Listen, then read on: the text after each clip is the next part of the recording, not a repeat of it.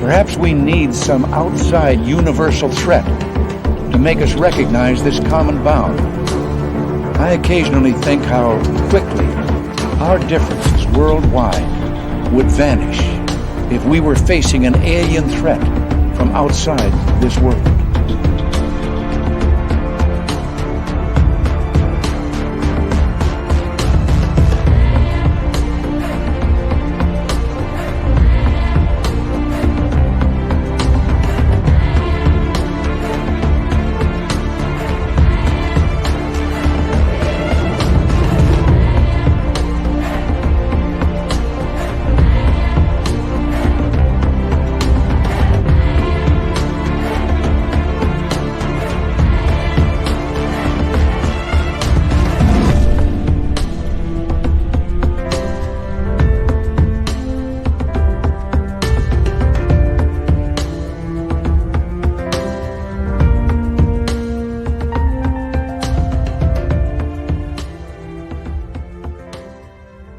Hello and good evening. Welcome to Spaced Out Radio tonight. My name is Dave Scott. Very much appreciate all of you tuning us on in as we got another great show with our main man, Merle, and Ghost of the Great White North, our special guest tonight, the demonologist himself, the man with the best hair that scares everything evil away. Bill Bean is with us. Dirty Filth is here with another great cartoon, and so are all of you. Let's say hello to everyone in our chat room so far. We got Race Fan in the gold medal position, taking home the silver, Trucker Andrew, and Kathy Evans with a nice bronze medal tonight. There's the lovely and talented Kira. And starting off the Merles, we got Luscious Jules, Alien Universe, Roy Boy, how you doing? Laura Lobs, and thank you for coming on in, everybody, as we make our way down the chat room tonight. Dino Bravo Fan, Brown Dwarf, Raymond L., thank you all for joining us. Missouri Man is here. Missouri Man will be signing autographs after the show. Line up to the left of the studio, if you don't mind, to the left of the studio. Kevin, how you doing, my man? Thank you for joining us as we continue on with Roll Call. There's Stephanie Kenny Blankenship, one of our favorite Marines. Black Dragon is back. Thank you, Black Dragon, for coming on in. Jessica Merling it up quite nicely right there. Forrest Louie and Kim Stanley, thank you for taking the time to join us. Hi, Jenny White Bear. Thank you for coming on in. Underscore Maddie, how you doing? He still looks like Dave Grohl to me. Maybe it is Dave Grohl. I don't know. All right, continuing on with our roll call. Number 17 in your program, starting at right wing tonight. He's got 34 points in his last 28 games. From Stockholm, Sweden, Lars Jansson. There he is.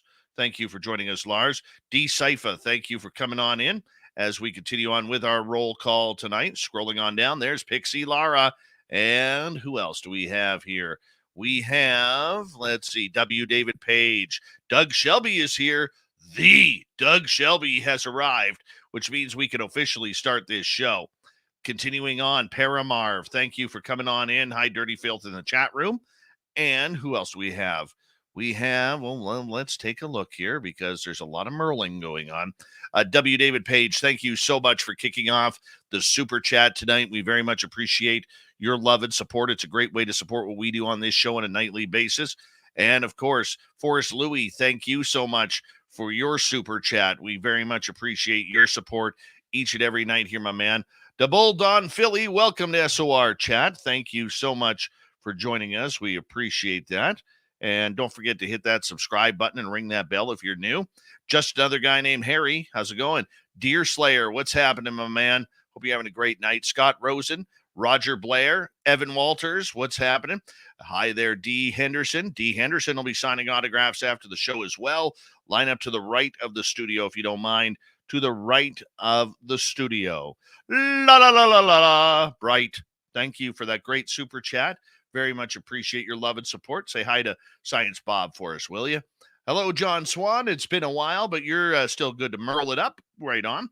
Grant Tavius, good to see you. Hi, T-Bone. Justin Hemmingson.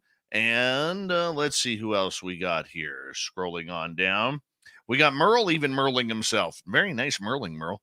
All right. Chillgasm, thank you for joining us. Hi, Sandra K, Nina Williams. Little Marky Spender's even merling it up. Look at that. He's on Team Merle right there. Of course he is. All right. Say hi to Baxter. Hi, Baxter. Hi, Baxter. Oh, we better start the radio side. Hold on. I almost forgot about that. That wouldn't have been good. Kurt M, how are you? And Android, how you doing? There's Shane. Yep. There's Shane. Period dot right there. And he's merling it up as well. Esmeralda, Simon the Likeable, how you guys doing?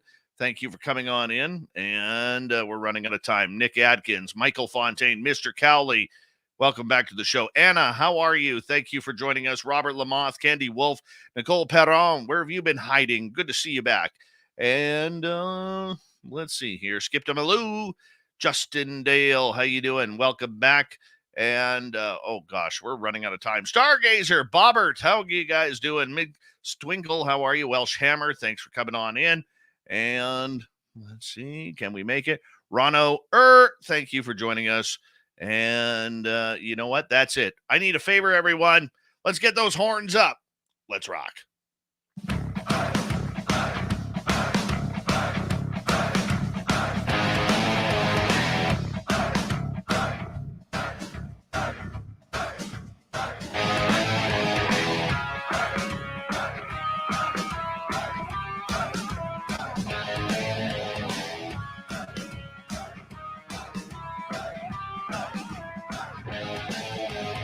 From the mountains of central British Columbia to you listening around the world, this, my friends, is Spaced Out Radio. I am your host, Dave Scott, sitting in the captain's chair of SOR headquarters.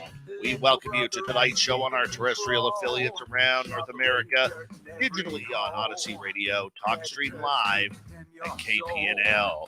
All of our archives are free. Join us at youtube.com/Spaced Out Radio. Do old Davey the favor, hit that subscribe button. You can follow us on Twitter at Spaced Out Radio, Instagram at Spaced Out Radio Show, and on TikTok at Spaced Out Radio. Our website, spacedoutradio.com. We have a plethora of features for you. Rock out to Bumblefoot, read the news wire, check out our swag as well. Tonight's show is brought to you by Chive Charities. Help make the world 10% happier by visiting Chive Charities today. You can find them on our website. We got a power show of woo tonight. We're getting into demons and the evil side of the paranormal as Merle is back with Ghosts of the Great White North, our special guest, Bill Bean, demonologist, tonight. Then in hour number 3, we got a great story from Steve Stockton from Among the Missing. Then apparently little Timmy Senor and the UFO Report. He wants to interview me about a bunch of things. I don't know what. I'm not that interesting. But we're going to talk me tonight on the UFO Report. All right, let's get right to it. Our good friend Merle comes back for Ghosts of the Great White North, which happens every time around this month, as Merle is an accomplished paranormal investigator out of Vancouver, British Columbia. He has investigated all over the west coast of Canada and the United States, looking to find answers to the things that go bump in the night. And with us tonight, we have a great special guest. You know, this man is a legend in his own mind, our minds, your minds, because literally what he does is incredible. It's invaluable. It is something that there's not a lot of people doing. He is battling demons on a daily basis, not his own, but those that are trying to haunt this world and turn this world into a much darker place than what it really is. Let us say hello to our good friend Merle from the Paranormal Road Trippers and demonologist Bill Bean. Thank you, everybody, for joining us. We very much appreciate it. Merle, how you been doing? Been doing very well, Dave. How have you been doing? I am absolutely fantastic, my man. I got to finally see my first bear of the year running across the highway yesterday. Today has been pretty good, so I'm on a roll here. 2 good days in a row, my man. Love a good 2 days in a row. How have you been, Bill? How are you? I don't know if he can hear me. Dave, can you hear me? Well, he should be able to hear you. I think we're a little bit sick. Bill, can you hear us okay? I think he's having some internet issues. Kind of froze up. Yeah, you guys froze up a couple times. Can you hear me okay now? Yeah, you're sounding good now, Guys, Bill. can Thank hear you me? so much. Yep, Yes. we got you. That's going in and out. Something's. Can you hear me now, guys? I can hear you now. It's like a delay or something. Yeah, a So little weird. bit of a delay. Yeah, there's some kind of So delay taking place here to where it's. I could hear you guys, but then it like freezes or something. So it's all right. We will adapt and overcome by the power of God. Absolutely. Always love being back with my good buddy Dave and Merle. Thank you as well. I mean, I enjoy being on with you guys, and I just pray that we can have a smooth and a smooth translation. Last couple of minutes, it's freezing up, and you guys are dropping out. Your images are dropping out of the feed. It's like some weird delay. that is so weird because we hear you kind of break it up, and we're just going to try and continue and rock this show. Merle, why was it important for you to bring Bill onto this show tonight? I appreciate what Bill does. Like I've been following him actually for years on social media and watching what he does. I've seen him on the show A Haunting. He's an exorcist. He's a demonologist. He's a spiritual deliverance minister. And all that stuff I appreciate because being a paranormal investigator, it's very important to keep in check what we're investigating or who can even cross our paths when we're investigating.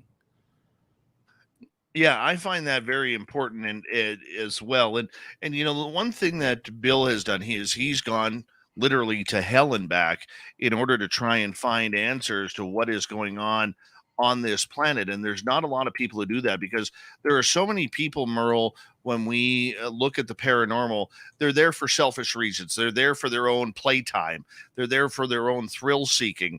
They're not understanding the dangers that really are behind the paranormal. I agree, and what Bill does is a I would say a little bit more of a gentle reminder that sometimes what we do is dangerous, and you don't know who you're playing with or what you're talking to, and hopefully you don't have to call Bill for help when you're doing that sort of thing as an investigator. All right, Bill, how's your audio now? Can you hear us okay? Has it cleared up a little bit?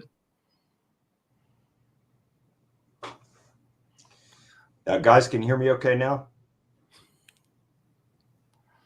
Yeah. Still some. What I'm going to do is I'm going to drop out of here and come back in and see if that helps. So I'll come right let's back. try I'm going to that. leave and come right back on. All right, let's try that. We're struggling with Bill's control tonight on his own audio, so we're going to try and excuse me, get that through here. You know, Merle, the paranormal, you mentioned something that we don't really talk a lot about here, and that is the dangers that are truly behind it. You know, I mean, when we think of going on a paranormal investigation or seeking out spirits or television shows or whatever, you know, it looks like it's a day at a carnival for many people, that it's about fun. It's about, you know, not realizing that you're playing with energy that you really don't know the strength of. It's roulette. You don't know the strength of, you don't know who you're talking to or what you're talking to in certain cases. I've said it before and I'll say it again. Speaking to the paranormal doesn't have a caller ID. You could be asking for Aunt Edna, but really you're speaking to someone a little more malevolent who can stay attached to you or come home with you and cause you terror at home, which has happened to me. What's that like to have that hitchhiker effect, that spirit that attaches to you? It's horrible, and that's something I wanted to talk to Bill about and how often he sees it. Bill, can you hear us now? Maybe not. Okay. I can see and hear you guys. Yeah, I hope you can hear me. You okay? Can hear Yeah, we still have a little bit of a delay, but that's Can okay. you see and hear me okay now? Yeah, we still have a little bit of a delay, but we're going to be able to try and work through this. Yeah, Okay. it's really bizarre, Dave. Yeah. The funny part about it is we should say this before the show, this was not happening. This was not happening. We were having a clear-cut conversation with each other in real time. So the fact that technology or whatever it may be is now trying to affect this show, that's a little weird right now. A little weird. So, Bill, I'm going to ask you this question in regards to this because Yeah. We bind one and of the rebuke that garbage by the mighty power of Yahweh in Jesus' name. how do we know what we're dealing with? The paranormal the last 20 years has become so popular, almost like a carnival type of event. Yet, like I just asking Merle, we don't know what we're dealing with. We don't know what we're communicating with or the powers that it has. So why are we doing this? Why has this become such an endeavor for people?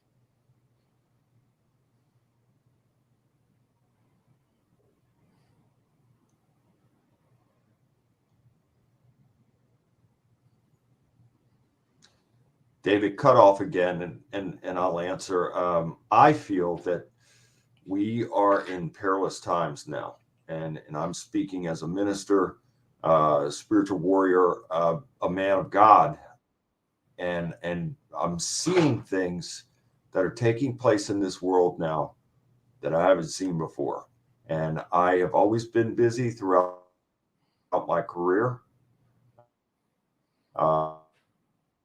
but I am twice as busy now. There are so many people. I truly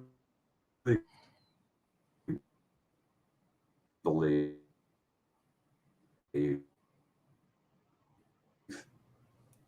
as we spoke off air, I think that my opinion is that be blown wide open and coming at this through a faith-based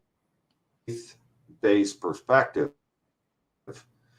I'm urging people to draw as close to God, to come back to God and draw as close to God as possible, because I really believe that the devil is in the details here. And I think this is part of an evil plan to destroy mankind. I truly do. Merle, go ahead. Why do you I think? hope that you guys could hear me. Yep, we can. I was gonna say, why do you think this is happening now?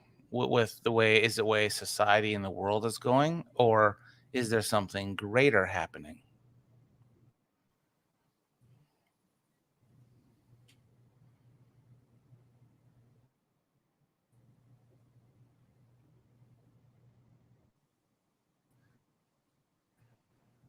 A faith-based biblical perspective, and I believe that the devil, Hasatan, Satan, Lucifer, Belial, whatever you want to call him, everything is upside down and backwards, and this is all coming to an end, in my opinion. And so, if in fact what I'm saying is true, then this would be a reason why we're having this uptick in paranormal, supernatural activity, UFOs. It's all linked together. I've written 10 books, and in 2 of the books that I've written, Stranger Than Fiction and Stranger Than Fiction 2, I connect the dots to all of this phenomena. It's all connected. And so I believe that it is coming to a head. So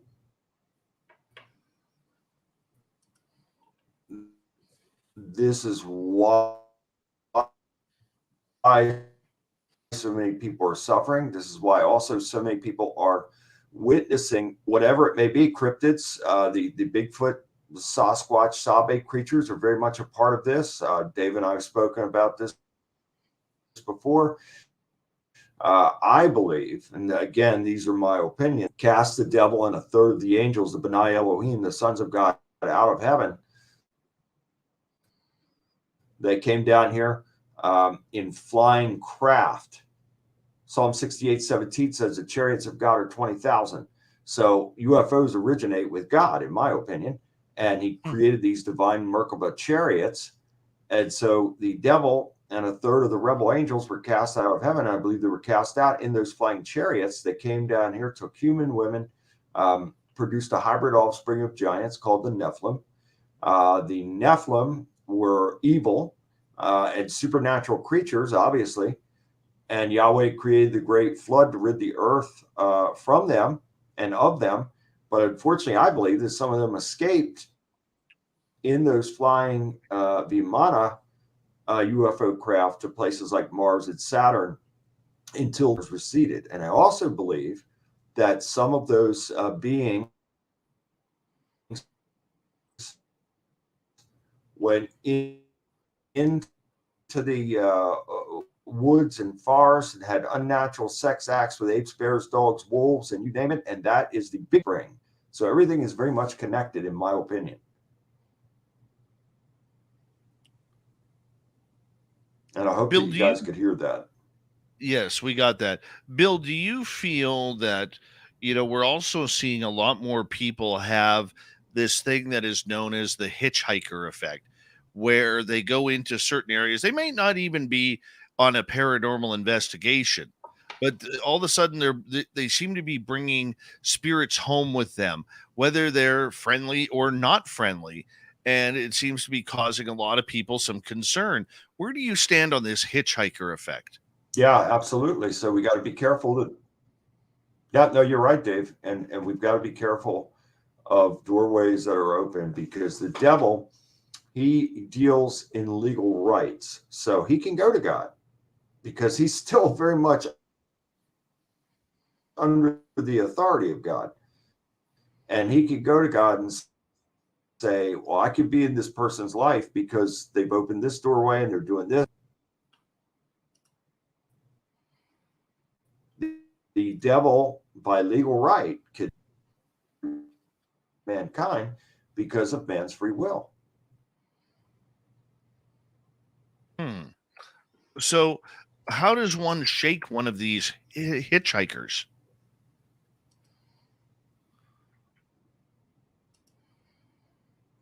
Well, again, it's my belief and opinion that the only way that something like this, that the person is going to be rid of something like that, is through eviction. So God put a calling on my life.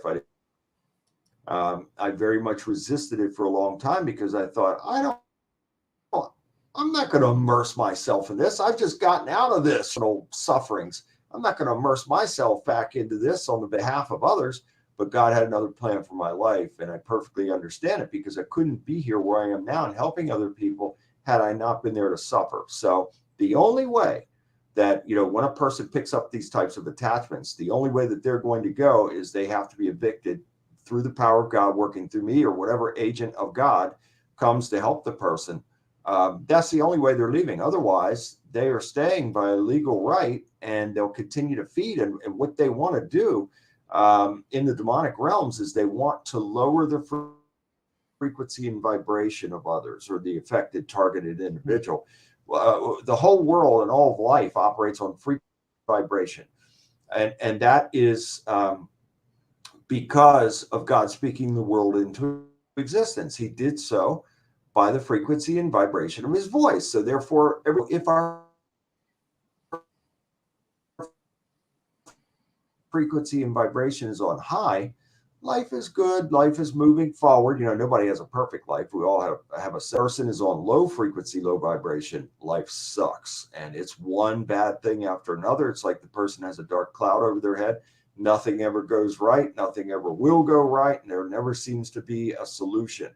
And so that's where the devil wants us to be, because he'll launch his attacks. He'll send demons in to a person that is wide open and vulnerable for demonic attack because their frequency of vibration is lower. That's a source of feeding. And their number one tool, of course, is fear. So if you could put the person in fear, then you could completely control them. Go ahead, Merle. That all makes sense. And I'm coming at you today as a paranormal investigator. How often do you see this stuff happen to investigators, attachments, or because just being around different teams and interviewing lots of teams and speaking to different teams, they're all demon hunters now. They're no longer ghost hunters. They're all claiming to be exorcists, and they're claiming to rid houses of the devil and demons. And I personally don't think there's a lot of people out there can do it. There's people like yourself that are blessed to do that sort of thing. And it terrifies me because I consider myself. Yeah, Merle, it has to be a calling, in my opinion. Yeah, I agree. Like, I consider myself, I'm going to use a term, Dave, you're probably not going to like, because it's, I consider myself an ethical ghost hunter. I'm very respectful to the land, to the people that used to live there, and I protect myself. And I got an attachment in 2019, and it was on me for about a year and a half. And I had to have somebody who I trust come actually to my residence and remove it off of me. And it's no joke, that sort of stuff. And I can still see the thing in my head that attached itself to me.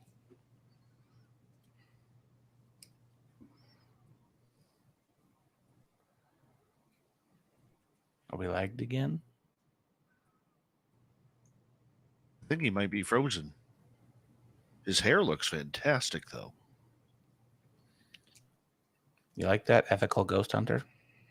Ethical ghost hunter. That's very nice. It keeps dropping Bill? out, Dave. It's amazing how this keeps what you guys are saying. Bill, what I want you to try and do here, because we are on live radio as well, I want you to just turn your camera off to see if we can save some broadcast connectivity there, because the camera does take up a lot as well. Okay. All right. So with All right, attachments, just I turn mean, the camera off. with attachments, Bill, you know, like Merle was just saying, he had an attachment for over a year. How does one take those off?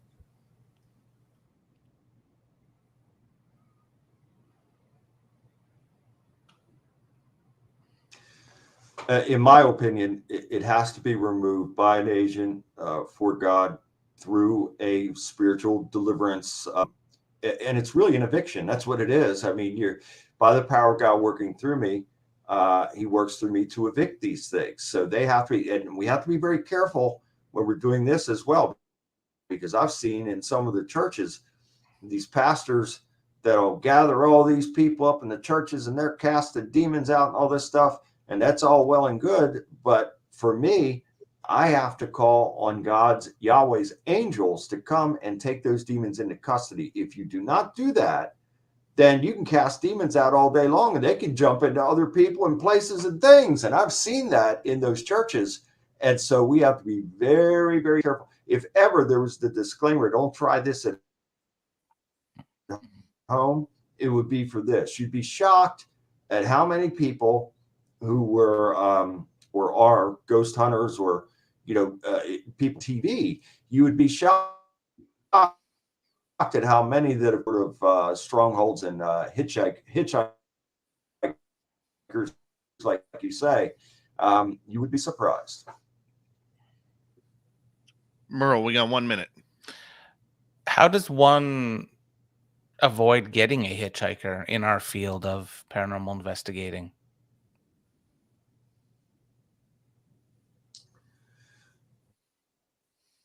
By the power of God. So what I've said to people in the past, and I continue to say to this day, if you are going into those,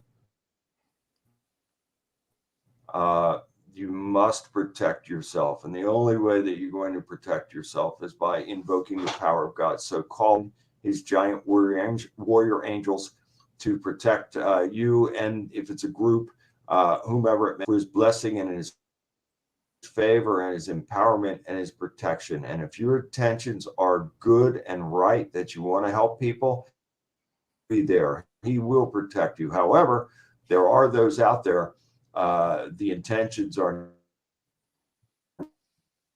not so good, and all they want is exposure that they're putting themselves into. Bill, I'm going to get you to hold on right there. Merle, I'm going to get you to hold on. We're going to continue on with Ghosts of the Great White North here on Spaced Out Radio, talking the darker side of the paranormal. Do we know what we're playing with? Do we know what we have in our homes? Spaced Out Radio's Paranormal Talk continues right after this.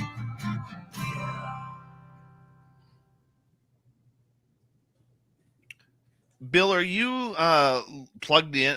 Are you plugged in to your hard drive or into your modem, or are you? I'm just okay. We lost him there. We lost him. Yeah, I'm hoping we can continue with this. I can't restart the show, Merle, because then I have to redo everything, and then I I'm meant going to his computer. His computer. I don't know where all of a sudden I've developed a cough. Weird. Yeah. Yeah, I feel great. But, oh well. Forest fires. It has been smoky here the last 24 hours. Really bad smoky. I'm stoked Filth is in the chat. Filth is on today. Makes me happy. Hi, Merle. How's it going, Merle? Going great, Filth. Miss ya. Can't wait to see you again. Are you going to go to Reno? I'll make you a special Merle card. 100% we're going to go to Reno. And Dave's going to have Team Merle shirts for all who show up. Maybe. Mm-hmm. Maybe. Strong shirt. Mm-hmm. Did you frame up your Merle drawings yet, Merle? I have them framed. I have to just put them on the wall now. I have they're ready to go. I'm rearranging things in my living room. Nice. Mm-hmm.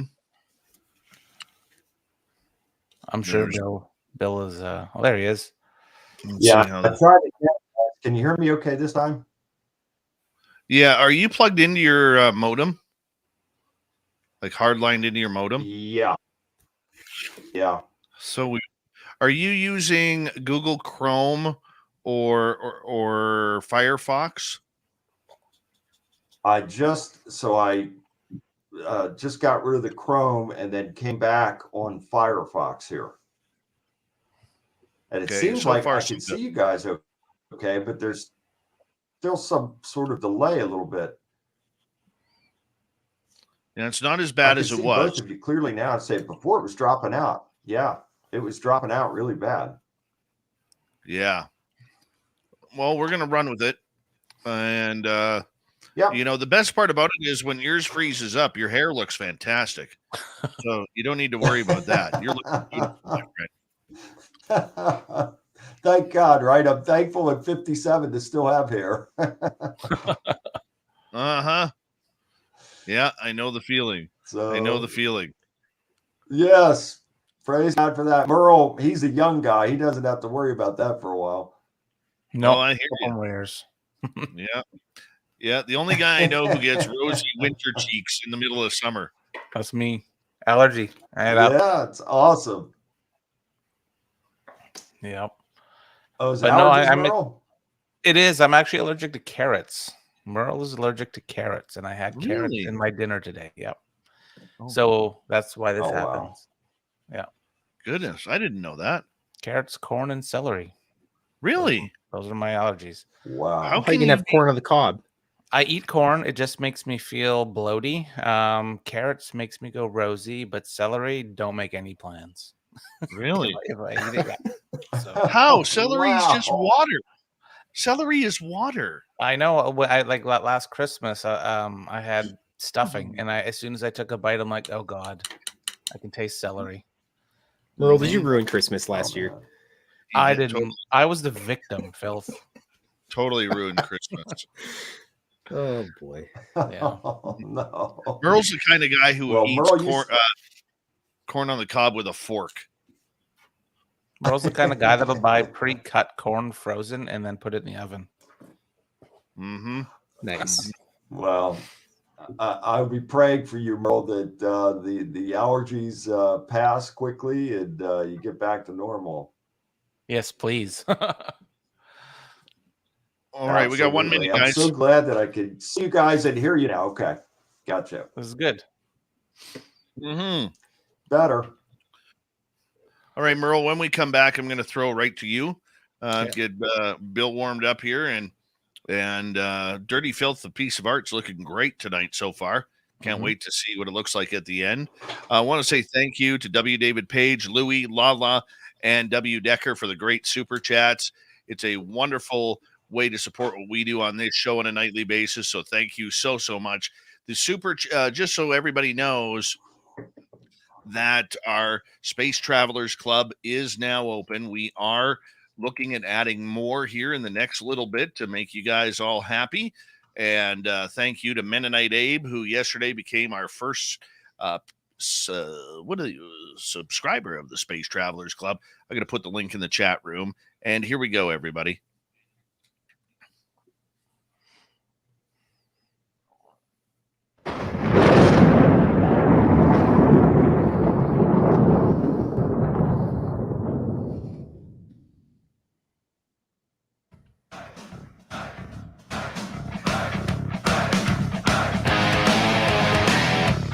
Second half hour of Spaced Out Radio is now underway. Thank you so much for joining us. My name is Dave Scott. Very much appreciate hurting your listening ears. Reminder to all of you that if you miss portions of this show or others, check out our free archives by going to youtube.com/Spaced Out Radio. Do old Davey the favor, hit that subscribe button. Our website is spacedoutradio.com, as we got a plethora of features for you. Rock out to Bumblefoot, read the news wire, check out our swag as well. Follow us on Twitter at Spaced Out Radio, Instagram at Spaced Out Radio Show, and on TikTok at Spaced Out Radio. Ghost of the Great White North continues right now with our main man, Super Merleo Brothers. Big Bad Merle from the Paranormal Road Trippers hanging out with us, talking the darker side of the paranormal tonight. And when we get into this, there's only one person who we can chat with about this subject. It is demonologist, deliverer, Bill Bean. Gentlemen, thank you so much for being here. Merle, take it away. Thanks, Dave. Yes, Bill. Can you explain your journey of how you became an exorcist? Like, how does one do that? What a journey, Merle. And again, I didn't choose to do this. God chose me to do it. So there's the difference. And it's like anything. When TV gets a hold of something and it becomes glamorized, well, then all of a sudden everybody wants to do that. Everybody can do that. And so I've had people offer me large amounts of money to train them, and I decline because I feel it has to be a calling. Yes, we all have the power, and the scripture says that we could cast out demons, but not on this level, not on behalf of others, unless God is calling you to do it. It can be disastrous. You just wouldn't believe it. I've been called to churches all around the country to help pastors, their families, congregations who were seeing demons manifest in the church, pastors that were suicidal. You just wouldn't believe it. And so this is very, very dangerous, to say the least. But this all started from my own sufferings, Merle. My family was destroyed by demonic forces, and I was nearly destroyed as well. Neither of my parents lived to see the age of 50. Many of my family members are gone under very tragic and mysterious circumstances. I'll put it to you that way. And I feel that those demonic forces had a contribution in a major way to a lot of those deaths, untimely deaths. And it was hell. I mean, I suffered regular physical demonic attacks between age 5 and age 12. I suffered greatly. My mother suffered even more severely. She suffered more than any other person I've ever seen in my life. And I've seen a lot of suffering in my lifetime. Certainly now, being immersed in thousands of cases worldwide of the sufferings of others. So each and every day of my life, I'm immersed in the sufferings of others, and I have to be somebody to somebody every day. But it started back there as a child, being attacked and tormented by demonic forces that were in the home that I grew up in Glen Burnie, Maryland, in a community called Herondale. And it's a sad and tragic story, Merle. Again, I've written 10 books, and the first book was called Dark Force, which talks about how it all began. My first battle with demonic forces took place in 1979 at age 13 in that house, after my mother had been picked up by an invisible force and literally thrown through the air and landed into her makeup table. She was cut open, she was scratched, she was bruised. My mother, again, was regularly attacked by these things. And something inside of me on that day snapped. I went from being a scared little boy, as I'm getting into my teenage years. It was so bad, Merle, that if my mom and I were in the home together, she had to use the bathroom, I'd sit outside the door until she came out. That's how bad it was. But something on that day, something inside of me snapped, and I became ferocious. I was so angry and so sick of being abused and tormented like I was in my family. My dad left home when I was 9 years old, and he was a good man who made terrible choices. And thank God he left us, because had he not left us in 1975, he probably would have killed my mother. He was regularly physically abusing her between the years of 1973 and 1975. So thank God he did leave. And I have no doubt that when a person is lowering the frequency and vibration, and you could do this in a variety of ways, and the abuse of alcohol is one of those ways. My dad was a good man, but then became a raging alcoholic who, again, regularly physically abused my mother between the years of 1973 and 1975. So after he left, my mother came under regular physical attack from these demonic forces, from that time, from 1975 up until the time of her untimely death in 1981. And she died at age 44 from cerebral hemorrhage. And she died 2 months and 2 days after my grandmother, her mother, died from a sudden series of heart attacks. And I believe that both of those deaths and other deaths in the family definitely had the devil's fingerprints on them, and demons did contribute to those deaths. But back to that day in 1979, after suffering for so many years, and we had a priest involved at the time as well. He was involved. My family and I are not Catholic, but my step-grandfather was, and he went to his church, and they sent a priest out. And Monsignor Auer was involved for the last 16 months that we lived there, and I very much appreciated that. And it had gotten to the point where he's bringing mason jars full of holy water to the house, telling my mother to throw the holy water at the entities when she was either suffering an attack or seeing apparitions or hearing voices. I mean, you just wouldn't believe it, Merle. We experienced it all. But anyway, on that day, something inside of me snapped, and I grabbed the Bible, and I didn't know anything about the Bible. I didn't know any scriptures. I had this blind faith in God always from a little boy, yet my parents never took us to church. We were not baptized. They believed in God, but not in the church or anything like that. So we didn't have any type of church upbringing or faith-based background or anything. But yet at the same time, I had this blind faith in God. So I grabbed the Bible, and I grabbed a mason jar of that holy water, and I had before I did that, we helped my mom up to her feet. And at that time, my mother had a new man in her life named Richard. And Richard was very much like my father, a very tough, rugged individual, man's man, former boxer, wasn't afraid of anyone or anything. And yet he was terrified, and he too was physically attacked on a regular basis in the house. So Richard and I helped her to her feet. And then I went and grabbed the Bible and a mason jar of that holy water.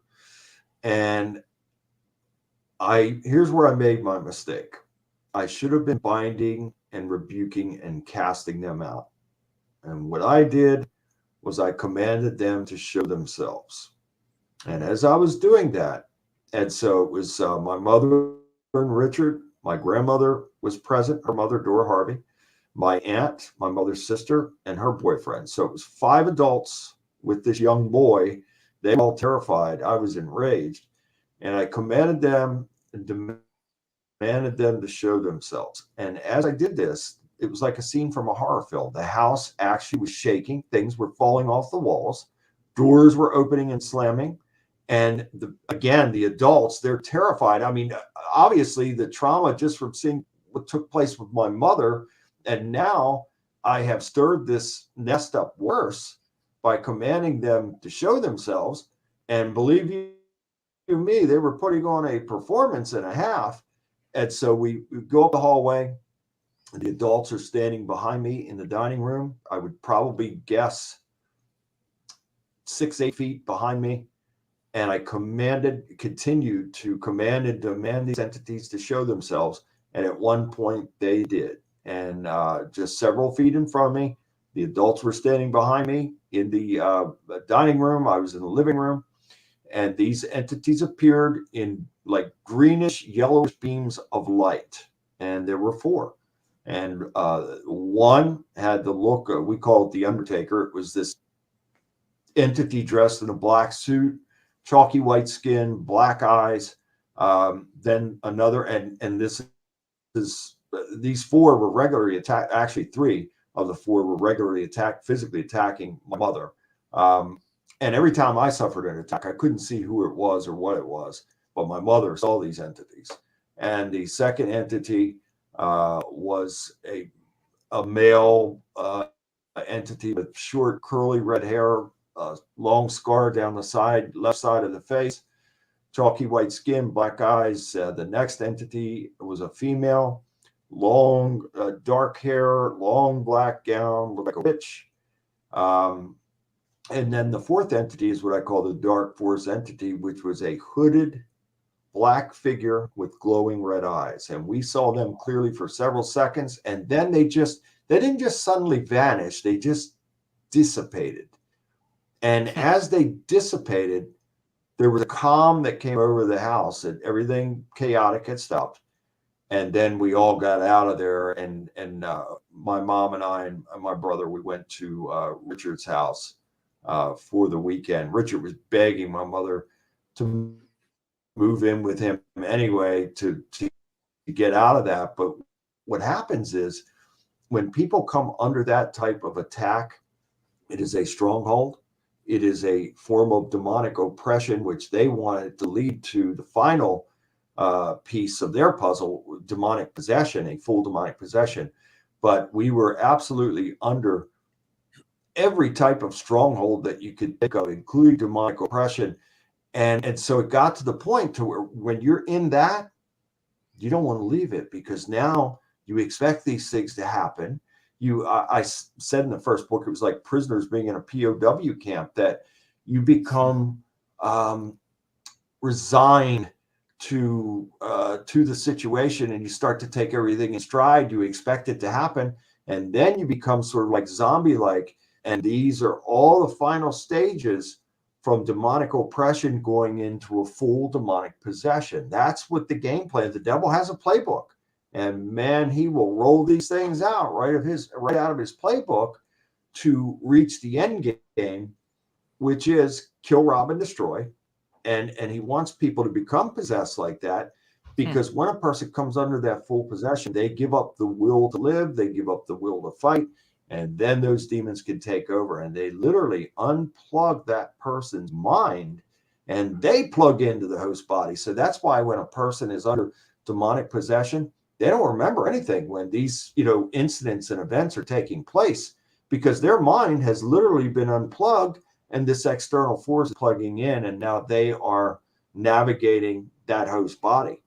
And so that's how it all started, Merle. Sorry for the long-winded response, but I wanted to give you a clear picture on how it all began. And then from there, tragedy struck. We left the house in December of, I want to say, 1980. And within a short time, my grandmother, Dora Harvey, had died from a sudden series of heart attacks. And then 2 months and 2 days later, my mother, Patricia Bean, died from cerebral hemorrhage at age 44.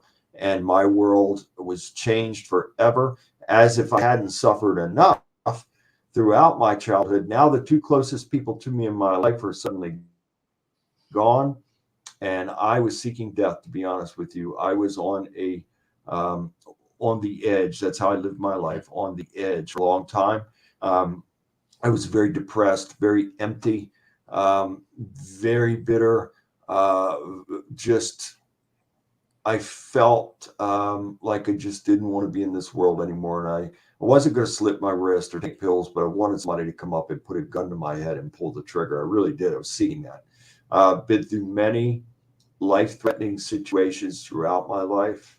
God saved me every single time, and I thank Him and praise Him for that, because I'll tell you, I believe that He had a plan, this plan, for my life before I came into this world. And so He was going to make sure that He protected me in order for me to be where He wanted and needed me to be. But make no mistake, the devil was trying to kill me from the very beginning to get me out of here so I could not assume this role that God has called me to be in.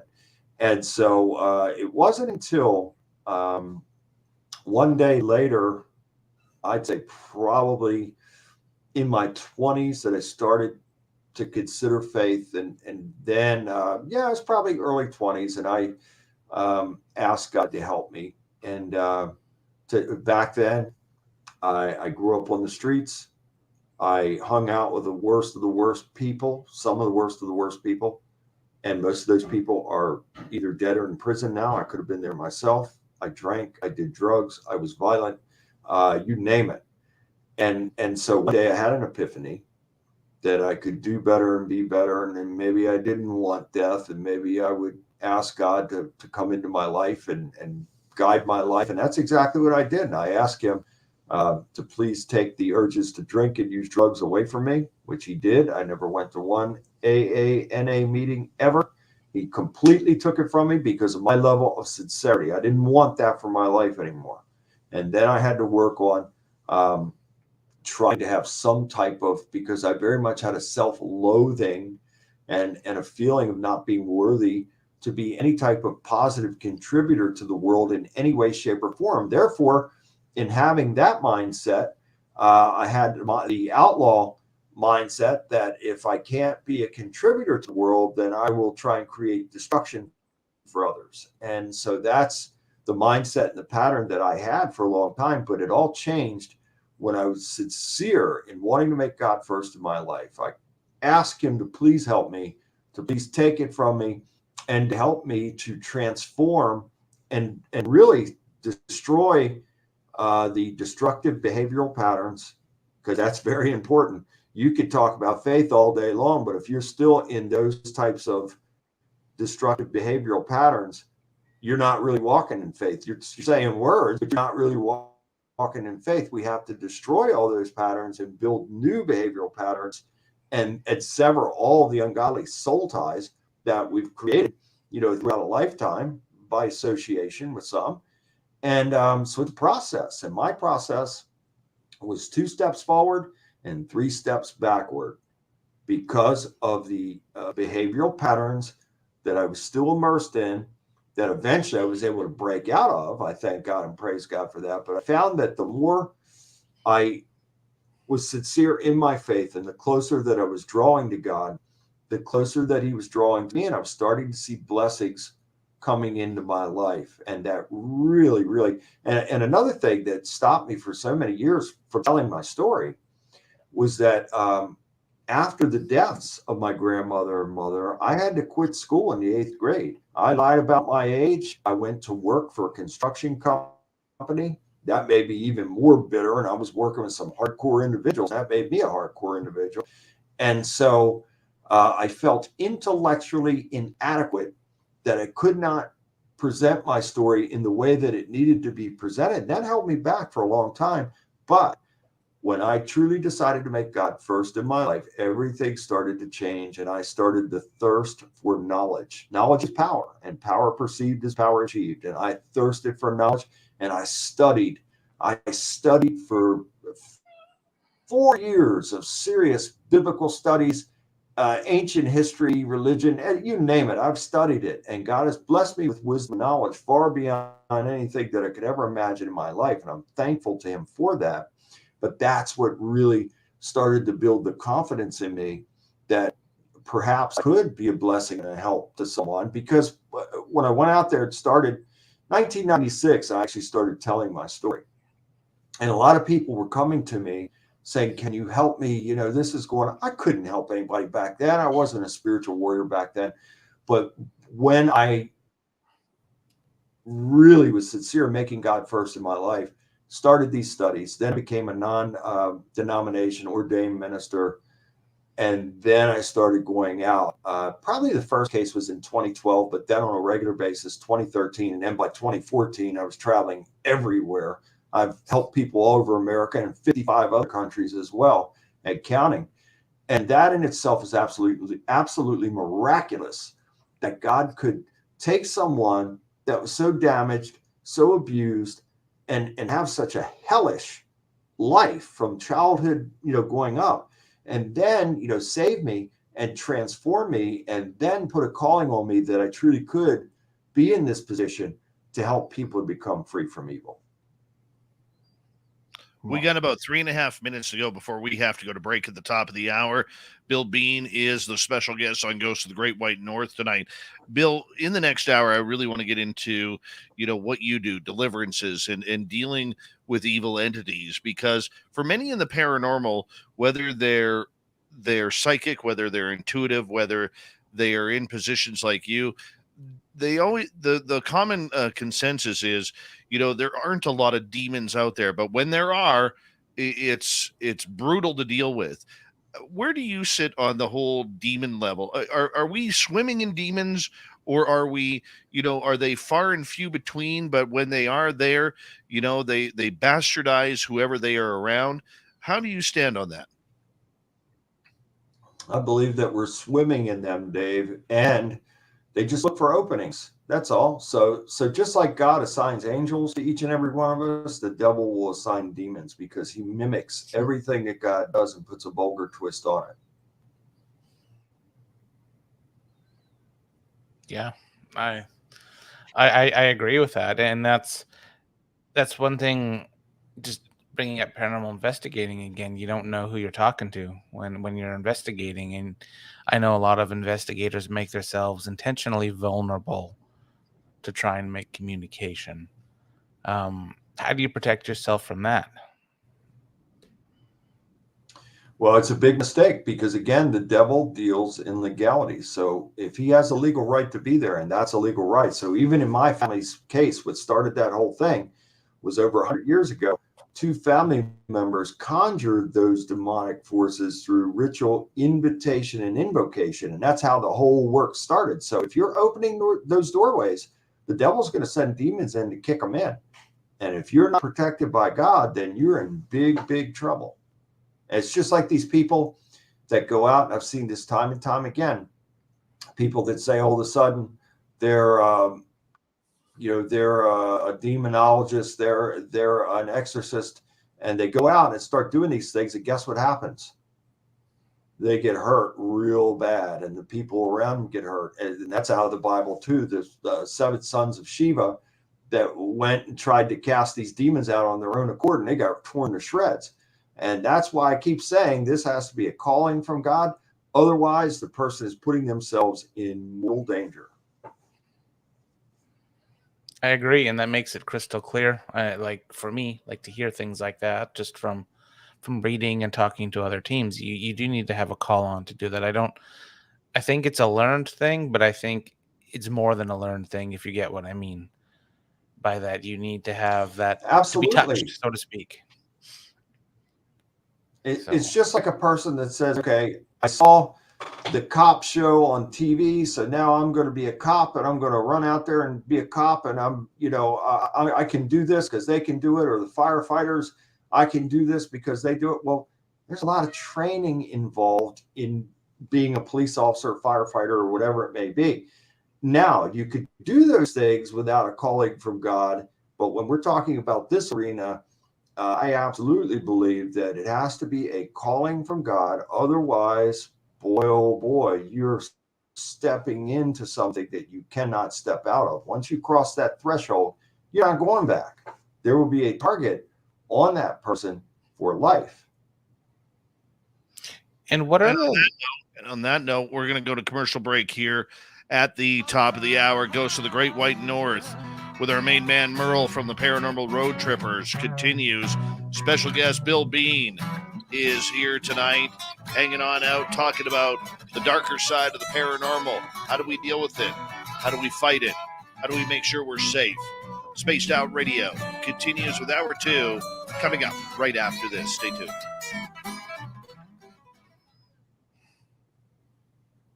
All right, we're clear, boys. Cool. Awesome. Praise God that I can hear and see you guys now, and you can see and hear me okay now. Absolutely. Yeah. Yeah. No, I got a good top of the hour question, Dave. I got a good Be right one. back, guys. Cool. But yeah, I almost quit paranormal investigating in 2019, actually. I was investigating a place actually close to Dave's house.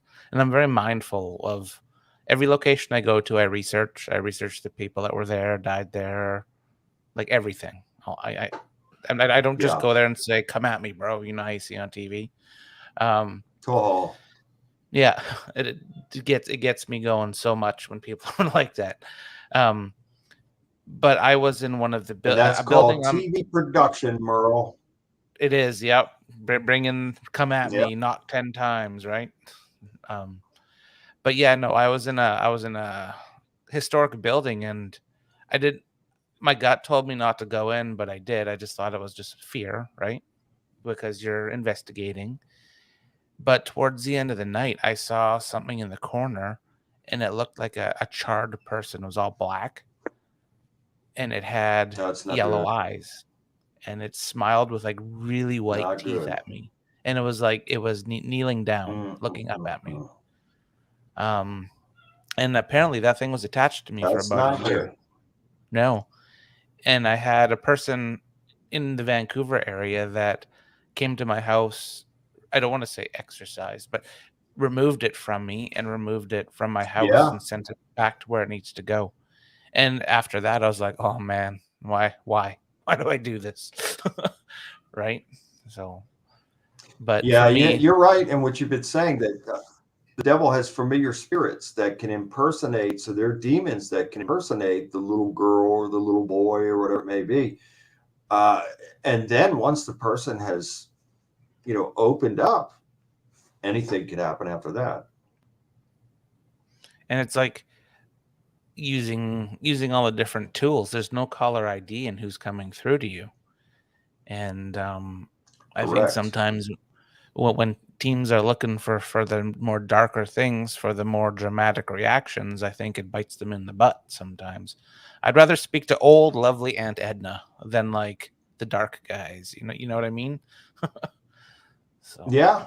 And unfortunately, in this world, we believe that we're living in a sin-filled, fallen world. So God's allowing the devil to have this short time to have his way. And so we're immersed in this now. And this is why we see people not only being affected and having these types of attachments or strongholds or whatever, but you also see people that are just losing their minds and doing some of the most wicked and heinous things imaginable, and just having no remorse, no nothing. It's just so this is a desensitizing that is taking place. That it always goes back to Isaiah 5:20. What are those who call evil good and good evil? And that's what we're living in now, Merle. People are embracing evil, and they vilify those who stand up for good and right. It's interesting times that like we said at the beginning of the show, or off the air at the beginning, was the next couple of years are going to be very interesting because it seems like there's a free run of not very nice things. If there are a couple of years, I'm not so sure that there's even a couple of years left before something really momentous takes place. These entities have started, and whether this is the government of America and other governments that have joined together, of course, they're all one anyway. There's no such thing as borders and countries and all this stuff. These people, it's all a joke. It's all theater. and these small amount of people control the world. But the devil, I believe, sends these reptilians to give the orders and directives to the power elite, and this is why our world is upside down and backwards right now. And so, be that as it may, I believe that this momentous event is coming, and whether that is alien invasion or whatever it may be, is it orchestrated by the devil and these puppet masters? It very well could be. Whatever the case may be, it's not going to be good for humans, that's for sure. And if I'm right, which I don't want to be right about this, I think a lot of people are going to die out of this deal. And I think that this is going to make 911 look like a picnic. And we're already starting to see it in different parts of the world. Peru. Actually, there was another report in Brazil, and it's starting to happen in more and more places. And it'll only be a matter of time before we have these are only my opinions, an Independence Day type of scenario taking place. And this is all coming from the demonic realms, and this is all designed to destroy people. And so and that's why the scripture says in Revelation, in those days, men's hearts will fail them. Their hearts are going to fail them from the things that they're going to see coming from the sky and materializing in the form of these evil, probably reptilian aliens that, boy, oh boy, Merle, I won't say it on the show, but let me just say this. I've had personal experiences with these types of beings throughout my lifetime, many times. 20 seconds, guys. And I truly, I'm sorry, Dave. I truly believe that there are underground installations to where they're living and devouring people and other things. So we could go on and on about that. But hold on, here we go.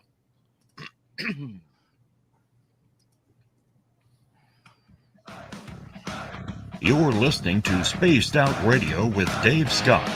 Follow Dave on Twitter at Spaced Out Radio and on Facebook, Spaced Out Radio Show. Here we go with hour number 2 of Spaced Out Radio tonight. Thank you so much for joining us.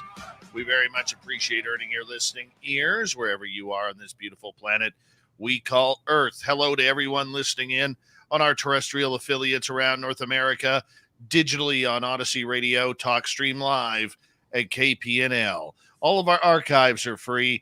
Join us at youtube.com/Spaced Out Radio. Do old Davey the favor, hit that subscribe button. The Desert Clam has set the password for tonight in the SOR Space Travelers Club. Tane. Tane is your password. Use it wisely, Space Travelers, as the clam sets the password each and every night right here on Spaced Out Radio. Our website, spacedoutradio.com.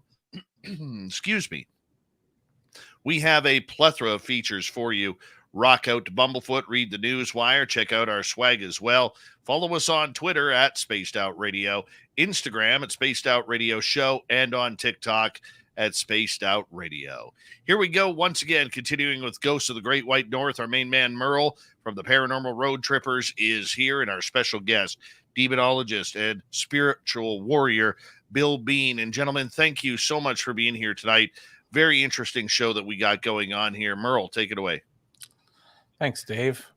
Bill, how can oppression? How can you tell a demon or whatever is starting to affect a person? What's to look out for? Because I know,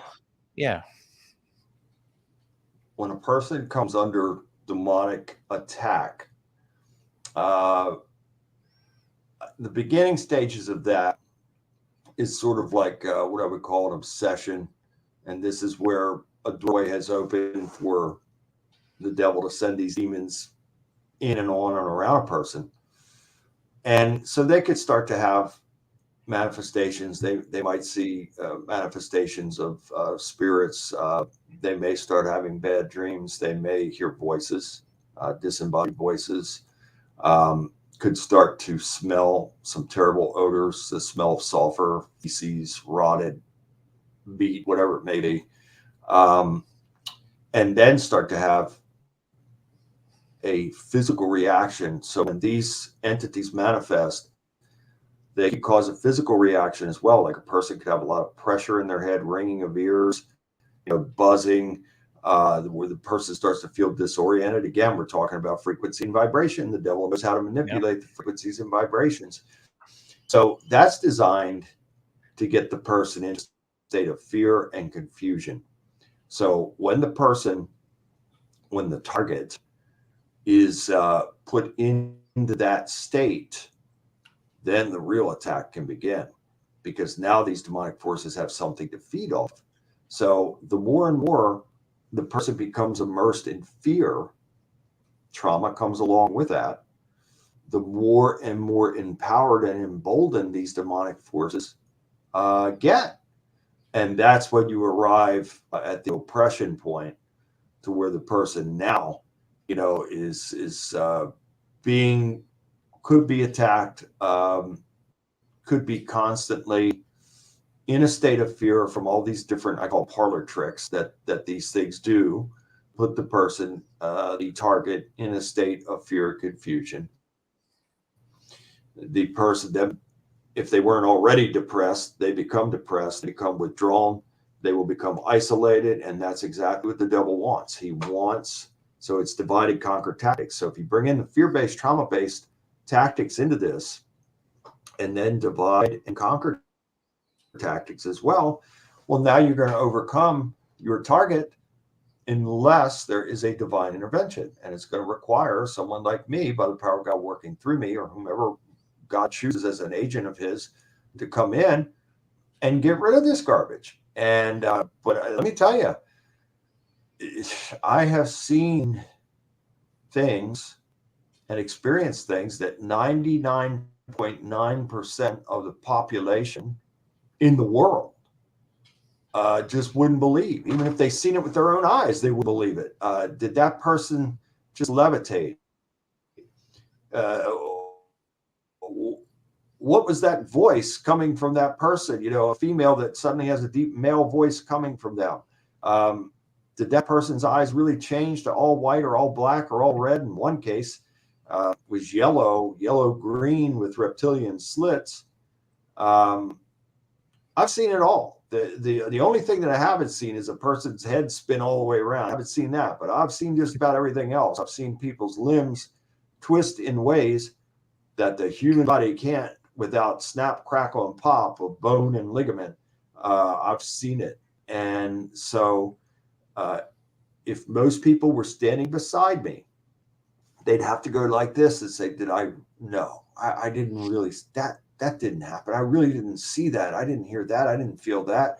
But it is very real. And some of these cases, when you are performing these exorcisms and evicting these entities, one case comes to mind. I mean, there's several that come to mind, but the first one that comes to mind is that the victim's face, when the demon was getting ready to leave that person, the victim's face, the chin went down like this to a point, and the cheeks went up like that to points. So it was like an inverted triangle on the individual's face, and then it left out through the top of the head of the person. And another case that I could think of is that this was the Caleb Weaver case, which was covered extensively by Discovery Channel, Lifetime Movie Network, and other shows. Before that exorcism took place, God showed me that Caleb was going to try and stab me. And I mean, I took that seriously. It was a very clear picture. And so what I did in that case was, and I had other people present there, that Caleb was an officer, and we literally placed him in handcuffs behind the chair. And as I started the eviction process, I anointed his head with a combination of holy water, holy oil, and holy salt. And it dripped down, and he spit it back on me, and then had this maniacal grin and laugh. And then now I've been in situations, physical struggles as well, and I have to maintain control of the situation, because if I don't, then I'm finished, and the person I'm trying to help and everybody around, they're all finished. It's over. And so I cannot show any fear. I have to remain in control of every situation. And in that situation, he spit that back on me, and then he tucked his head down, and I literally grabbed him by his hair and pulled his head back up, and his eyes met mine.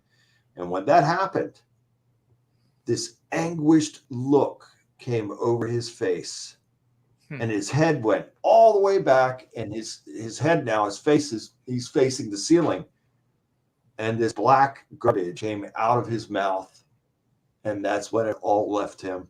So I finished the exorcism deliverance over him, then baptized him. And in most of these cases, I'll baptize the person after that, because that is the final blessing and purification piece of the puzzle. So when this person is delivered from evil, then they're baptized and are presented to God as blessed, sealed, sanctified, purified, and made holy before him.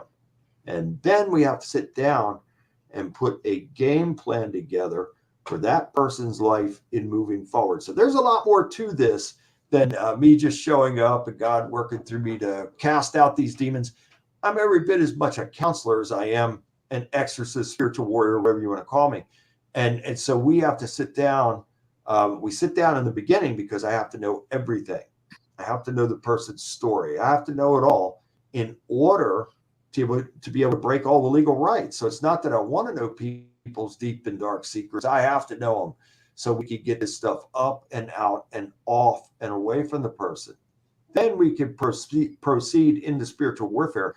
And then after that's over with, I have to sit down and become a counselor again and a life coach and put a game plan together for this person's life in moving forward. And then it's still not over.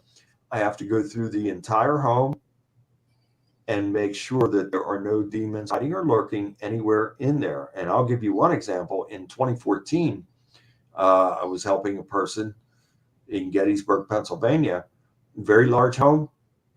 I went through the entire home until I got to a wide set of steps, which led to a third floor. And this was going into an attic, but they had converted this, I guess it's going to be like a master bedroom. And it was still under construction. And to the right, there was a lamp over there, and the area was lit up. I blessed that area and cleared it first. And then I went over to the other side. There was no light over there. And there was a window on the right. It was like a double window, no drapes, nothing. It was completely dark over there. However, the moonlight was coming through that window. And I would say from the window, there was a ventilation shaft, maybe 6 feet or so from the window to the shaft. So I got to that area over there, and I could not believe my eyes. I was not alone. I had 2 other individuals with me, and they saw it too.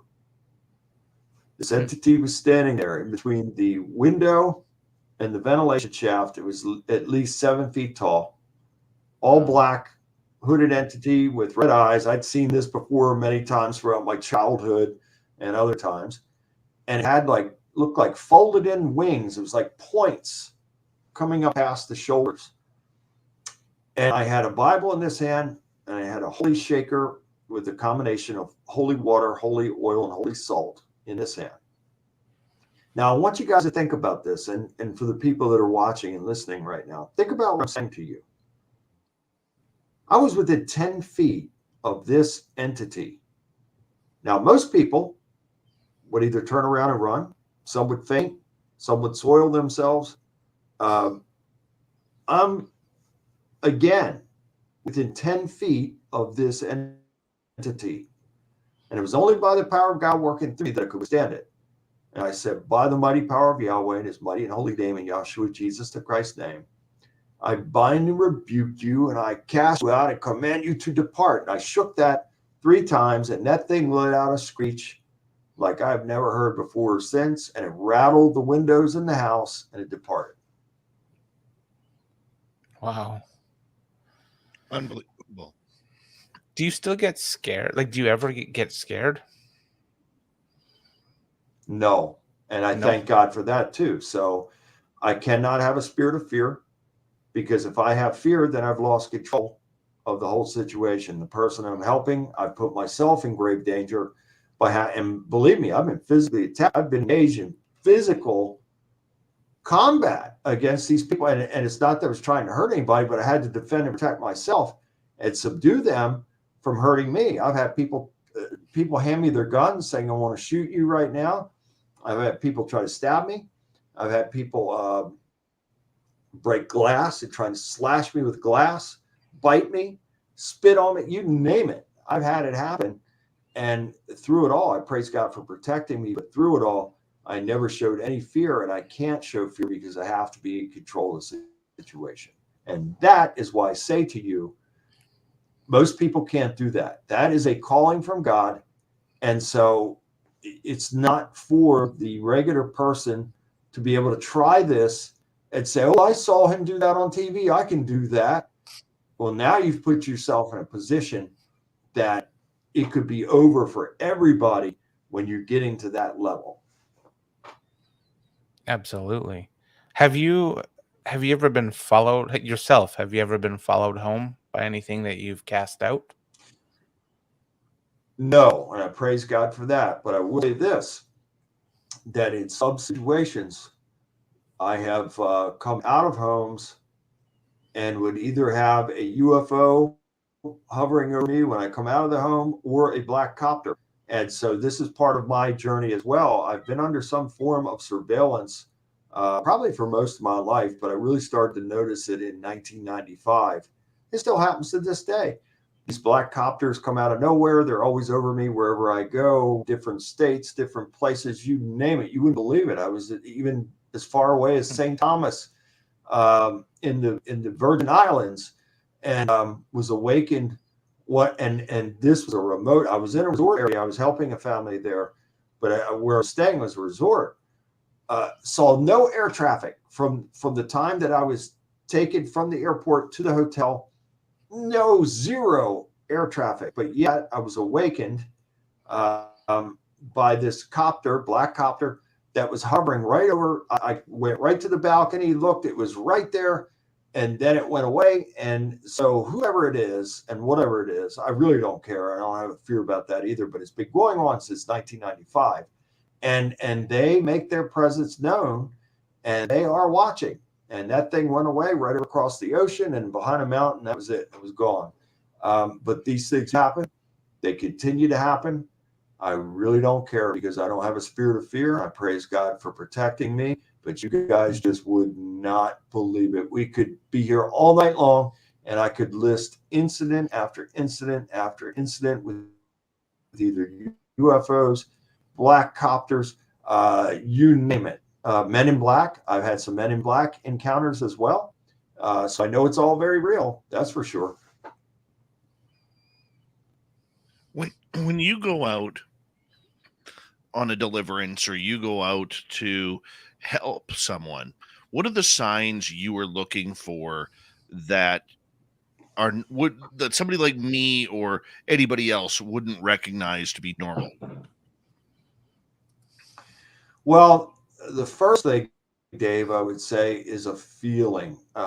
God gives me a knowing of things. I don't claim to be anyone or anything special, but God gives me a knowing of things. So I'll know right away, like when the person contacts me, and usually if it's a possession, it won't be the person contacting me. It'll be a family member, someone close to them.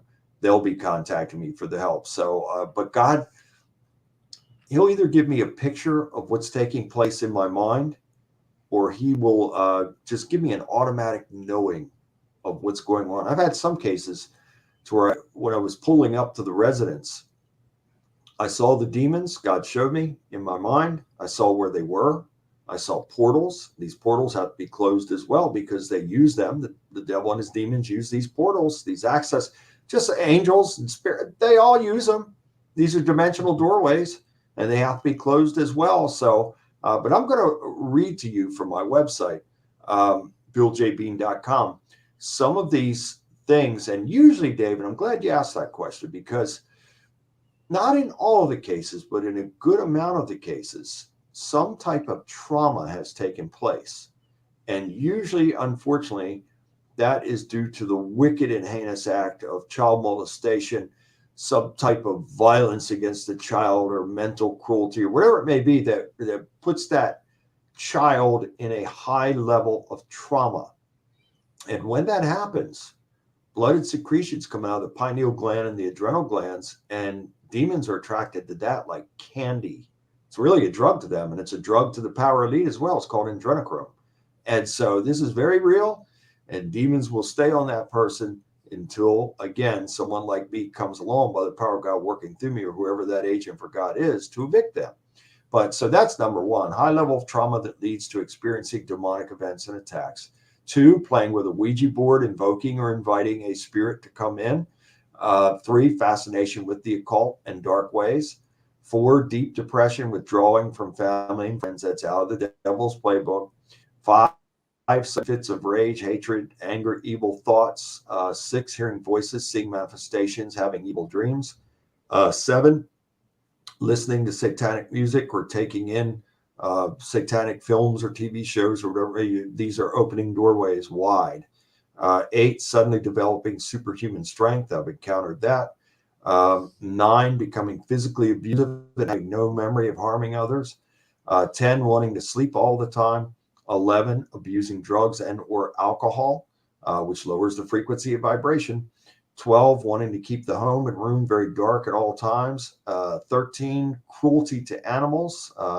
I've been involved in some cases to where the people were sacrificing animals and things of that nature.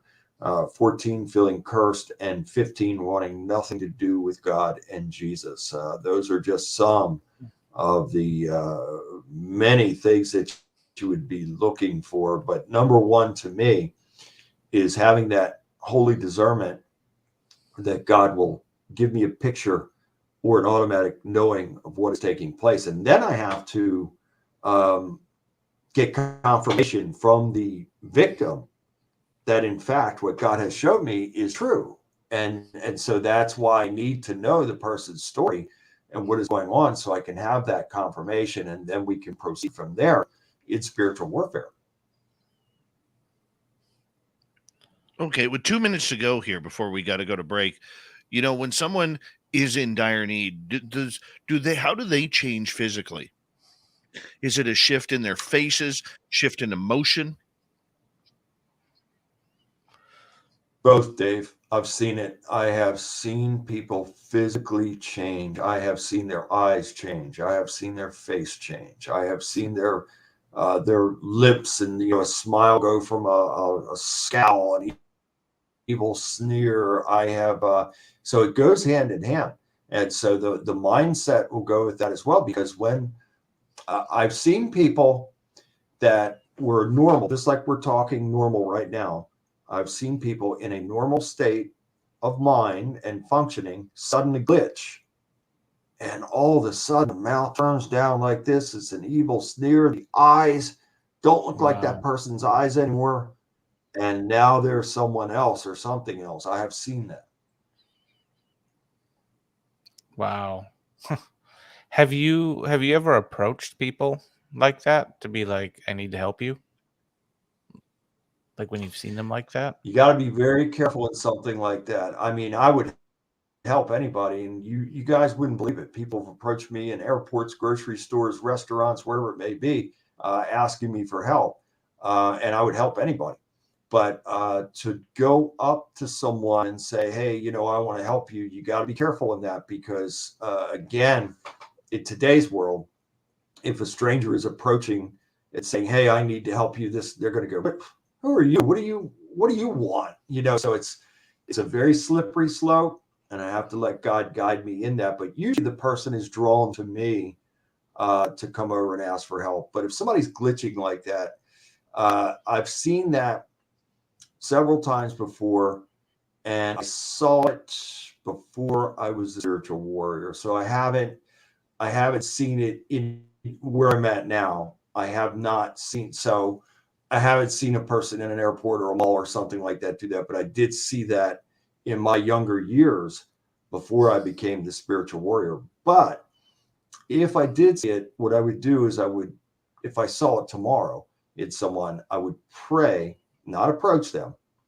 I would pray over them from a distance and bind and rebuke that spirit or spirits that are on them and cast them out without them even knowing what was going on. I've also gone into places where I felt that evil and I had to bind and rebuke and cast out, wherever it may be.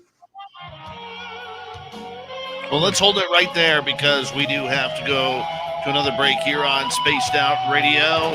Dave Scott, your host with the most tinfoil, and Merle, Paranormal Road Trippers. We got Bill Bean, our special guest, for another 30 minutes here on the Mighty SOR. Stay tuned. We got a great show continuing right after this. All right, boys, we are clear. And I'm going to have to leave you, brother, in about 15 minutes. I'm sorry, but I've got to go. But I want to come back, and we'll continue this. I appreciate you having me on, and man, this has been a great dialogue. And you made me think about some things that I haven't thought about in a long time with that glitching and all that kind of stuff. I'm going to share something with you that I don't share publicly. The first person that I saw glitch like that was my own mother. And that happened, I would say probably when I was 10 or 11 years old. That's the first person that I saw glitch like that. And I've seen others, but haven't seen it recently as a spiritual warrior, but I have seen it. I know it's real. And let me tell you something. You want to talk about, a kid I was already subjected to massive amounts of trauma. And then when you see your own mother being affected like that, my mother was a good woman. She was truly a wonderful person, and to see her affected like that, whew, I can't describe that feeling. That'd be pretty heavy. But I've seen it happen with other people too. Terrifying, absolutely terrifying. But I saw other people too that I hung out with that were doing drugs and drinking and things of that nature, and so alcohol is called alcohol, that goes all the way back to Egypt, and that means flesh-eating spirit, flesh-eating demon. That's what that means. Drugs, when people are using drugs, they come under the spirit of pharmakia, which means sorcery. So these are all legal rights for the devil to come in and do whatever. Wow. I run under the don't mix spirit with spirit. And look, there's nothing wrong with a person that says, hey, I want to have a few beers or drinks or whatever. There's nothing wrong with that. But it's when the line crosses and the person becomes inebriated, now they are open. They're wide open for the devil to send demons in, create a variety of damage. How many times have you heard a person, I said that, I did that, I was drunk last night. I don't remember saying that or doing that. Well, of course you didn't, because now the door is open for some external force to come in and do things that the person normally wouldn't do or say. Yeah. That's total valid. Yeah. Cool. It's such a slippery thing. And it's such we could make a series of shows out of all the things that the devil uses against people. And he's very clever. He knows exactly what he's doing. He held a very high place in heaven as the choir director for God. He was in charge of the praise and worship music. And his rebellion started when the other one was created, which is Yahshua Jesus the Christ, the Melchizedek, the high priest for God. That's where the rebellion started. And then it further increased when Yahweh was going to create mankind and give us free will. And then he really didn't like that. And so he was literally reassigned out of the position of choir director to adversary to mankind based on our free will. That's why he exists. That's why God doesn't destroy him. Yeah, there's so much to learn. I could ask you questions all night for like probably 2 nights in a row. Dave, I hope you'll have me back again soon. We'll go further into this. Always. And I appreciate it, brother. And Merle, Dave was one of the first when I started. So I started telling my story in 1996, but then it went mainstream. And Dave's one of the first that had me on his show. And so I was just a guy telling a story. So he knows me, before I became this spiritual warrior. He knows, all about my story. He was one of the first that gave me a platform to get my story out there. Awesome. Yeah, Yeah. you're pretty awesome, Yeah, Bill. and I love him and appreciate him for it. I'd love to have him back on, Dave. Oh, of course. Yeah. Of course, anytime Bill wants to come on, he can come on. Anytime. Just Man, we'll just dig go with into it. so many other topics, and it all ties in. It all ties in with everything. It is all connected. It's just a matter of connecting the dots. Absolutely. Now, when people get possessed, do they know what's happening? Can they see it happen? Like In how most cases, Hollywood portrays well, it. say this. We got 30 seconds. I'll say this. Okay, maybe you want to ask me this when we come back. Do you Sure. want to That'll be ask the this top. when we come back on? That'll be top Okay. of the hour. All right. All right. Thank you to our super chatters, Lord ×2, Louis ×2, Lala ×2, Kira, W. Decker, and W. David Page. Thank you. Don't forget our Space Travelers Club is now open. Here's the link. I'm putting it in the chat room. Join up. Here we go.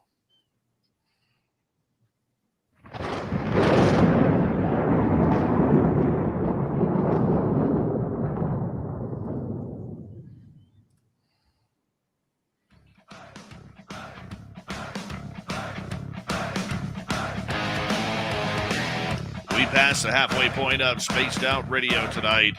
Thank you so much for joining us. My name is Dave Scott. Always appreciate you tuning us on in. Reminder to all of you that if you've missed portions of this show or others, check out our free archives by going to youtube.com/Spaced Out Radio. Do old Davey the favor, hit that subscribe button. Our website is spacedoutradio.com. We have a plethora of features for you. Rock out to Bumblefoot, read the news wire, check out our swag as well. Follow us on Twitter at Spaced Out Radio, Instagram at Spaced Out Radio Show, and on TikTok at Spaced Out Radio.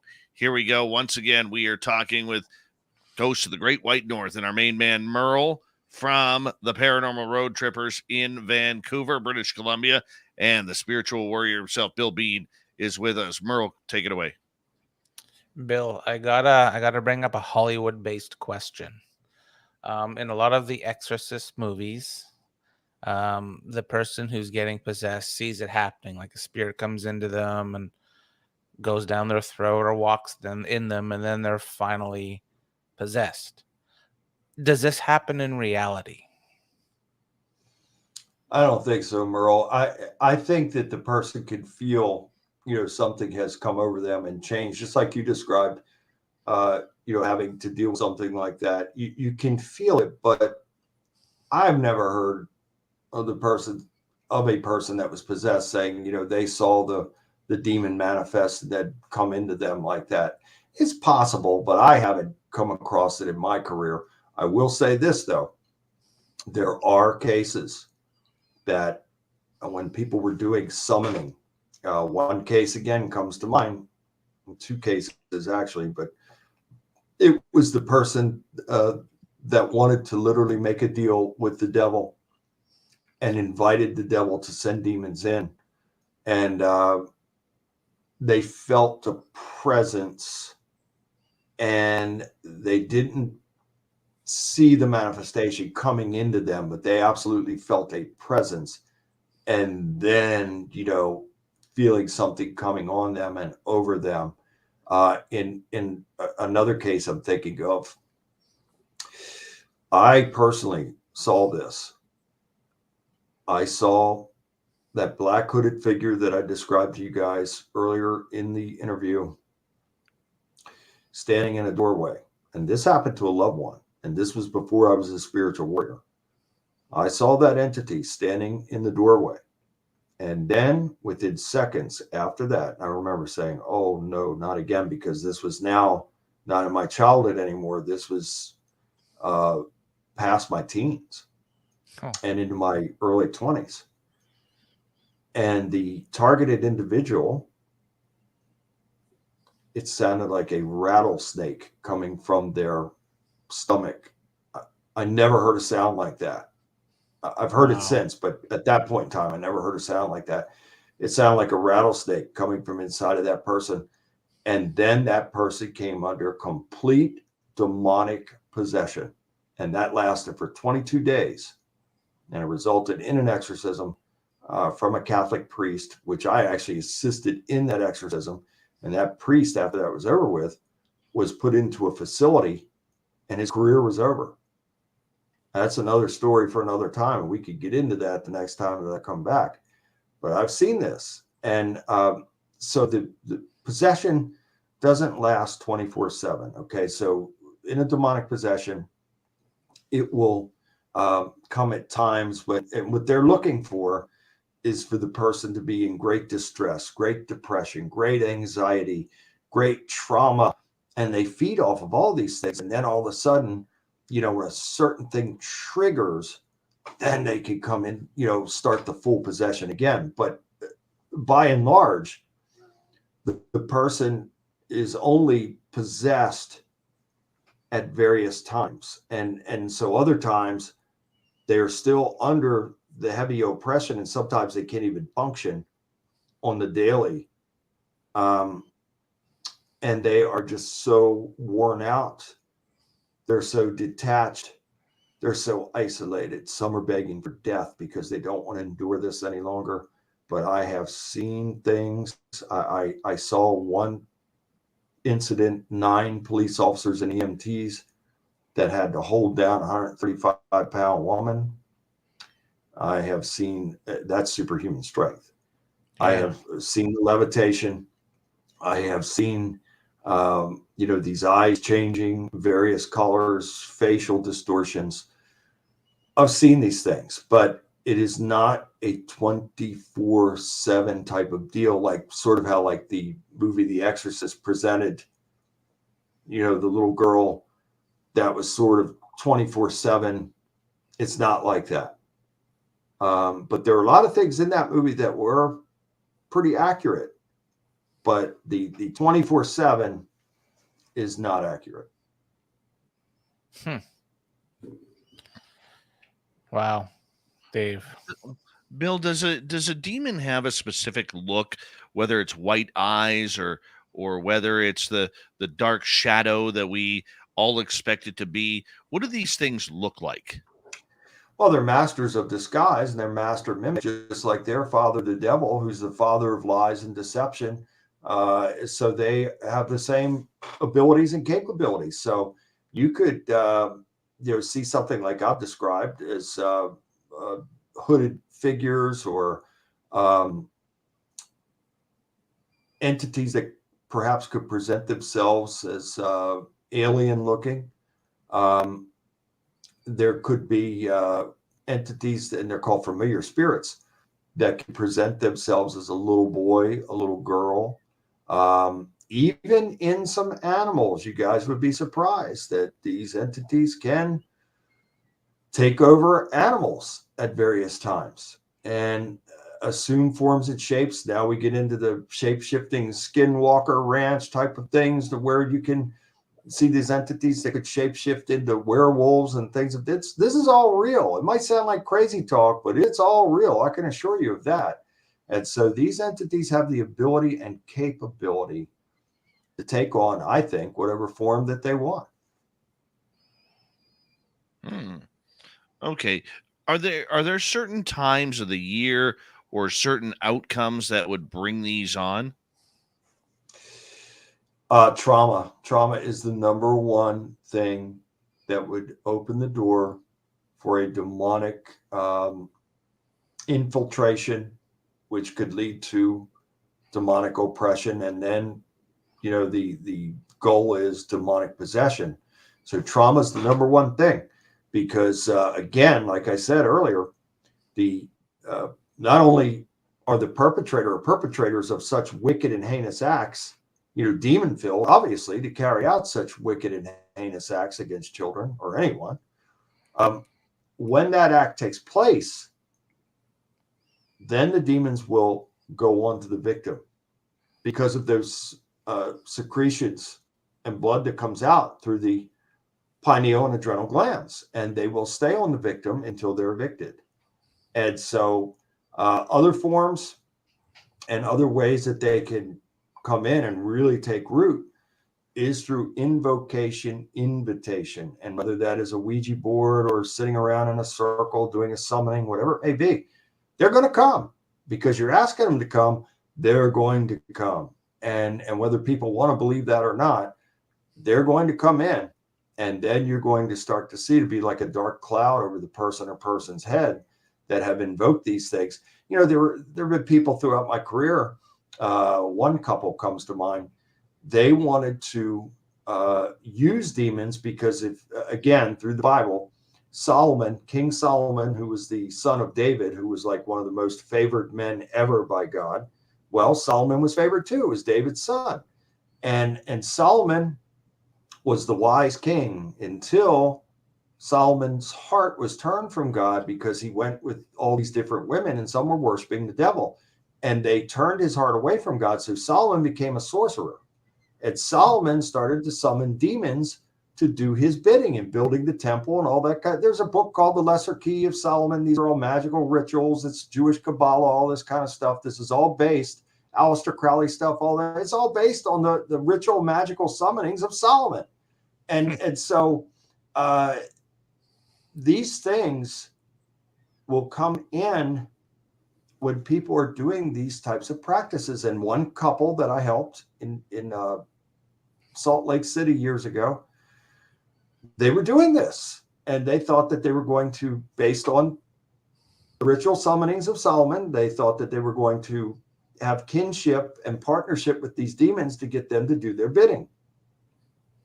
Boy, did that turn into a disaster because, see, the devil will make you think that he can have a kinship and partnership with you, but the whole time he's going to use, abuse, and trash you. When he's done, he's going to trash you like yesterday's garbage. And that's exactly what was happening to them. And then they started coming under physical attack from these demonic entities. And I performed an exorcism and spiritual deliverance over them and baptized them as well. And just absolutely amazing. I could go on and on and on, but there are so many ways that a person can open these doorways for these entities to come in. Does Hollywood depict exorcisms accurately at all? Or is it complete? It's a dumb question, but it was one that was sent to me. I don't even, to be honest with you, I don't even watch those films. I did see The Exorcist, and what I saw in that was accurate. I wouldn't go about it in the way that they were going about it, but this is just the calling that God puts on me. I have a more aggressive, fierce approach. My best defense is a strong offense. So if God's with me and for me, then nothing's going to stand against me. And others have more of a conservative approach that they're sort of on their heels. And I'm not criticizing anybody. I'm just saying there is a difference. And again, in my approach, God has called me to be fierce and aggressive in this. But yes, what they depicted in The Exorcist movie is pretty accurate of the Catholic rite of exorcism.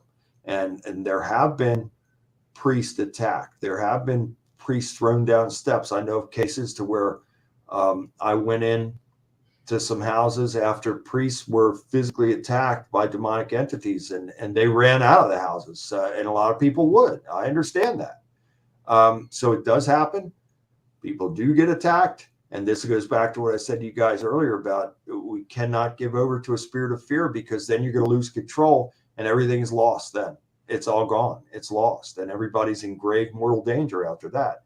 So by and large, though, Merle, I'm not a fan of Hollywood. I don't watch. So I'm like the cop that watch the cop shows. No, a cop isn't going to watch cop shows.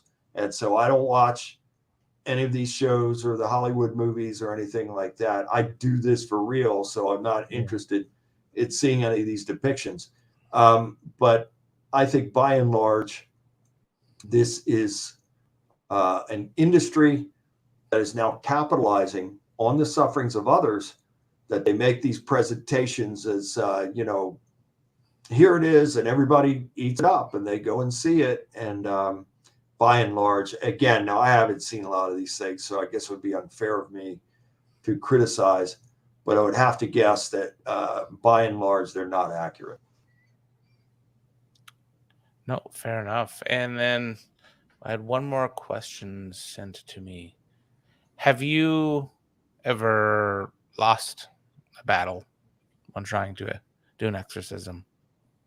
I have, by the power, and this isn't me, I'm nothing special. By the power of God working through me, no, I have not, and I praise Him for it. However, there have been instances, 2 times that I could think of in my career, to where after I had performed the exorcism, spiritual deliverance over the individual, and this is very important, and if you go to the Bible, you'll see this. When an exorcism takes place or spiritual deliverance and the person is set free and their temple is clear, if they go back to doing what they were doing and open those doorways again, 7 more wicked than the original will come back. And this has happened 2 times in my career, to where these individuals opened those doorways again and both committed suicide. And it pains me to this day. I want everybody to be saved. I want everybody to be set free.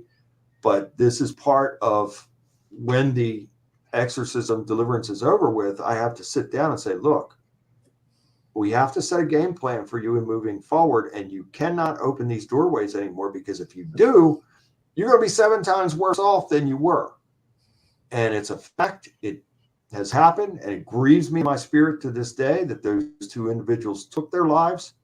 I would do anything that I could to bring them back and to save them, but it all comes down to free will. We're free to make our choices. And boy, oh boy, we got to be careful of some of the choices that we make. Now, I believe you have to get going early here, Bill. Or can And I you want to stay? thank you, brother.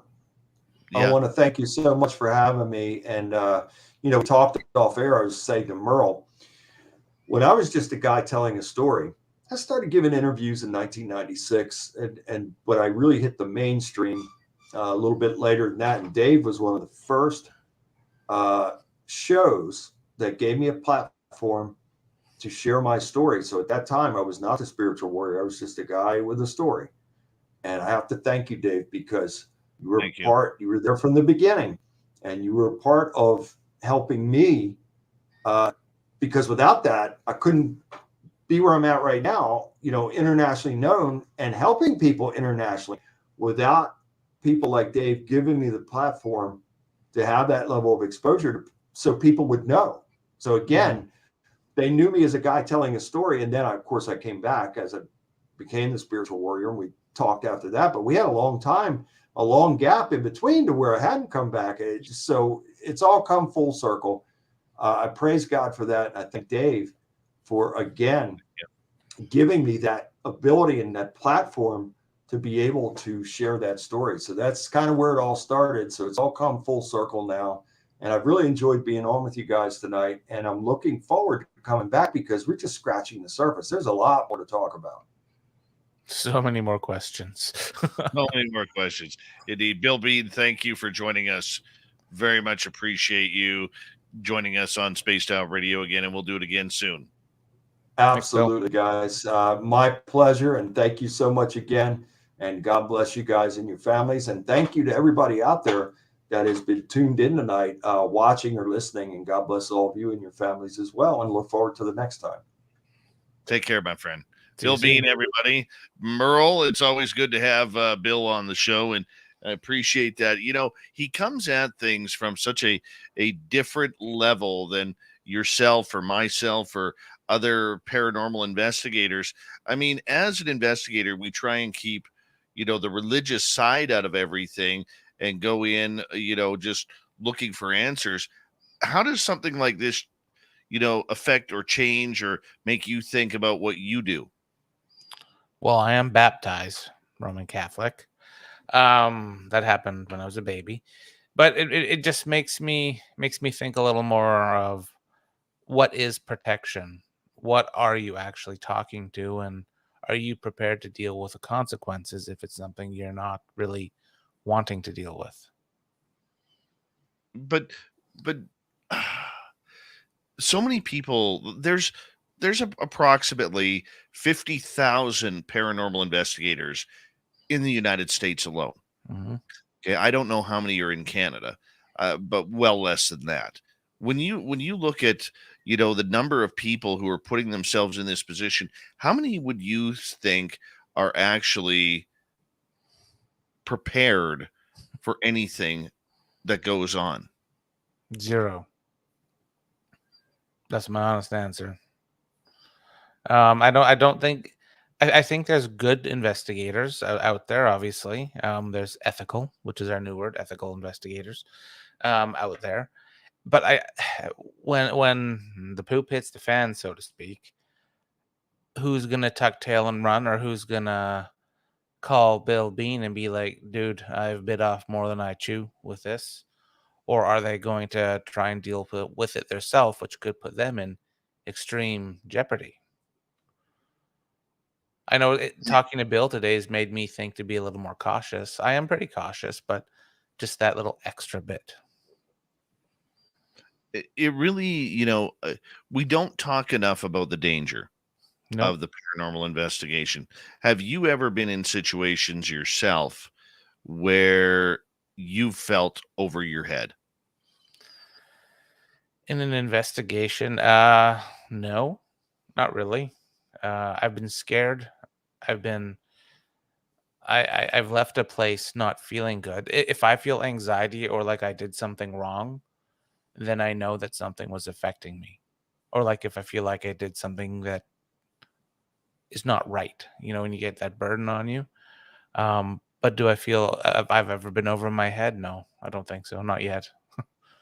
There was the time when I had the attachment up at the ranch, but I dealt with that. Other than that, no. I've seen you on investigation all of a sudden, turn around and you're like, nope, this isn't it. I'm not doing this. Or nope, this isn't comfortable. Or you're famous. Nope, nope, nope, nope, nope, nope, nope, nope, nope, nope. I've seen it. You've seen it, yeah, absolutely. But I listen to my gut. If my gut says no, I'm not going to do it. I've burned myself in the past by pushing. I do push the boundaries, but if it's a gut saying, "Dude, don't do it," then most likely I won't. I want to, but I don't. What's the biggest mistake you think paranormal teams make in going into an investigation where there could be hostile forces there? Giving false hope or false promises to the client. When you're a paranormal investigator going into a private residence, you are taking on that responsibility of some sort of resolution. If there's a paranormal investigator coming in there saying they're a demon hunter, or they can rid you of all the sins of your house because they read it on Reddit one day, then that's a bit of a flag for me. And there are teams out there here that'll come and say they can rid your house of the devil, they're demon hunters, and they can take away attachments from you. But I don't know. After talking to Bill, I think there's more to that than just going in there saying they can remove Lucifer off of you in a whim. But a lot of people will look at that and say, well, I don't believe in religion. I don't believe in the devil. I don't believe that there are things that could harm me that way. We do have those people in the field. We do. But those same people will say they believe in dark entities or dark spirits, which is just different words, in my opinion, for the devil or demons or attachments. I think it's just all in your interpretation and your beliefs, but I think it's the same thing, different pile, so to speak. We got about 1 minute to go here before we got to say goodnight to you. There, what's your name today? Merle Rose Place. That's a good one. That is a good one. Good, solid one. But Merle, seriously, I mean, you're having a lot of fun doing what you're doing. You're having a lot of fun taking on cases. What are you working on here right now? I'm working on some stuff up north. I was just in Spokane, Washington. We did 3 investigations, and those will be coming out on YouTube very soon. We did a historic house investigation, some indigenous folklore with the Para Northwest team. And I'm excited to have those videos out because we learned a lot of history, a lot of the indigenous side of things, which I love to learn about. All right, buddy. Merle from the Paranormal Road Trippers out of Vancouver, British Columbia. Thank you so much for coming back. We'll talk to you next month, my man. See you later, Dave. All right. Coming up next in hour number 3 of Spaced Out Radio, we shift gears as Steve Stockton brings us another great story from among the missing. Then little Timmy Senor returns for the UFO report, where he's going to interview me. I don't know why, but this is what he wants to do tonight. So that's what we're doing. Change of pace here in hour 3. Spaced Out Radio coming up right after this. Stay tuned.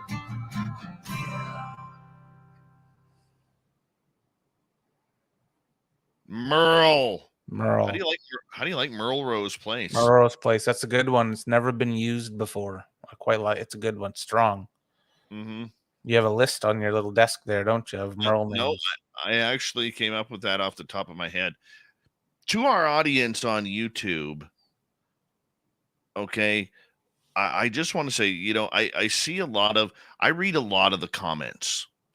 And for some reason, every time we have somebody who tends to be a believer in religion or God or whatever, I see a lot of people get extremely angry about it and make extremely snide comments or whatever. My question to you guys, and I'm not giving you shit or anything like this. My question to all of you is, how come that's not acceptable? A topic like this to you is not acceptable. But if I were to do a show on Satan and Satanism, you guys are right in there. I get asked to do Satan and Satanism shows all the time. All the time. So what really is the difference between the two? Satanism and demons are fun, Dave. They're drama and scary. Oh, I understand, but I just find it kind of funny. The Doug Shelby wants to know, Merle, did you ever get your creepy doll back? No, I still need to get that doll back. It's I have 3 that are, they're not MIA.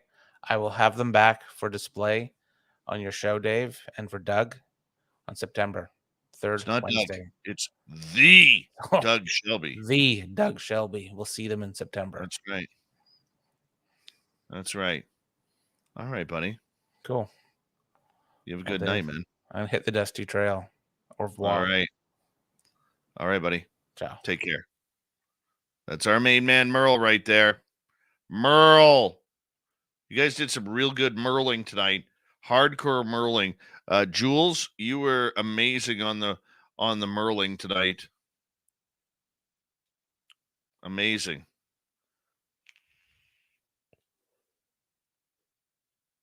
Yeah, it's true.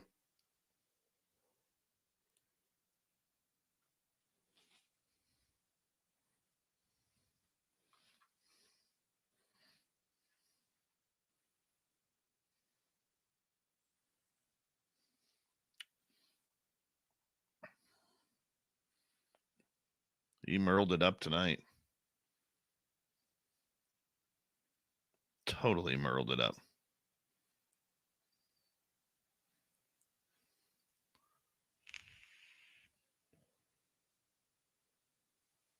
Well, I can get the anger, Philip Blair. How you doing, by the way? I hope you're doing well. No, I can get the anger. I can get the anger at the church or whatever. But it just seems like people, every time I bring on somebody who has a little bit of a religious connotation, people start to tune out. They get angry. They get everything. But to me, it's hilarious that all these same people, though, are asking me, well, when can we have a show about Satanism and devil worship and all this kind of stuff? Well, number one, it's not really my cup of tea. But number two, I don't like shows like that. Just me.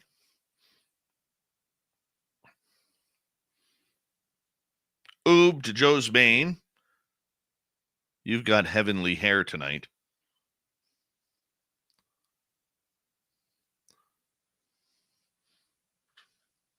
Little Timmy Senor. He's ready. He's ready. Lorian Fenton. Oh, by the way, Lorian Fenton is in our chat room. Okay, this is really important. If any of you would like to be interviewed for a television pilot, you have to have had a hitchhiker follow you home from a paranormal investigation or a cryptid investigation or a UFO investigation, or you don't need to be an investigator. She wants your story. Okay. I love you, Lorian. Love you lots. So if you have one of those type of stories, hey, Pix, how you doing? Get a hold of Lorian Fenton, and she can line up an interview with you. Okay. Lorian, can you post an email or something where people can get a hold of you? Okay. She wants real people. She doesn't want people like me who have been on the scene for a while. Okay. She wants real people with real stories.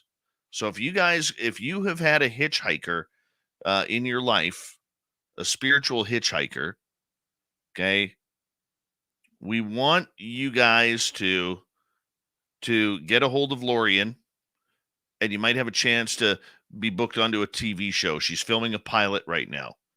Okay. I would love for our Spaced Out Radio audience to be able to share their stories with Lorian. So if you guys could do that, and at Lorian, if I could get you to drop an email in the chat room, and when you email, Poltergeist may count. Okay, when you drop an email to Lorian, okay, put in the title Hitchhiker Experiencer. Okay, and then put Spaced Out Radio so she knows where you got it. We'll get Lorian to do that here ASAP. I hope she could do that.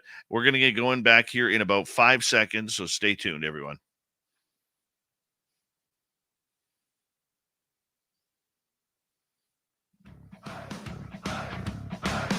Would you like to connect with us? Head to spacedoutradio.com for all your latest show info. Now, back to Dave Scott and SOR. Here we go with the third and final hour of Spaced Out Radio tonight. Good to have you with us. My name is Dave Scott. Always appreciate earning your listening ears wherever you are on this beautiful planet we call Earth. Hello to everyone listening in on our terrestrial affiliates around North America, digitally on Odyssey Radio, TalkStream Live, and KPNL. All of our archives are free. Join us at youtube.com/Spaced Out Radio. Do old Davey the favor, hit that subscribe button. The Desert Clam has set the password for tonight in the SOR Space Travelers Club. What do you got for us, Clam? Tane. Tane is your password. Use it wisely, Space Travelers, as the Clam sets the password each and every night right here on Spaced Out Radio. Our website, spacedoutradio.com. We have a plethora of features for you. Rock out to Bumblefoot, read the news wire, check out our swag as well. Follow us on Twitter at Spaced Out Radio, Instagram at Spaced Out Radio Show, and on TikTok at Spaced Out Radio. Here we go once again as we head to Steve Stockton from Among the Missing for another creepy story. Hello, friends. Welcome to Among the Missing YouTube channel on Spaced Out Radio. I'm Steve Stockton, and I'm about to take you on an unbelievable journey of people just like you. Their stories and encounters will haunt us on Among the Missing.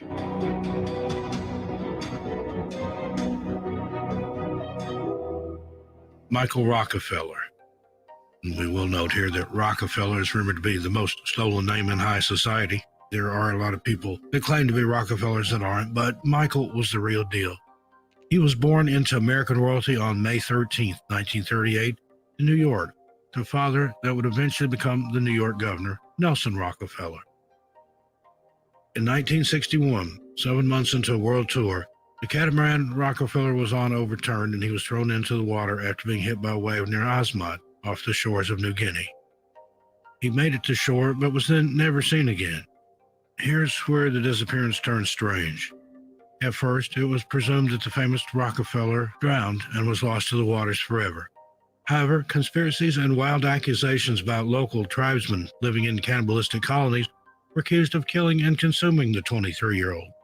Now, while it's true that the area does have colonies that probably have never seen a piece of paper nor a light bulb and do practice cannibalism in some instances, that particular act is usually reserved for elders that have passed away in the tribes, and the members consume the body to inherit specific traits, the wild spirits of, or even the soul of their deceased family member. In other words, it's done as a means of ancestor worship, and they wouldn't eat an outsider. The debate as to the young Rockefeller's fate is still debated to this day. At the time of Michael Rockefeller's disappearance, there was no high society page in the newspaper to cover such stories.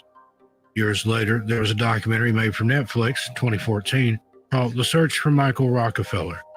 There was also a Broadway play, a rock song, a book, and a TV series in the 1980s. The fact is, no one really knows what happened to Michael Rockefeller, and speculation on this strange case is bound to create whispers, all the way from high society gatherings to magazine articles for years to come. Number 4, Barbara Newell Follett.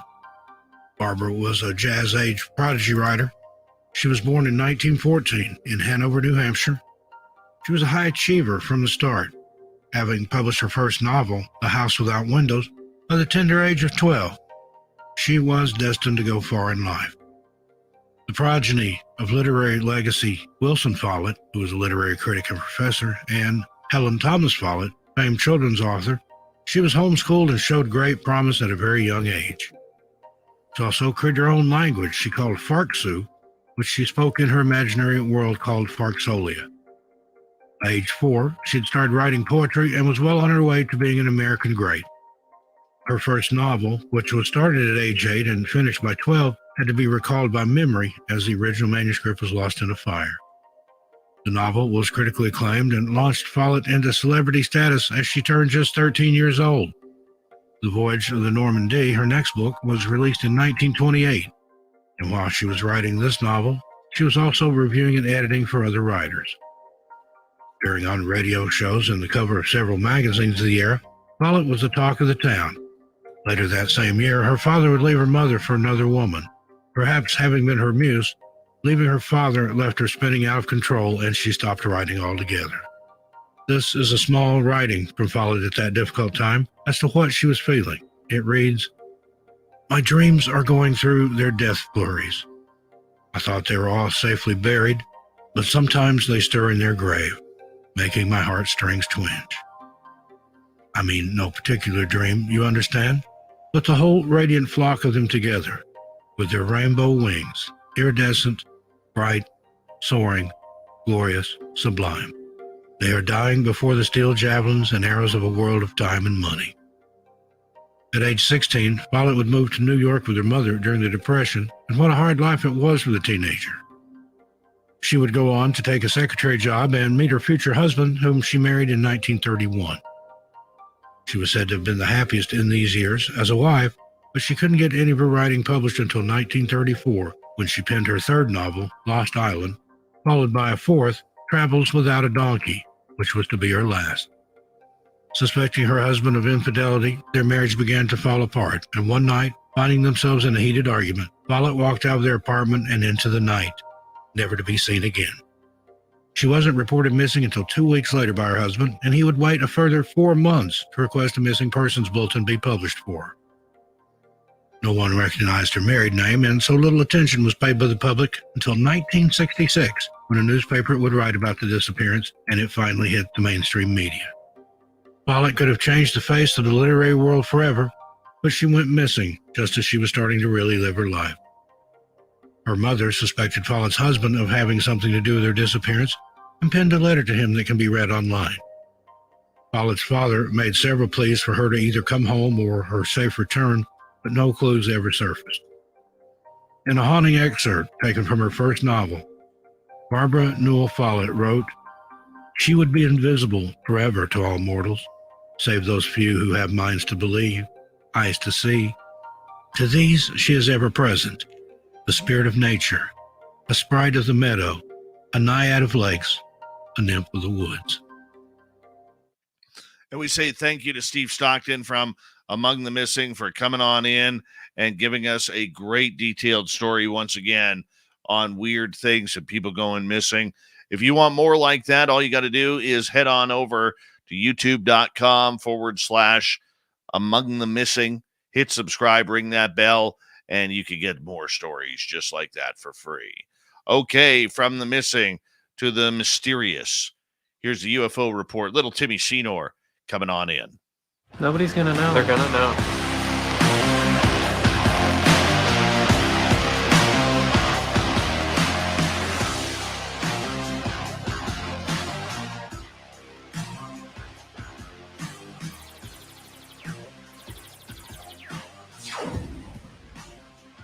What is happening, Mr. Little Timmy Senor? Good to have you back. Now, I've been kind of telling the audience that for some stupid reason, you want to interview me tonight about some strange things.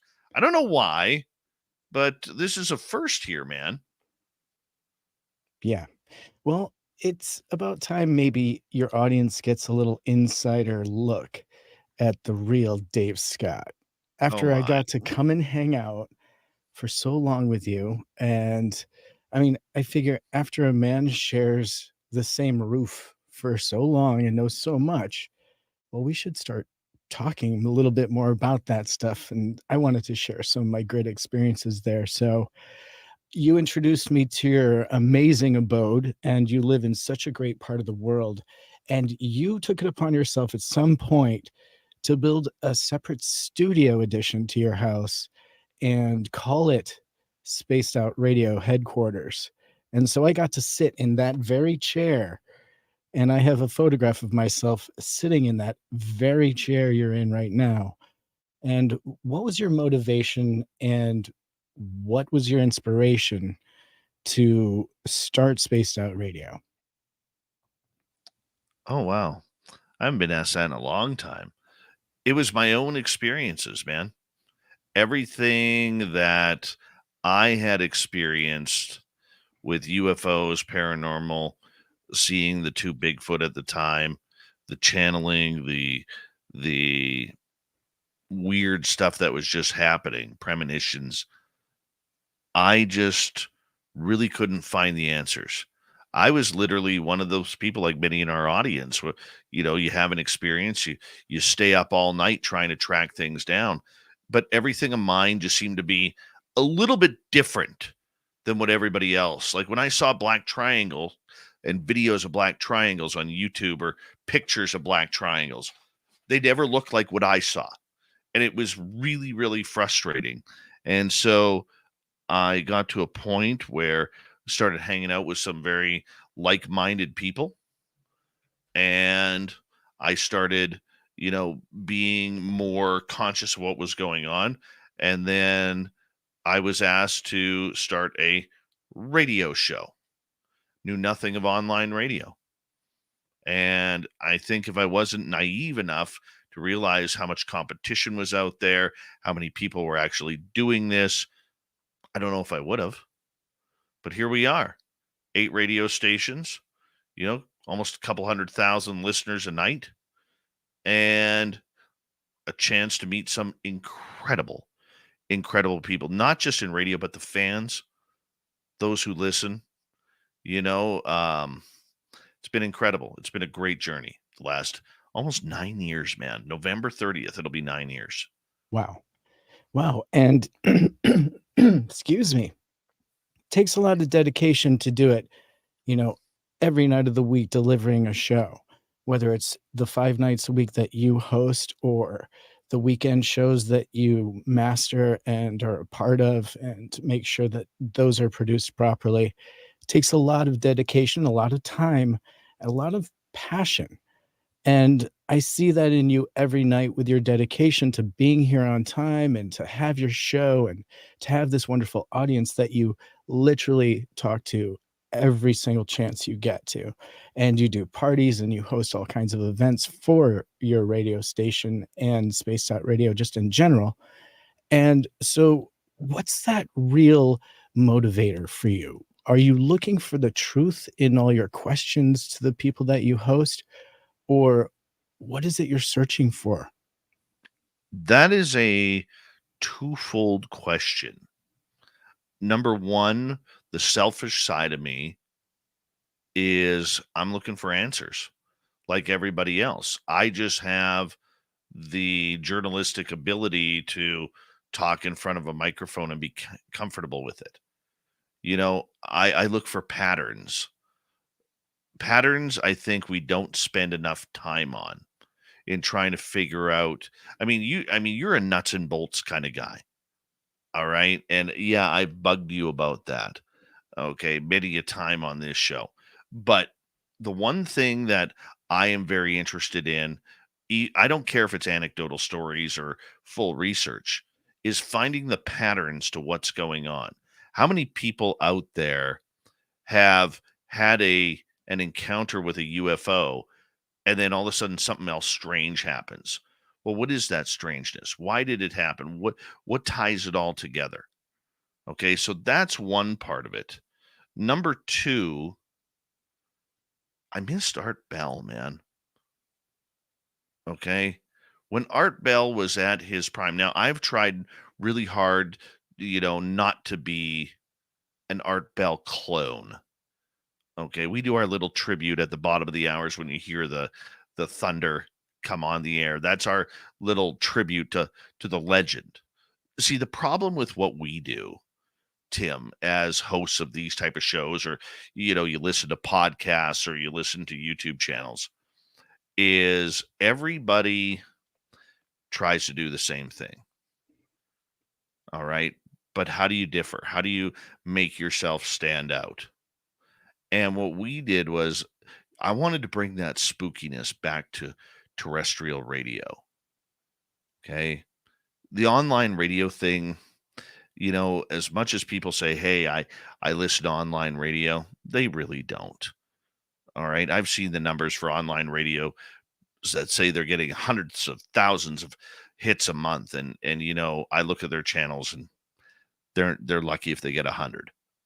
All right. But what I wanted to do is I wanted to bring that spookiness back to the night, not as a copycat of Art Bell, but as a tribute to what he did, because I think it's lacking, especially in terrestrial radio where everything seems to be so compartmentalized and fast, and nobody's digging really into subjects. It's all headline type of crap now. So that's why we do it. Yeah. And I like that fact. I like the fact that, whether you're listening in Vernal, Utah on channel 94X, whether you're listening to the Bowler, the Rattler in Apache Junction, whether you're listening to the Zed in Ridgecrest, California, or Saga 960 in Mississauga, Ontario, or in Noonan, Georgia, on Rock the Key, 99 Rock the Key. The way I look at it is we're trying to bring something different to them, make them think, make them learn, maybe scare them a little bit that this is going on. And you know what? Our ratings on every radio station we're on keep going up because people still want this. People still want to listen to what we do. Yeah. And if I'm the guy who has to do it, I really don't mind because I have a lot of fun. I have a lot of fun, man. You know that. Yeah, you sure do. We all do. We all do. This is a really fun radio show. It's a really fun show. But you brought up Art Bell. And so I'm going to ask you a hard question now. Sure. Okay. Now we're buddies and I kind of know, but I'm wondering, how do you feel right now about this? Because we know that Art Bell even struggled with the mythos and the science and the real. And where do you come in on the phenomenon and all the topics surrounding it when it comes to what's real and what isn't, and how to report on it? And also in this, I'd love to get where you personally stand in your thoughts and beliefs on that. Wow. That is a tough question. Okay. Start off with the first part, the Art Bell side of things. Art was a radio genius. There's a reason why he wrote the book, The Art of Talk, and it went to a bestseller. There's a reason why he was on radio for a long time, because he was absolutely in touch and in tune with his audience. And, he was a very political show back when he started. He was into politics. And then all of a sudden, every now and again, he'd do something on ghosts or UFOs. And all of a sudden, he would see the ratings spike and the phone calls spike. And so he started doing more and more and more. And that's how the legend began, from the Kingdom of Nye, we all remember. And there is the problem that we have in our business, and I've said it like this many a times before. Basketball took decades before Michael Jordan and LeBron James and Kobe Bryant came around. Hockey took almost 75 years before Wayne Gretzky came around. Boxing took centuries before Muhammad Ali came around. But when it came to late night talk radio in this subject, the best came first. And that is huge, huge shoes to fill. Okay. And I don't think it's been filled since. There's great people involved in this, whether it's George Knapp, George Norrie, Jimmy Church, Clyde Lewis, Connie Willis, many other great hosts who have taken on this topic on a professional level. Okay. But I don't think any of us have ever reached that level of Art Bell type of entertainment. Okay, maybe it's because none of us can smoke inside of our studios, and Art was a chain smoker during his broadcast to get that lovely raspy deep voice. Okay, I think that was it. But as far as the phenomena is concerned, I think that the phenomena affects everybody differently. Okay, it affects everybody in strange ways. Some may be paranormal, some may be near death experiences. And I think what you have to do is you have to look for the honest and genuine people who have experienced it. There's people out there, yes, who want their 15 minutes of fame. They just want to hear their voice on the radio. Okay. And you have to weed through that to get to the heart of the matter, because so many people are having their lives affected by this strange phenomena. I mean, we call it woo as a nickname, but so many people have been affected by this. And it's really, really interesting to see how people react to the topics, whether and how it affects them. Because these topics, I mean, when you see a UFO, you can get somebody out there who will say, hey, whoa, that was kind of cool. And somebody out there who at the same time who is bawling their eyes out because it scared them so much. They've never seen anything strange and real. And now this has just flipped their reality into another dimension, pun intended. So how do I feel about the phenomena?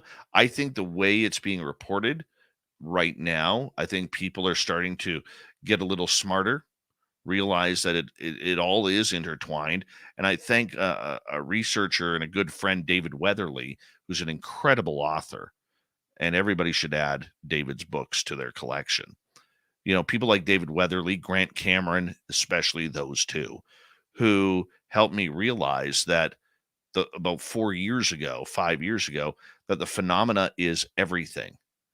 There is no paranormal. There is no ufology. There is no cryptid research. Those are all byproducts of the phenomena, which is overall everything at once. Some people will call that godly. Some people will call it something else. Okay. But there is just too much going on to say that this isn't interconnected. And, this is why I make fun of a lot of paranormal teams, where they always have the team skeptic posing on their website with their arms crossed, standing very straight with a stern look on their face. Why? We should all be skeptical about what's going on. We should all question what's going on, and we make it funny, so that's the way I look at it. It may not be for everybody. There's obviously going to be differing opinions out there, but that's just the way it is. But there are incredible researchers out there from many, many different genres. okay, that are doing great work in trying to understand the phenomena, okay, to understand what is going on. I mean, if I were to pick my top 10 as we're running out of time here, I would say Grant Cameron, David Weatherly, Joshua Cutchin, Tim Renner, Nicole Sakic is amazing, Lorian Fenton, Melinda Leslie, and many others. Geraldine Orozco, Samantha Mowat, Merle, okay, Ross Allison. I think I nailed 10 right about there. Tim, hold on right there. I know you're going to continue drilling me when we come back on Spaced Out Radio. Apparently, the next half hour is about what makes Old Davey tick on Spaced Out Radio on the UFO Report with Tim Senor. We return right after this. What's going on, man? Oh, I think we know what makes you tick. Taco Bell and Tim Hortons. Right there, buddy. There it is. Look at this guy. I love it. Absolutely. You loved the ice caps. You loved the ice caps. You guys saw it on film. I mean, it happened. I enjoyed those things. Just like, it is candy, though. Let's be honest. That is absolutely candy. Mm-hmm. Yeah. Adult candy. Mm-hmm. So, Absolutely. yeah, no, awesome stuff going on. It's great to see your smiling face. It's been such a hectic week, as you know. Oh, dude. It's been just fun. So awesome. hectic. Yeah. Good stuff.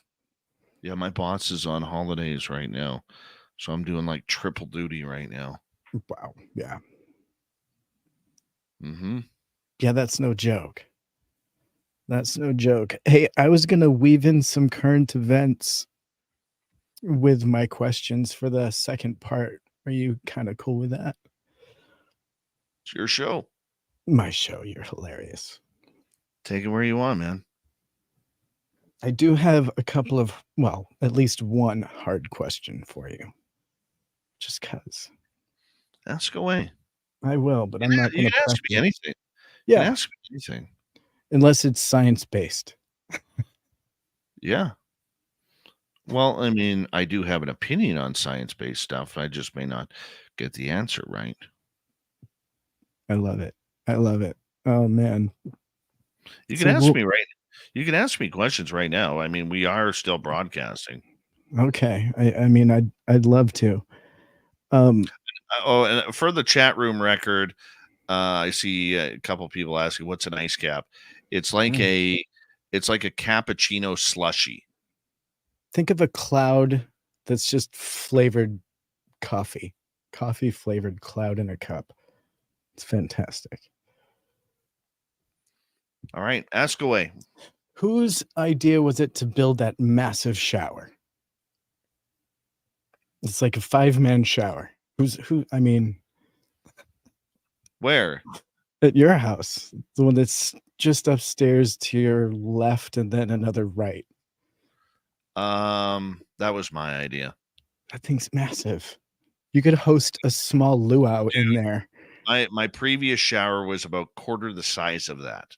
And you were like, never again. Never again. I get it. It's such a massive upgrade. So when I remortgaged my house, I had a contractor come in and build me like a 5-person shower with 3 different shower heads. And I put a bench in there just so I could sit down and relax and enjoy coffee, maybe a nice cap. I've even had a beer in there, dude. Of course you've had a beer. I don't want to know what you've had in there, honestly, but I'm sure it's fantastic. Mm-hmm. Yeah. It's great stuff. Mm-hmm. Dave's house is filled with upgrades like that. Just little Dave-isms that you can tell that was Dave's idea. That right there. Yeah. It's great. Oh, yeah. Yeah. You didn't even see, if you would have sat in the 2-person bathtub, if you'd have sat in there, you could have played with the great white sharks that I have for there. That was why I didn't. When I saw the sharks, that was a big red flag. Yeah. So, yeah. I love it. I absolutely Jules, love it. Jules is like, so is it a locker room? And I'm like, no, it's not a locker room. Oh, random guys in the chat room. Sweet. Oh, A random guy. How are that you? guy is so busy. It's so cool that he's here. Who knows Yeah. where he is on the planet right now? Everyone, he could be Zimbabwe. I think he's in Dubuque, Iowa for he some could be reason. in Buke, Iowa. Sure. Dubuque, He Iowa. could He's picking some corn. maybe hand shucking. I could see Yeah, that. hand shucking some corn Yep. in Dubuque, Iowa. That guy is sorely missed. He Dry knows. Toast. Dry Toast, the best name on YouTube, is here. I love it. The best Mhm. name, definitely on the internet, right there. Oh, yeah. Hey, let me say a quick thank you to Louis with the hat trick. And we have Doof Doof and Brother Jake and Lord and Lala with a couple super chats each. Kira, W. Decker, W. David Page. And thank you so much for the love and support. Also, we do have now, it is open, is our Space Travelers Club. Now, we are going to be adding more to it. We've got one member so far. That's Mennonite Abe. We'd love for you guys to join up as well. Here we go.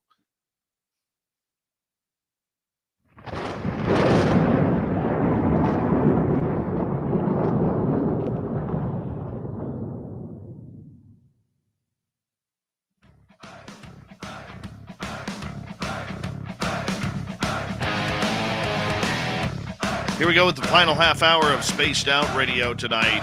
Good to have you with us. My name is Dave Scott. Very much appreciate earning your listening ears. Reminder to all of you that if you've missed most of this show or others, check out our free archives by going to youtube.com/Spaced Out Radio. Do old Davey the favor, hit that subscribe button. Our website is spacedoutradio.com. We have a plethora of features for you. Rock out to Bumblefoot, read the news wire, check out our swag. You can follow us on Twitter at Spaced Out Radio, Instagram at Spaced Out Radio Show, and join the Space Travelers Club over on Patreon. Here we go. Tim Senor, for some reason on the UFO report tonight, making it about me. I don't know. I don't like it, but hey, he's got some questions. Apparently, I've got the answers. So, Tim, fire away, my man. All right, Dave. Now, you know this show is founded on woo. We love the woo here. But, Dave, as a host, I'm wanting to know, where do you personally draw the line when it comes to the woo and it comes to the real?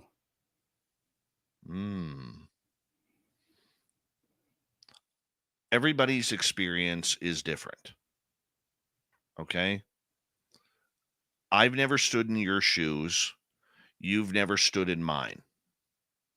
I've been criticized over the years of making up my own stories for the sake of ratings or popularity. I remember some person out there was complaining that I was a full-fledged liar and that the incident between Samantha Mowat and I back in 2014 in the forest where we saw the extraterrestrials never happened. So I asked the person point blank, I said, have you ever been to Mission, British Columbia? Were you at the property in the forest that day? Because I only saw two of us there. Were you hiding behind a tree? You know, here's the thing, Tim. I've never stepped in your shoes. You've never stepped in mine.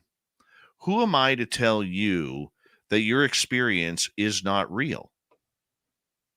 As corny as it may sound, as weird as it may sound, okay, I take a lot of criticism from people who have never really listened to this show, where I've been interviewed on other radio stations and radio shows where people say, no, that's impossible. You know, nobody has seen Bigfoot and had alien encounters and UFO encounters and paranormal encounters, and all of a sudden is psychic. You know, even my own friends and family have questioned me on it. But here's the thing with, you know, I still consider myself a journalist 25 years now.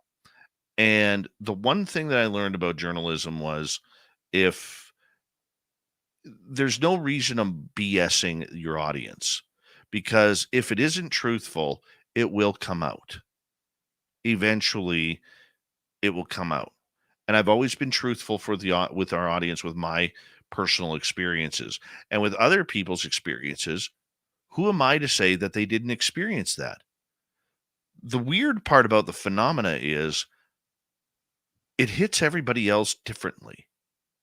I mean, how many times have we heard stories where a group of people are standing around, okay, and there's a UFO in the sky? 3 people out of the 6 can see the UFO, but the other 3 can't. All right. And you personally now have worked with Samantha Mowat to know that when she's around, strange things happen. Very strange things happen. But you have to, stay away from the muck in this community. Okay. The muck being Twitter or X or whatever we're calling it now. Okay. The muck being the podcasts and YouTube channels that just want to throw shade on people without any truth, without talking to that person. There's a lot of big shovels out there that people try and throw dirt on others. I don't like that. I stay away from that. George Norrie actually gave me that advice a number of years ago when I met him. And him and I were talking privately, and I was surprised he knew who I was. Very surprised. And, and I asked him the question. I said, how do you keep control of your own sanity, knowing the critics, the people who want to bring you down? He goes, I just don't pay attention. He goes, I don't go online. I'm not searching for it. I'm not on Twitter. Okay. He goes, I just don't pay attention. I got a job to do. So that's what over the years, I'm not good at it, but I'm trying to shift that over. It's very wise advice. It's hard not to read what your critics have to say, but it's fine to read it, but just don't take it to heart, right? Unless it's constructive criticism. But I like what you had said a little bit earlier before the break, and you had brought up the fact that the phenomenon in its perception, all of our perception is slightly different, but in its perception, it's been compared to being godlike.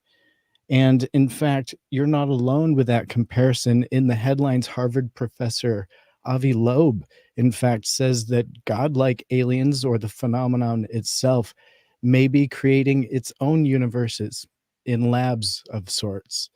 And so he's obviously perpetually provocative in his descriptions of what he has as theories on what could potentially be out there. In one of his quotes, he says, you can imagine that the superhuman civilization that understands how to unify quantum mechanics and gravity might actually be able to create a baby universe in the lab. And he told the Byte news outlet that a quality that we assign to a god, in quotes here, in religious texts. And so it's interesting to see this comparison, knowing that he himself has been searching the Pacific Ocean for potential crashed spaceships that purvey or could have held alien life. And so he's insinuating this search for God or godlike entities. What's your take when it comes to this potential showboating, if you want to call it that, in this case? I don't think it's showboating. You think that's legitimate to make a statement like that in a quote to the New York Times, perhaps even, focusing on the potential rather than the science? Look, science is theory. Everything is theory. Okay, that theory, and there's no reason why. And I'm going to preface this by saying, I have been very, very critical about Avi Loeb's work. You know that Avi Loeb, the Harvard professor and the astrophysicist. Okay, I don't like what he's doing in the UFO field. We've talked about that, but that's a personal opinion. But when it comes to this, I do agree with him.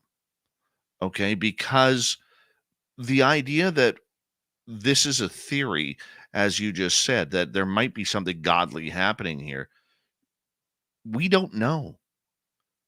We don't know. And he is willing to he is willing to understand, in my opinion, that there is something more to this phenomena than what we are giving it credit for. He wants to expose the phenomena, not on a TMZ type level, but he wants to know what makes it tick. That's good science. We Mhm. haven't pushed the boundaries of science yet. Okay. That's the purpose of this. Is why I don't understand why so many more scientists aren't involved in UFOs or the cryptid world or paranormal, because there is so much activity and potential evidence out there that cannot be recreated. Why is that the case? Why is that the fact? Okay. Why is this happening? Why are people having these experiences? Okay.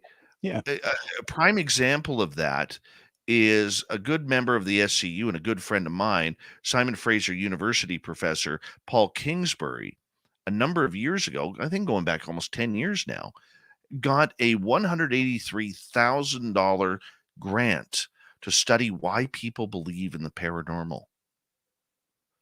He was 100% not believing of Yeah. any of this phenomena. Now, he'll tell you he's seen traces of Bigfoot and evidence, from footprints to hair samples. He's been on paranormal investigations where he's seen ghosts. He's seen UFOs, courtesy of Charles Lamoureux, that are unexplainable. He's now a board member of the Scientific Coalition for UAP Studies. He's all in. He Yeah. has government people on both sides of the border calling him for information. Okay? We have Yeah. to study it. That's what science is all about. Science doesn't stop. It's like the periodic table. It doesn't stop, but every number of years we find a new element. Doesn't stop. We just haven't discovered it. Okay. I'd love to just give a slight pushback here, because I'm a massive supporter of science and SCU and Avi Loeb's work and the work that's being done by Gary Nolan and things like that. But even with the statements made by David Grush recently, we've seen bold statements now coming from Avi Loeb, such as this, and quite a lot of theories from Loeb, and Gary Nolan also making some very bold public statements. But yet the public has still not seen any evidence of any of the statements that have been made. And yet the people that are doing the science are making some very outlandish, if I may say, personally, that's my quote, statements on it, saying all these theories that could be happening, yet we still haven't seen any results supporting any part of the theories that we've been kind of dangled. So I get frustrated when I hear massive theories or claims coming from the people that are supposed to be doing the science and presenting supposedly legitimate results publicly. So I get a little nervous when I hear Avi making statements like this, and I get a little nervous when I hear Gary Nolan saying that there's intelligent life visiting, and I get a little nervous when I hear that there's body and crashed craft coming from David Grush, yet we're still waiting for any bit of evidence, any But it's thread being locked to the down. truth. Well, But it's it's not a matter of it being talked down. I'm not getting into that aspect of it. I'm merely saying that these statements are bold from the people that we're looking to for the truth. And yet we're you know what I mean? This is supposed to be the scientists on top of this topic and publishing results. Yeah. But we have yet to see any of the actual results on any of these bold statements and theories, is all I'm saying. Understandable. It's a bit frustrating to But come that's from a those people. That's a different topic, though. Okay. Okay. That's a different, in my opinion, that's a different topic, because you're right. Grandiose claims deserve grandiose evidence. Okay. And if you're going to speak that way, but I mean, Tim, let's throw something out there. Okay. As skeptical as you are, and the more that you want transparency, have you ever seen an alien?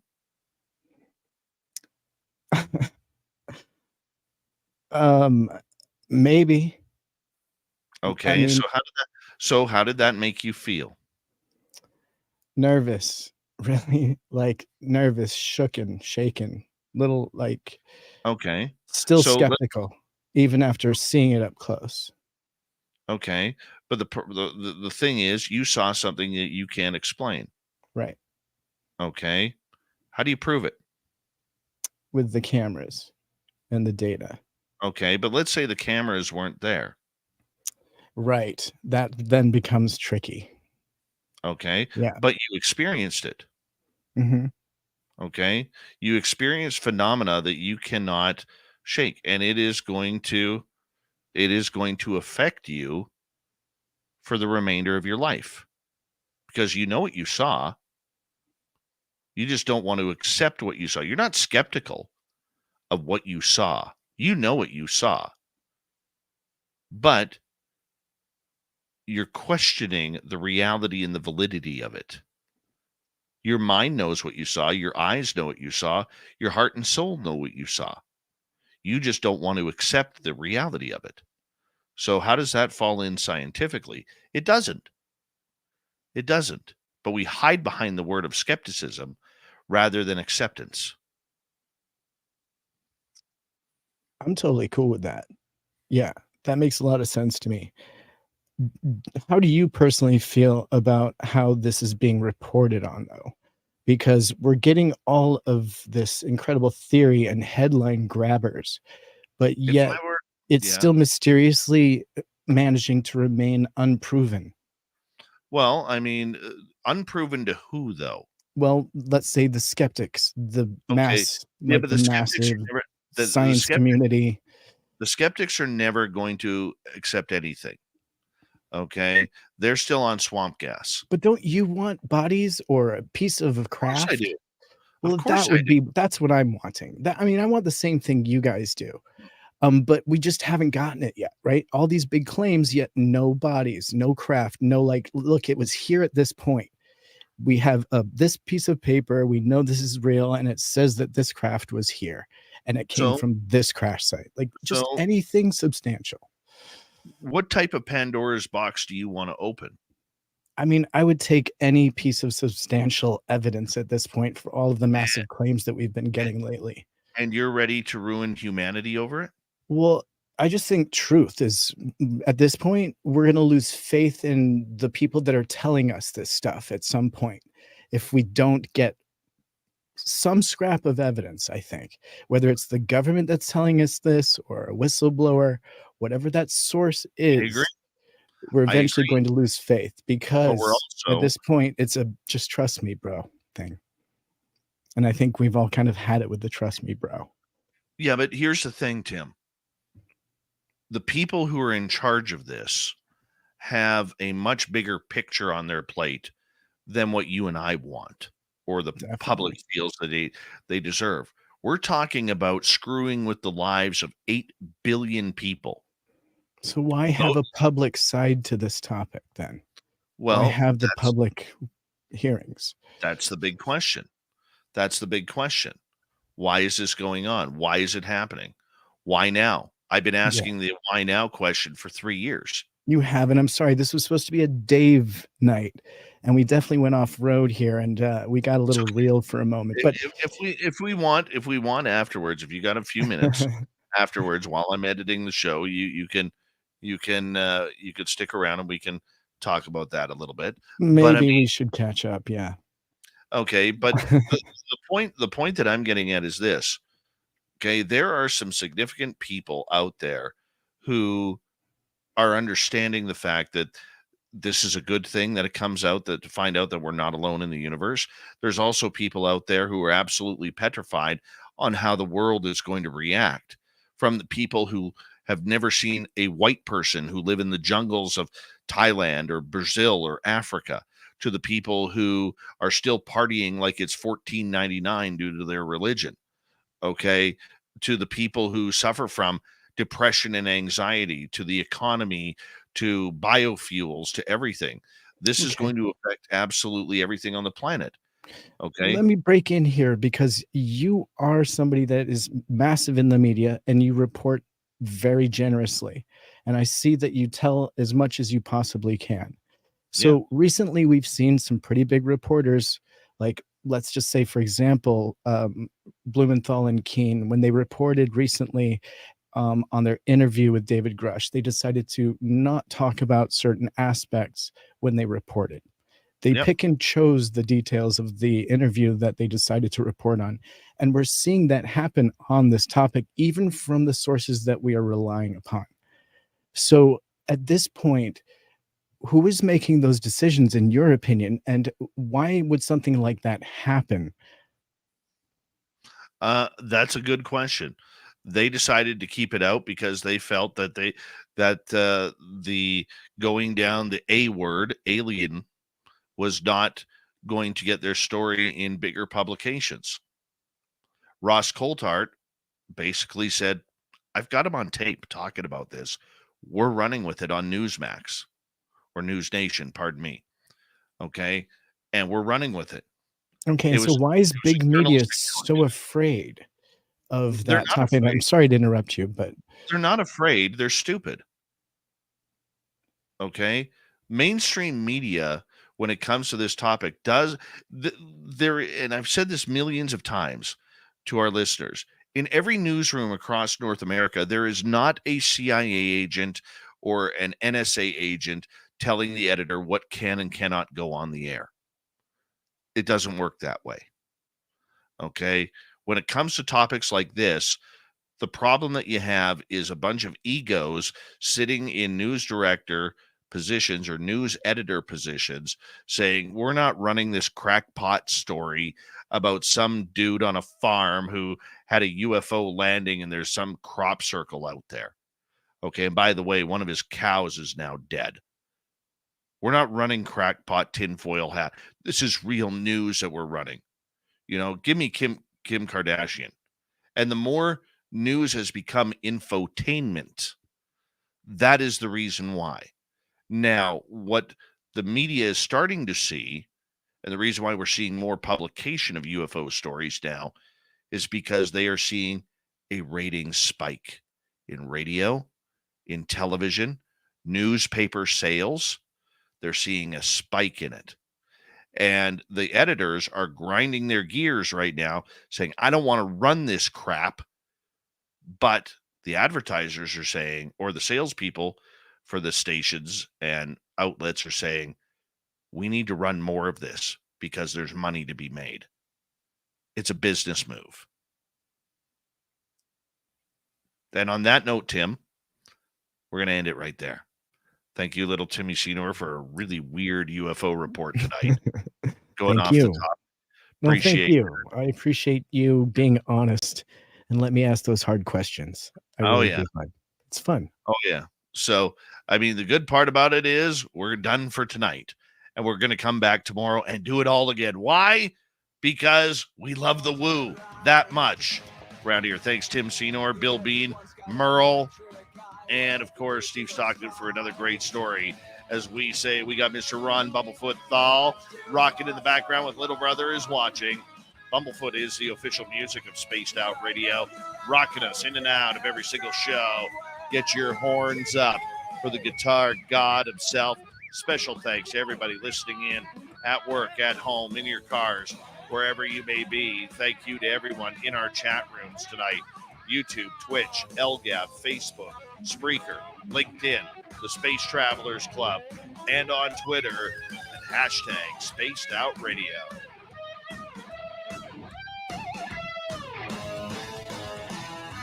I know you're out there somewhere. Remember, this show is copyright by Spaced Out Radio and SOR Media Ventures Limited.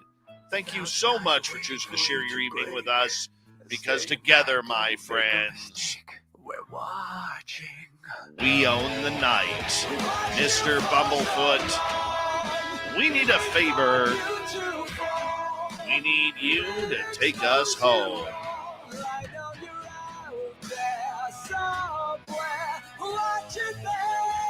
Yes, the Woo train has docked for the night. But soon, my friends, we shall ride again. Your seats are always available. Your tickets never expire. And if you want to bring a friend, we've got room for them too. Good night.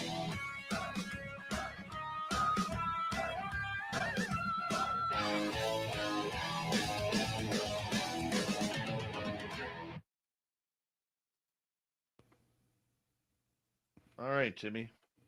Yeah, There yeah, you go. yeah. You get to ask away Okay, anything beautiful. that you want. I'll give you carte blanche, buddy. Carte blanche. Okay.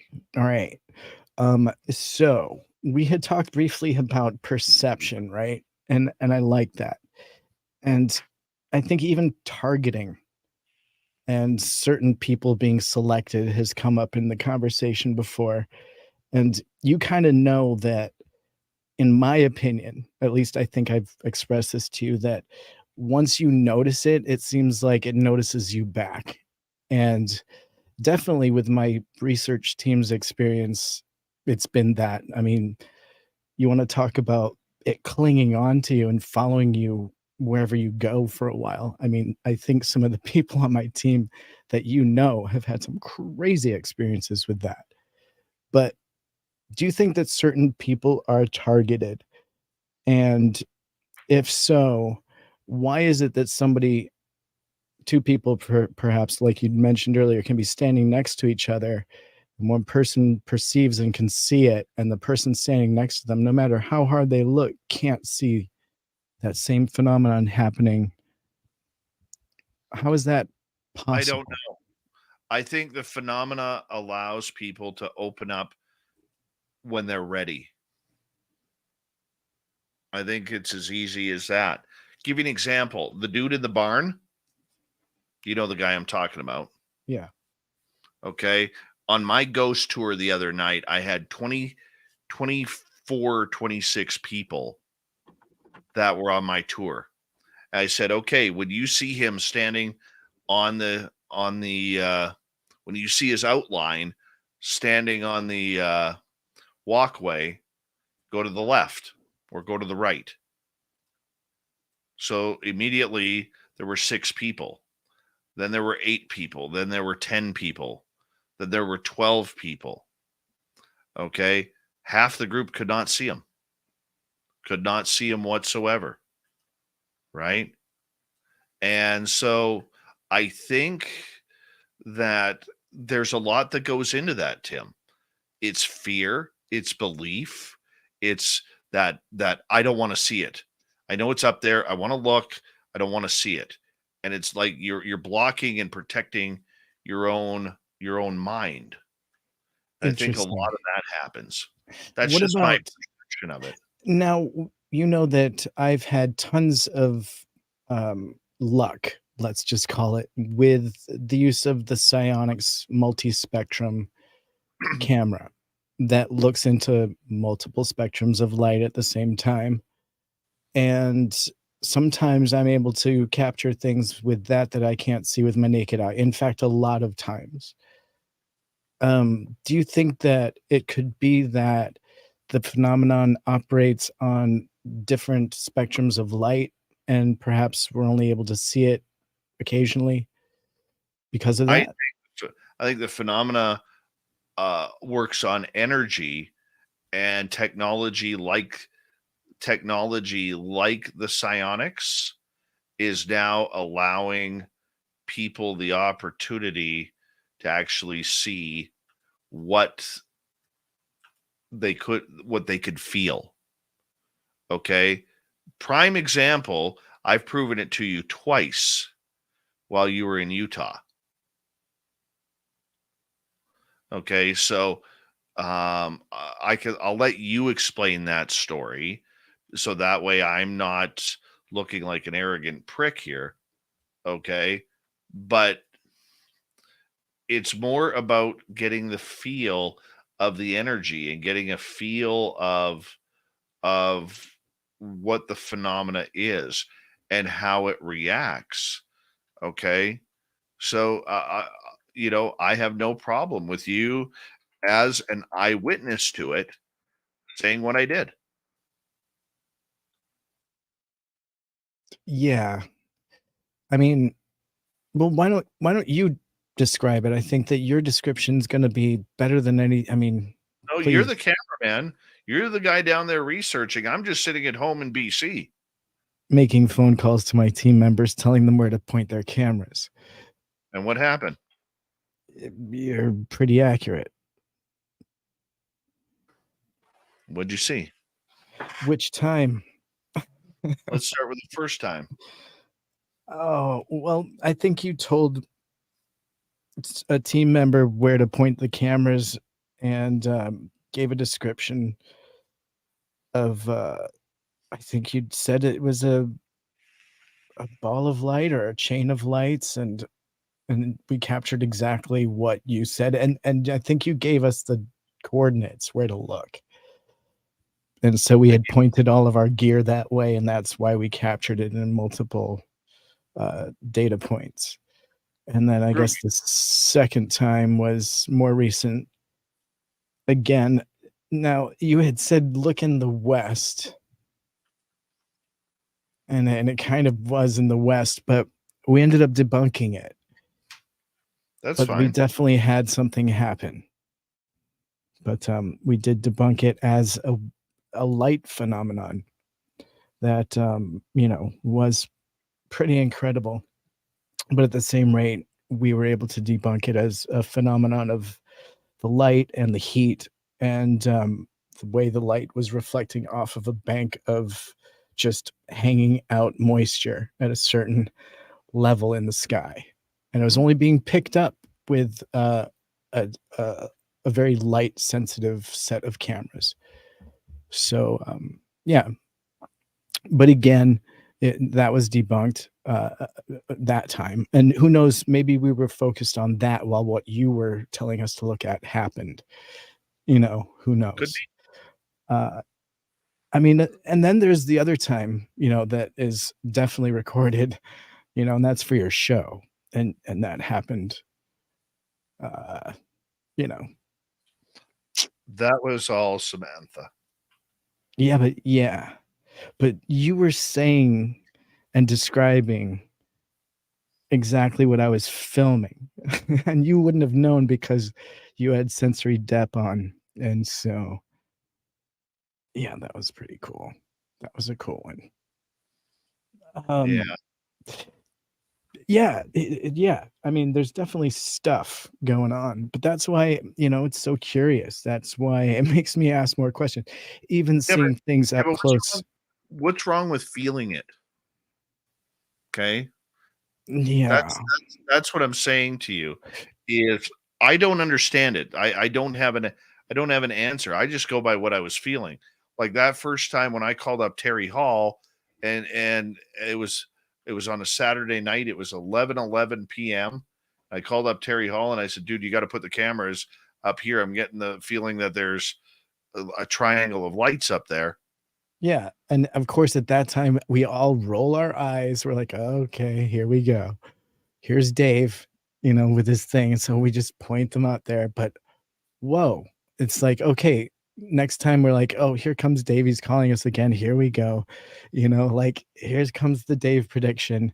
And sure enough, it's like, whoa, we don't want it to be right. And I don't have an explanation, but so far you're batting 3 for 3. And that's why I was asking the targeting thing, like, at what point in your life were you aware of this stuff? And, like, do you think that once did you have an experience at some point in your life that was undeniable, and then it just escalated from there?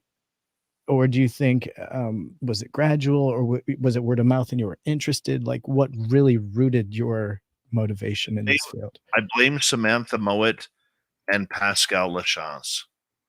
Pascal, who you'll see in our chat room every now and again. Because you were offered up a personal firsthand experience. Yeah. Yeah. How far down the rabbit hole do you want to go? It's one of the most important questions that's ever been asked in my life. Right? Yeah. We are trying too hard to see things. Okay? Look, do you want Stephen Greer's secret on CE5 that he charges $3,500 for? Of course, don't we all? I'll give it to you for free right now. Okay. Okay? First thing, meditate to calmness. Second thing, clear your heart and soul of all other thoughts and energies. Part 3.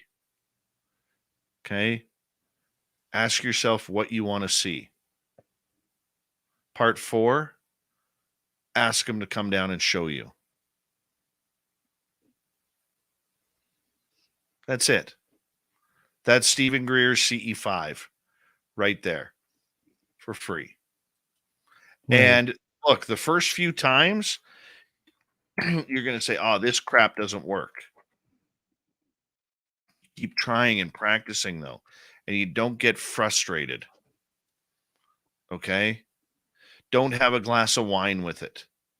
Okay? Don't have a beer with it. Don't have a toke with it. Okay? Just let it happen. Okay? Concentrate on your mind and your pureness and finding that level of peace and calm within yourself so you can send that signal 1 billion miles into the sky and let it happen. Okay? It's like, do you remember as a kid when you went to Kmart and all of a sudden they'd have a blue light special in the toy section? Everybody would see that bloody blue light. Well, shoot it up. Who's going to see it? Kmart If they're flying shoppers. by, they're Yeah. going to see your light. I love it. That's CE5 right there. You That's want CE5? I just saved you $3,500. that's Okay. But here's the thing. If you are in tune with people, okay, and you have yourself, let's say 2 or 3, 4 people who you can, okay, build off their energy. Dude, you can make anything happen. Yeah. Well, let me touch deeper on that one because you and I know that I spent another summer out in the Uinta Basin, at least for a couple of days this year. And each time I go, it's kind of like a heavy duty experience. For me, it's pretty neutral, but for my team, it's pretty extreme. And they say that some places on Earth, they call it cursed or whatever you want to call it, but there's something going on in that area energetically, and I can go for that. Whether it's the minerals below ground or estuaries of water, whatever's happening, there's something spiritual going on there. And for some people, they have a negative experience. Like, for example, you want to talk about a hitchhiker experience. Uh, one of my team members, the very first time we visited the area around Skinwalker and the Blind Frog and just the Uinta Basin in general, we were there for a number of days. And while he was there, our team member had an old injury, a bullet wound from his earlier life. And the bullet was still lodged and had been in his chest since it had been placed there by the gun that fired it. And while he was on these lands in the Uinta Basin, he was going through some pretty heavy duty personal stuff just because he was revisiting some old quote unquote, stuff, skeletons in his closet. It brought it back because he used to live in that area. And so anyways, during our time out in that ranch, that bullet somehow dislodged. It had been there for years, and by no mystery of anything else other than just being there, that bullet dislodged and moved in his body. And later on, he had an experience back on his ranch in Oregon where if that bullet had been in the original spot, he could have had a more serious injury. I think he'd gotten a kick from a horse or something like that, or he's in the chat probably and he can actually say. But so initially it seemed like a horrible thing, but it turned out to be a good thing. And at the time it was heavy duty and emotional. And there's a lot of these things that happen around the phenomenon. And I'm not saying it's because of the Uinta Basin or anything, but I think like if there is the reality of the phenomenon happening, it's definitely focused there. There's something going on. And even recently in the headlines, we're getting Skinwalker Ranch and, that TV show. They're talking about they've even encountered a hard to explain energy force, that they came across and were able to kind of collate I guess if you want to call it that. They captured it on cameras and discussed it on the most recent episodes. And I think even Dave Mason was there with some of his gear, taking a look at it. So there's definitely some thing. And I even covered this with you the other night, where a muon detector can actually show this new mysterious new force of nature that they're discovering. And we're not quite sure what it is, but the phenomenon could potentially be interacting with it, and it may be an energy source, believe it or not, of some sort. Um, and so, we've seen these things and photographed them where it's literally just a ball of light that'll be in a frame on the camera, and then in the next frame it'll be gone at 60 frames per second. And we think they're natural, and we think they're like natural. I forget what they're called exactly, but they're basically energy flares that just happen, and they happen in some areas more than others. But where do you draw the line, like, between what's real and scientifically, we're able to prove, and then the mysteriousness of, like, the effects of the phenomenon? Because, like, there seems to be, like, the hitchhiker effect that we've all kind of seen, and there's other mysterious effects that we can feel on our bodies. And what do you I mean, do you have any concept? Why are you able to see something in the skies above me in Utah? Like, are you tapping into that? At what point did you realize you had that ability? It's tapping into the energy. Well, at what point did you realize you were able to do that? Like, you know what I mean? Like, it seems very, woo to 2014, everyone else, except the 2014, person that can do it, obviously. So 2013, 2014 is when it started for me. Right? 2013, 2014. and is there a negative aspect that you get with it? Or is it very neutral, or is it very positive? Depends on the situation. There's been time, like, I don't practice. Like, there's been times when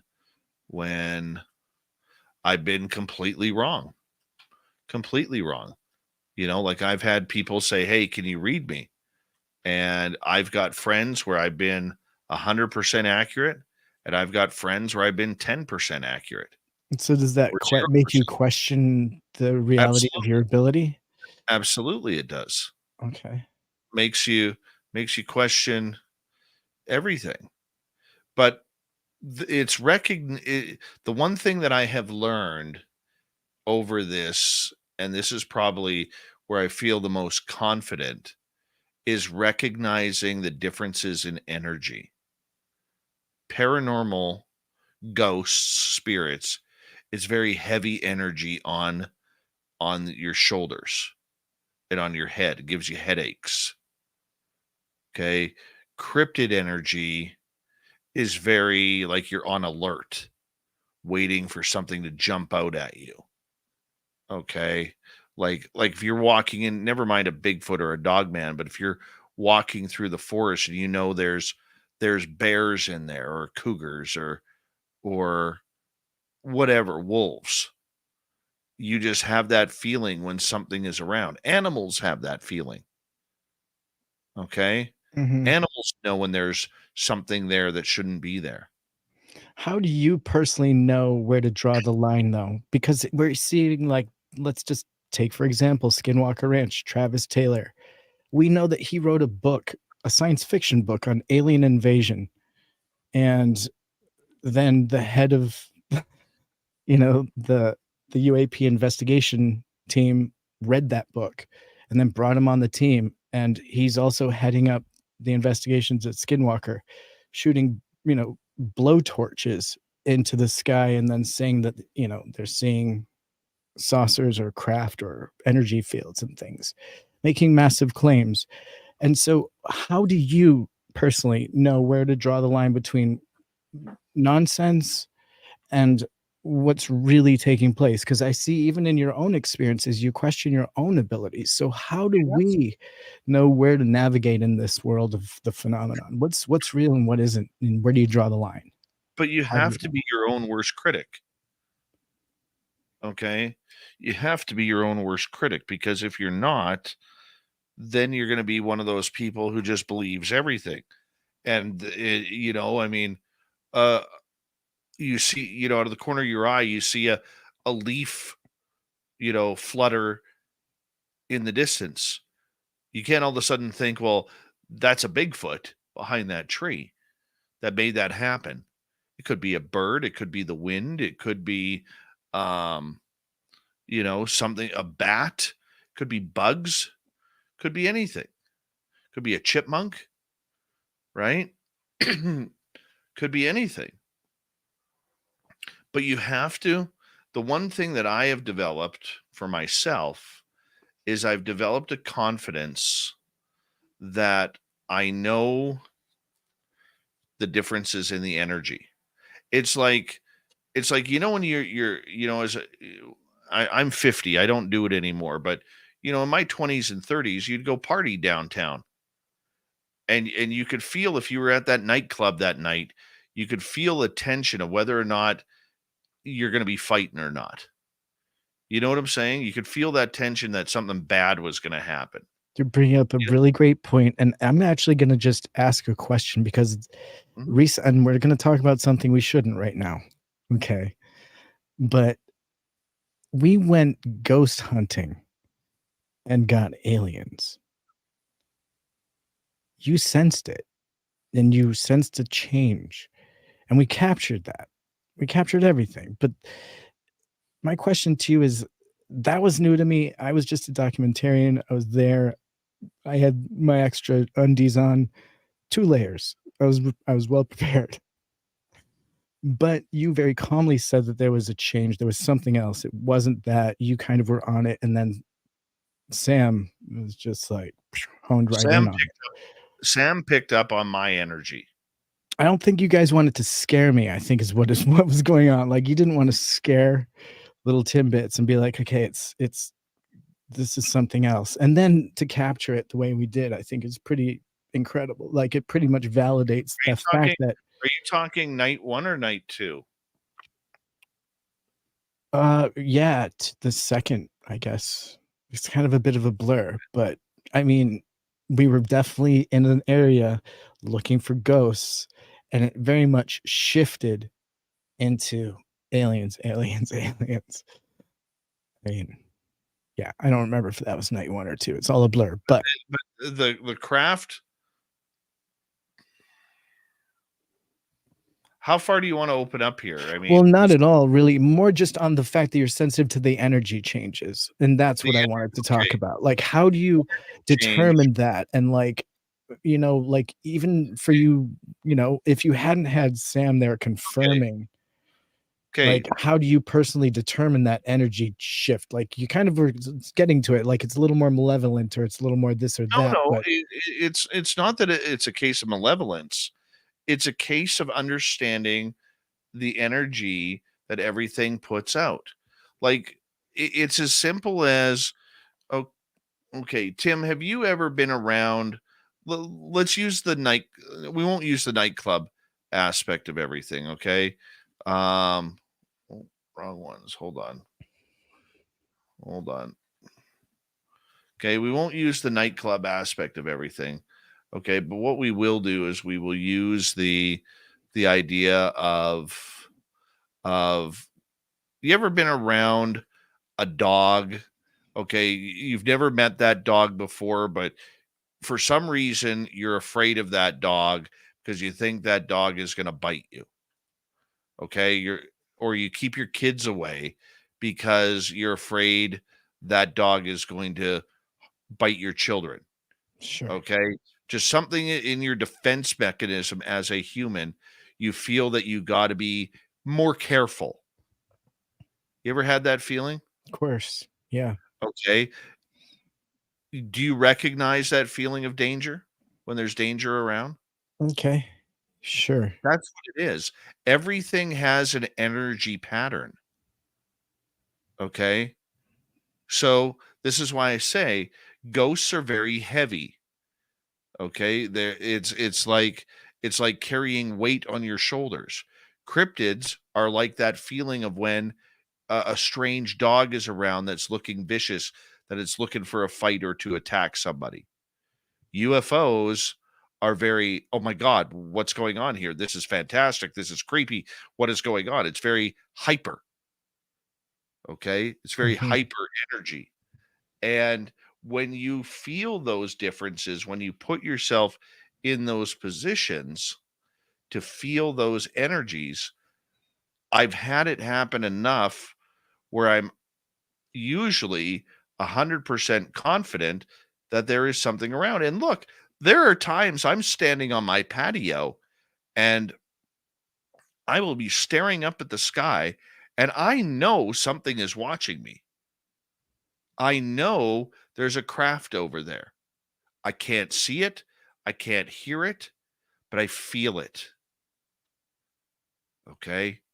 Yeah. It's because I'm tuned into that feeling. Everybody can tune into that feeling. I'm not someone special. I'm not making this shit up. Anybody can do it. You just have to accept that it's going to happen.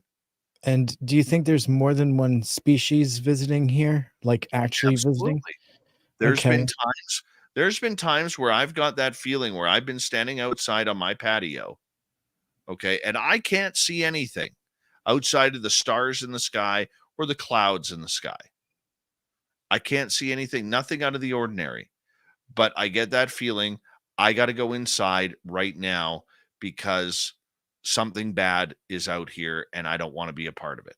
So when I say friend or foe, it's not really a fair question, because that was my next question: aliens, friend or foe, in your opinion? And I guess if there's multiple species, it'll depend, in your opinion, right? Absolutely. Okay. Let's quickly say hello to Dewey Cheatham and Howe. Welcome to SOR chat. Thurston Howell III and Nikki, good to see you.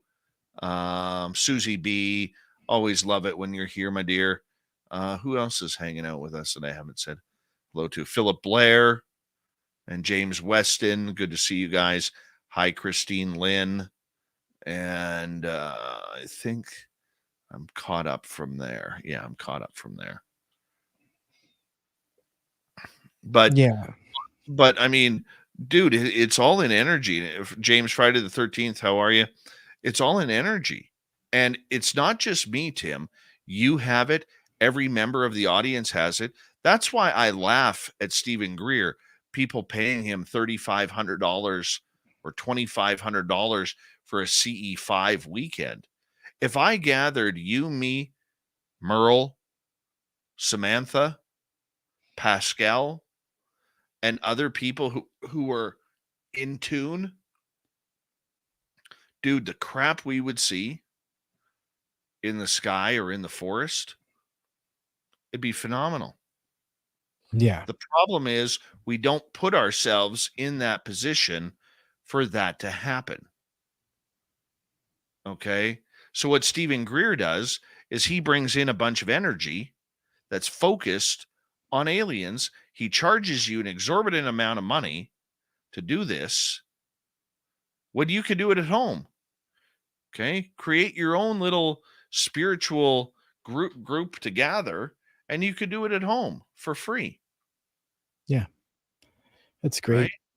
Speaking of gatherings, and I'll leave you with this, as I appreciate you staying up a little bit later with me, as always.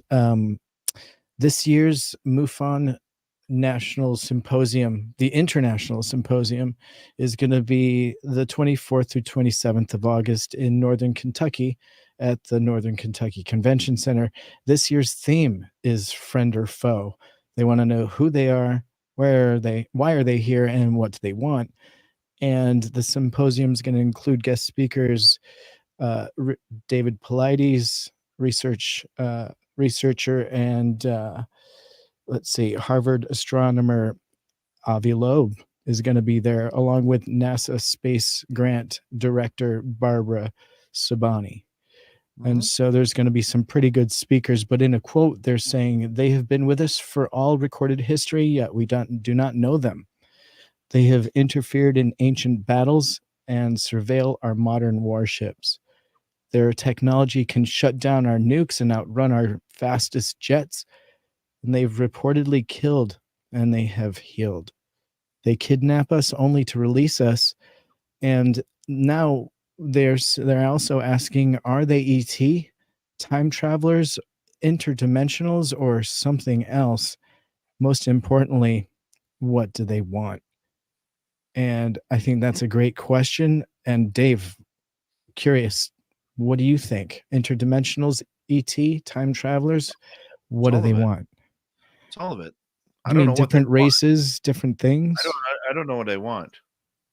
Right? That's part of the. I'm not even going to speculate on what they want. Right? I just want the experience to happen. Right? On a positive level, not the negative kind.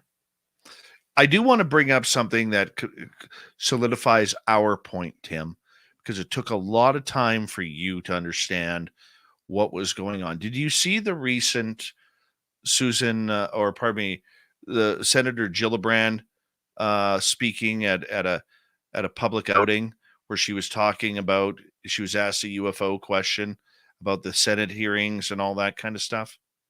Did you see that? Perhaps not. What's the most Okay. recent? Okay.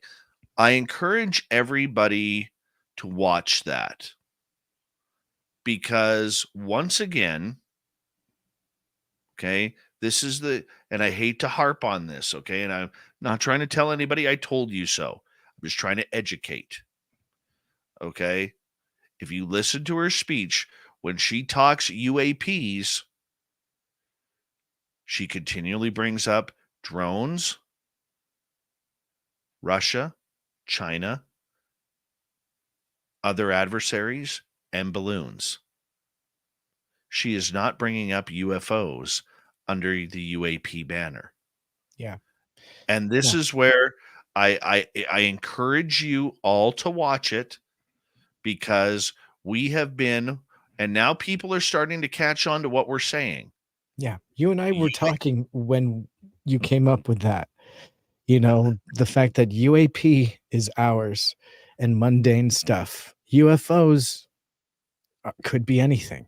That's the question. What are UFOs? Please continue. Sorry to interrupt you. Absolutely. And that's and you bring up the point that I was just going to bring up. Okay. We're not looking, UAPs are the blind spot that they are throwing up for the UFO phenomena.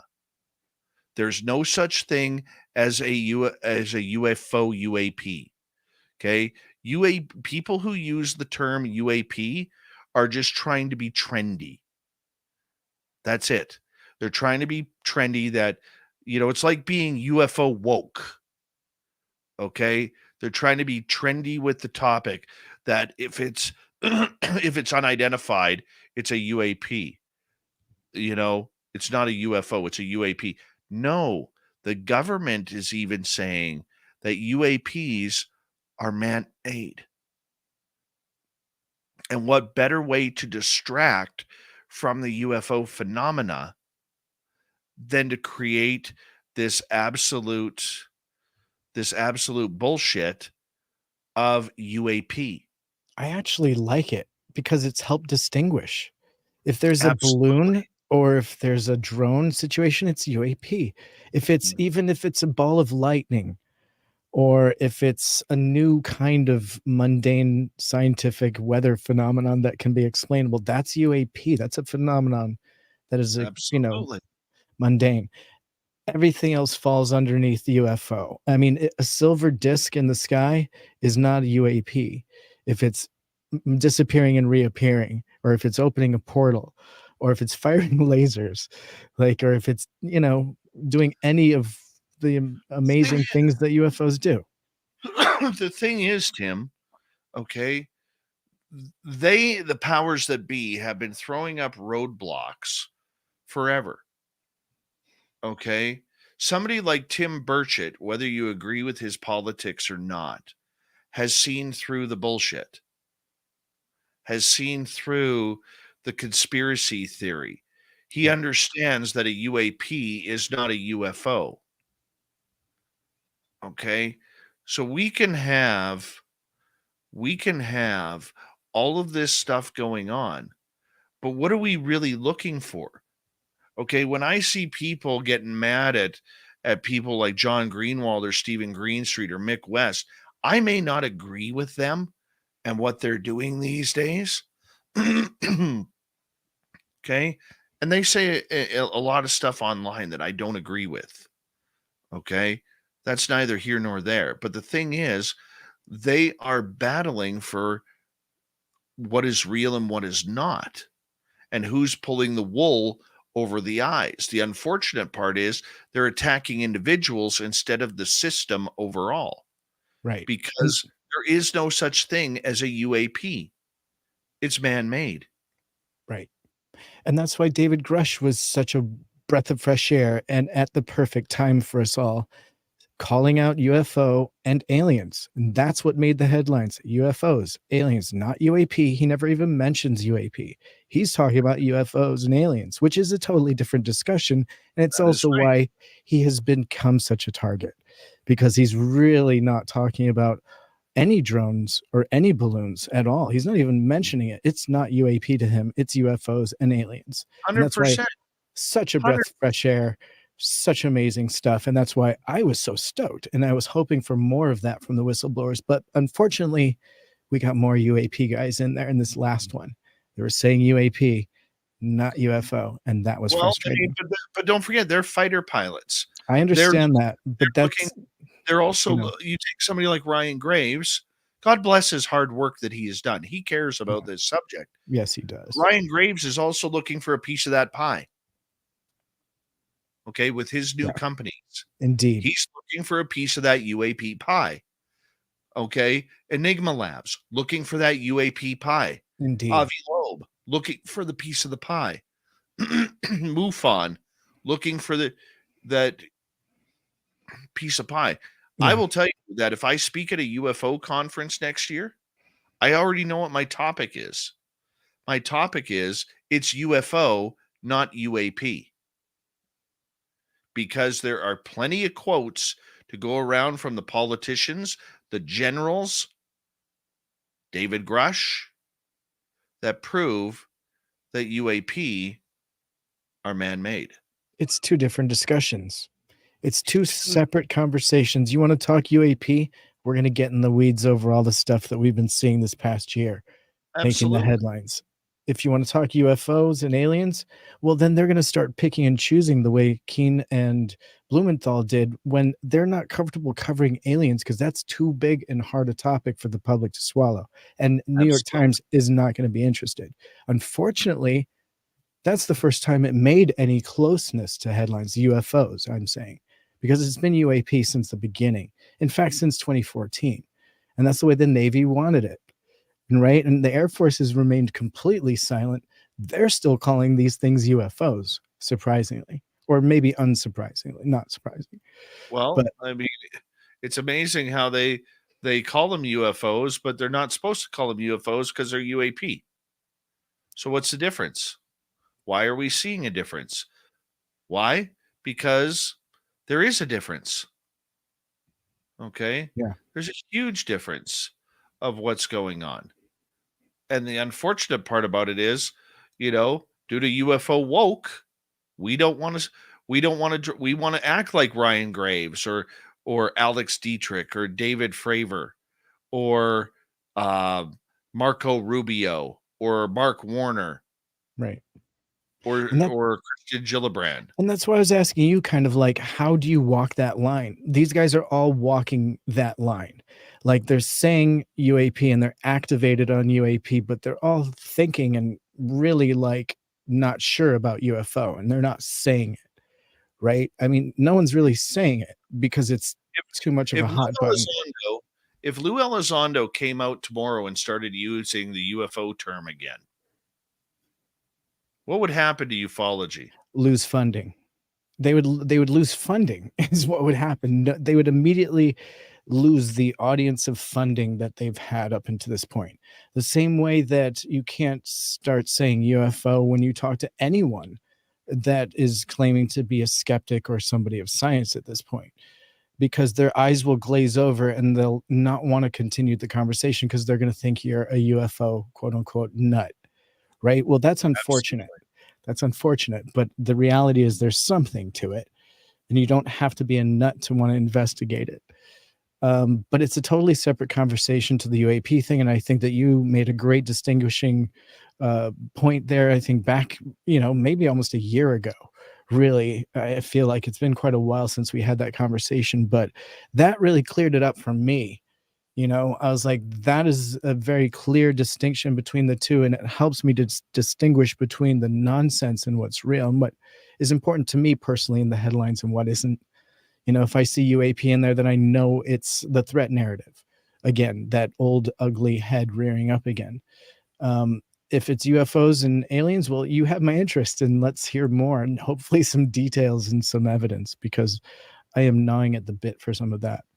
But that's what it's all about there too, is coming to an understanding of how we have had the wool pulled over our eyes since 2015, when Hillary Clinton was on Jimmy Kimmel saying we don't call them UFOs anymore, we call them UAP.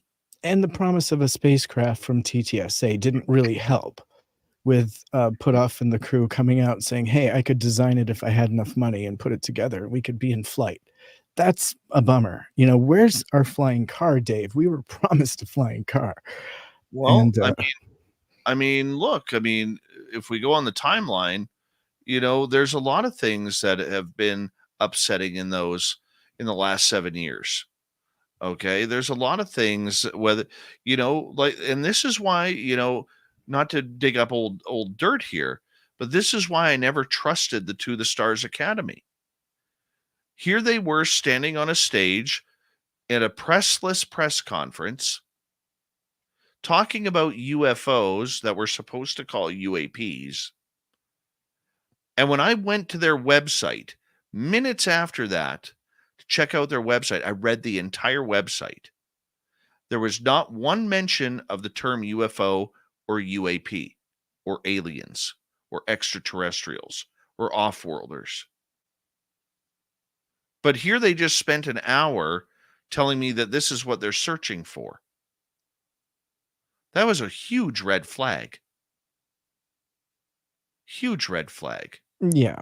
And I think just the whole crew that was there was a mix of incredulity. I didn't understand any aspect of that group at the time. But the thing is, it hyped a lot of people up.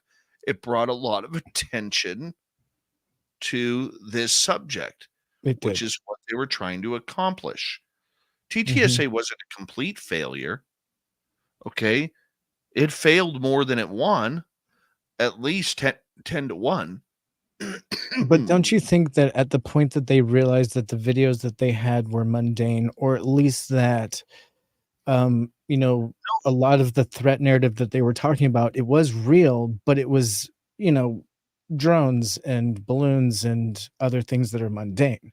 They weren't talking about UFOs coming in contact and possibly, interrupting their flight. They were talking about real things, whether it was weather phenomenon or whatever else they were calling UAP at the time. Right? Yeah. I mean, they really came out swinging at the threat narrative, and that's why, we've seen the attention that we've seen. Okay. Like you said, they never mentioned UFOs. I will say something. I've only said this a couple times on the air. When I had a source that was close to Lou Elizondo, okay, this is before I even ever talked to Lou. I said to him point blank, I said, can I give you some media advice? I said, use it if you want. I said, if you want people to start believing that this is not from this earth, you need Lou and Chris to stop talking about Russia and China. Russia, China, adversaries. Okay? If it's not of this earth and you want this whole UAP thing to blow up in a good way, you need to stop. Both Lou and Chris need to stop the Russia-China adversary talk.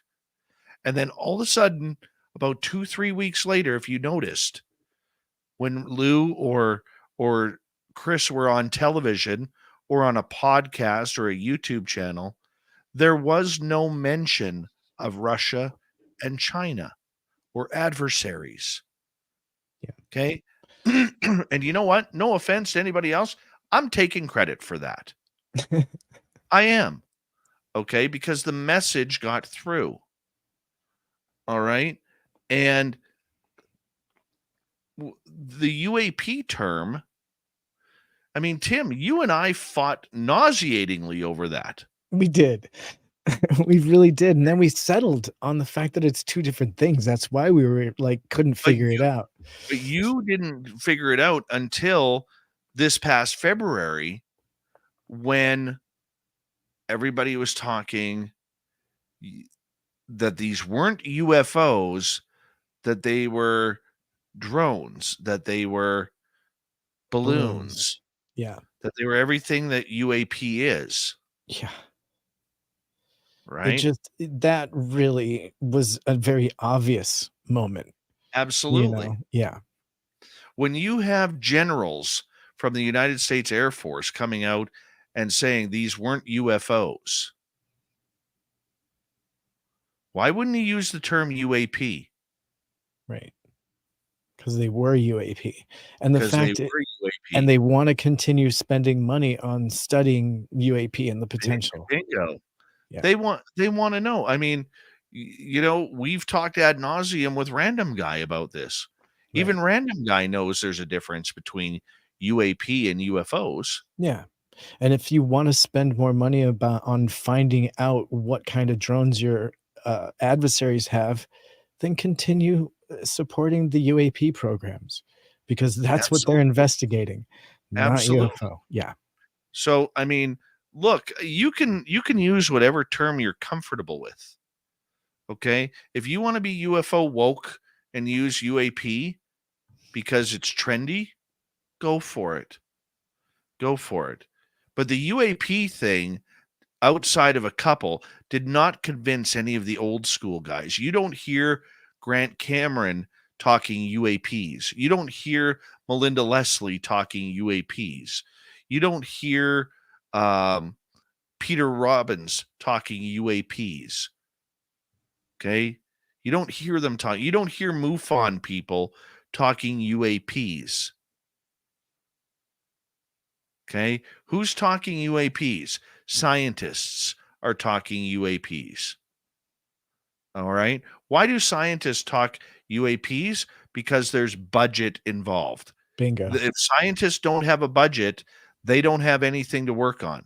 And also, Dave, it's studyable. UFOs are really hard to capture and collate, but UAP happens more often, and you can actually get data on it, and you can prove it's real.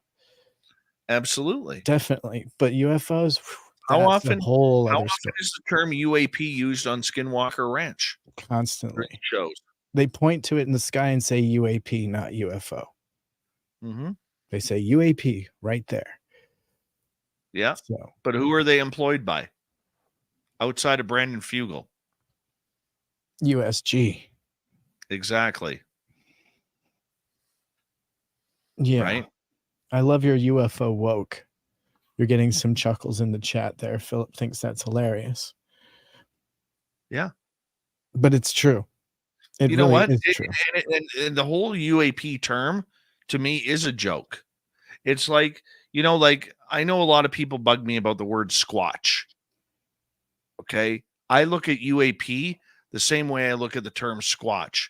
If I know you're UAPing, I know that you're not taking ufology seriously. Yeah, it's like when all the Grateful Dead heads started following the Grateful Dead when the Touch of Grey album came out. They called them Grey heads because they knew that they were the new people that came with the most recent album.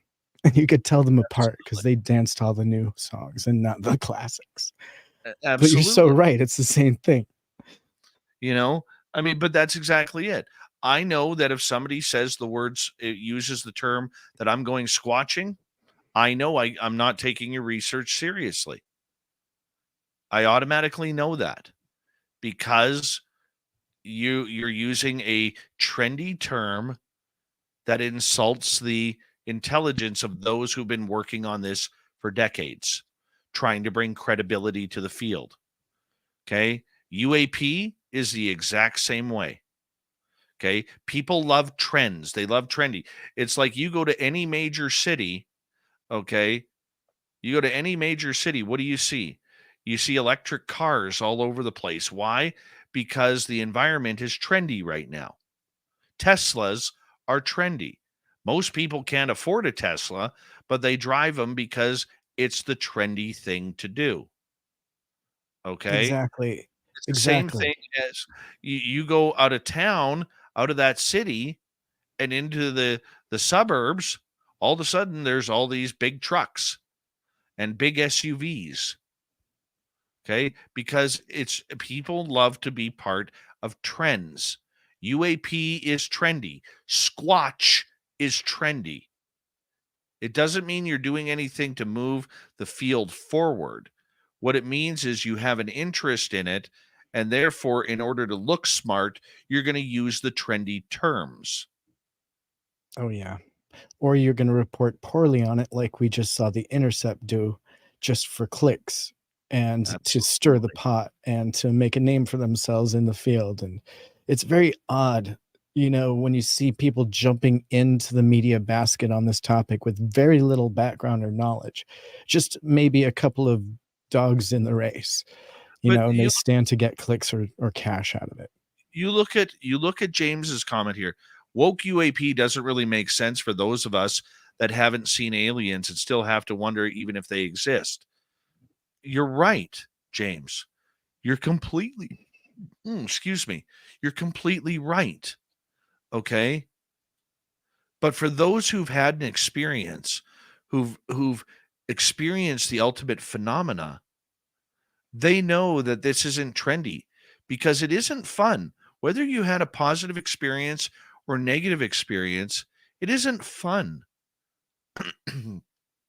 What is fun is learning about it, learning the history of it, learning about Roswell or Kecksburg or Falcon Lake or Shag Harbor or the Phoenix Lights or the Montreal Lights or whatever it may be.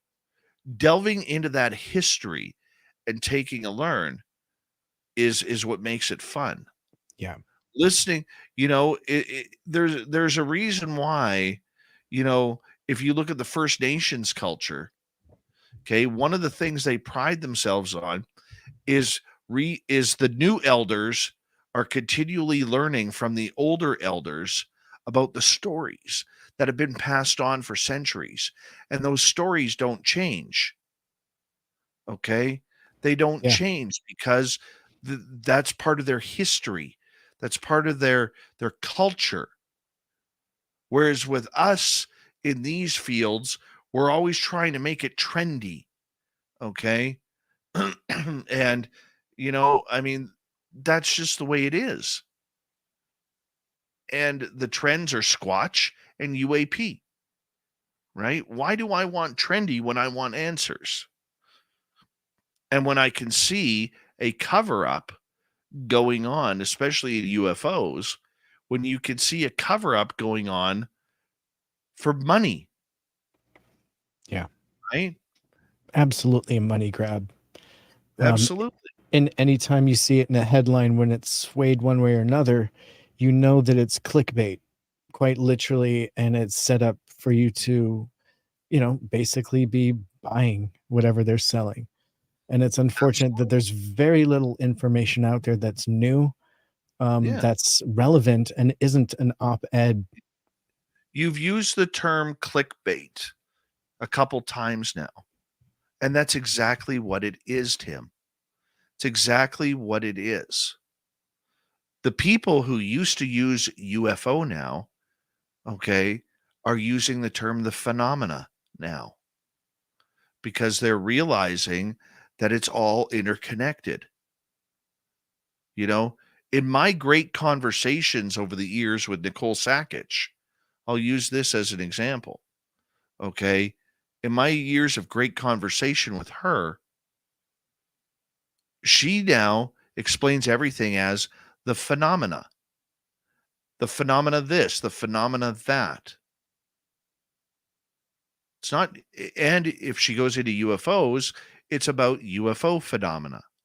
It's about cryptid phenomena, paranormal phenomena. What's the commonality? It's all the phenomena. And, there's another power comment here by D. Sypha. As a dad, it's also about finding out if our children are being affected or interacted with. Okay. My son, I know, is being interacted with. I don't make that very public, but I know my son has things going on. Okay. You know, well, I'll give you an example. We recently had to put curtains on his window. He never had curtains on his window. We got a lot of natural light that comes in. I mean, you've seen my house. Okay. But he was all of a sudden recently refusing to sleep in his room because he felt there were things looking into his bedroom at night. Now, majority of parents will sit there and say, well, that's just a child's imagination. That's a bad dream. But if you're in tune with the phenomena and know what's going on, you take that little warning, that little fear, and you fix it. Now, all of a sudden, put a curtain up, and my son is back sleeping in his bed all night. Okay?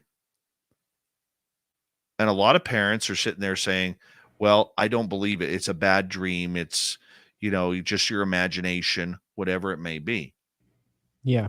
And there's definitely something to it. I know, at least in my case, it seems like family members are affected and they've never been exposed to any of the work that I do and things like that. And this is not my immediate family, but outside members of my family that, were exposed to the same UFO experience that I had back in 2019. So those family members still have some of the lingering effects that I do and some other family members have. Hmm?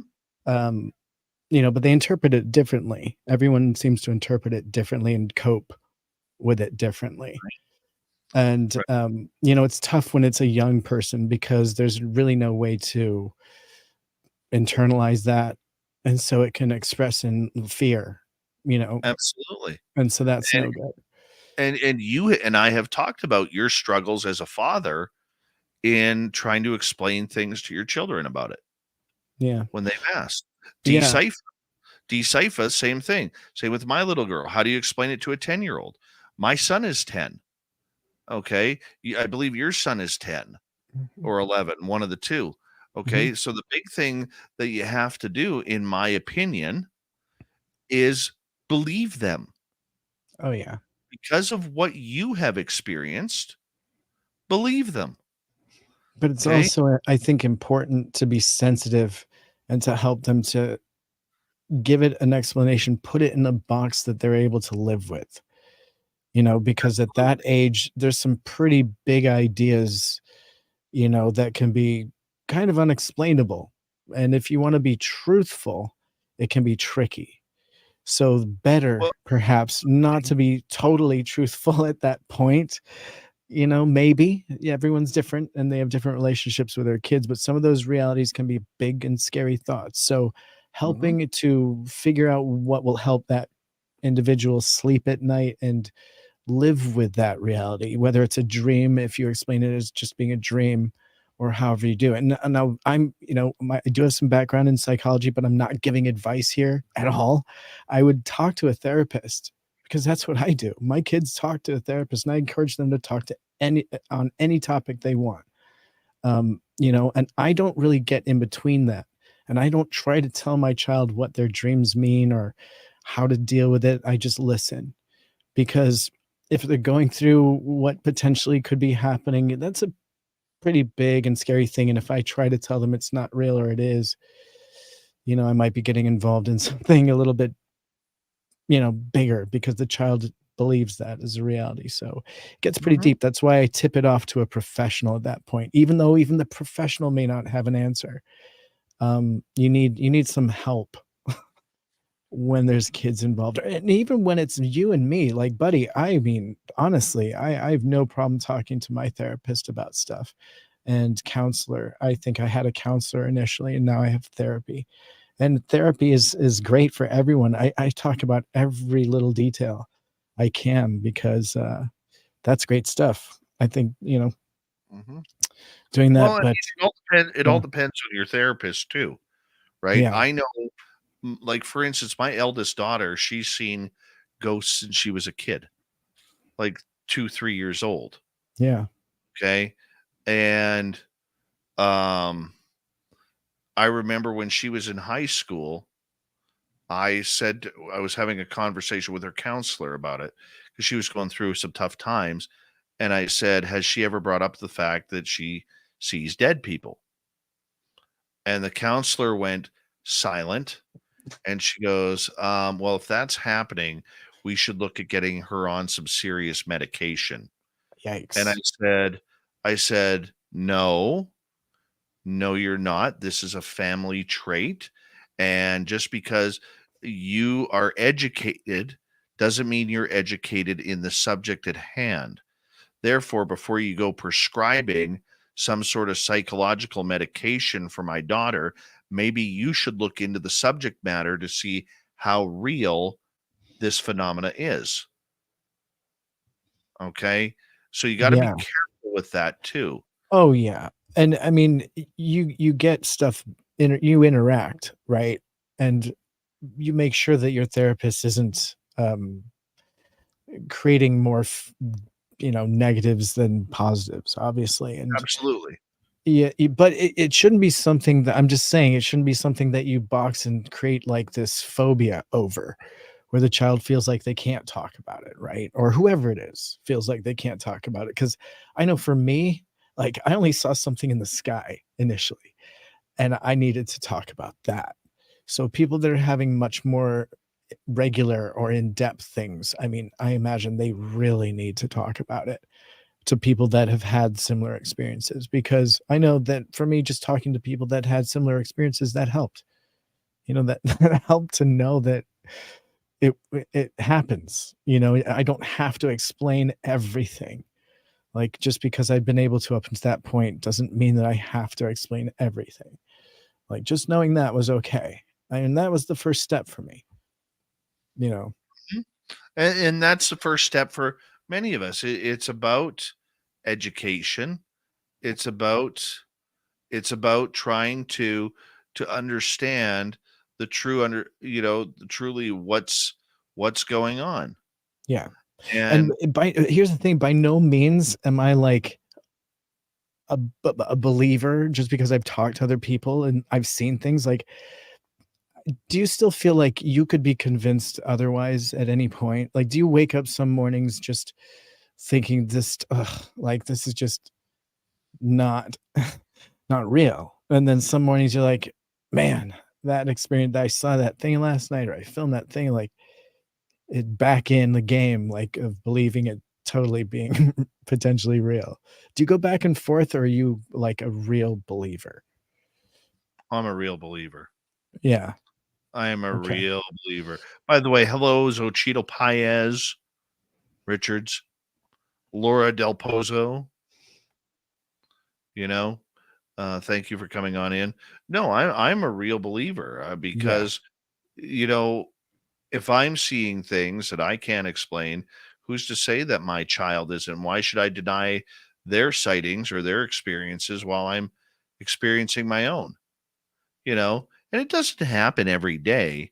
Sometimes it doesn't happen every week or every month or every few months. What would it take to chase you off this subject?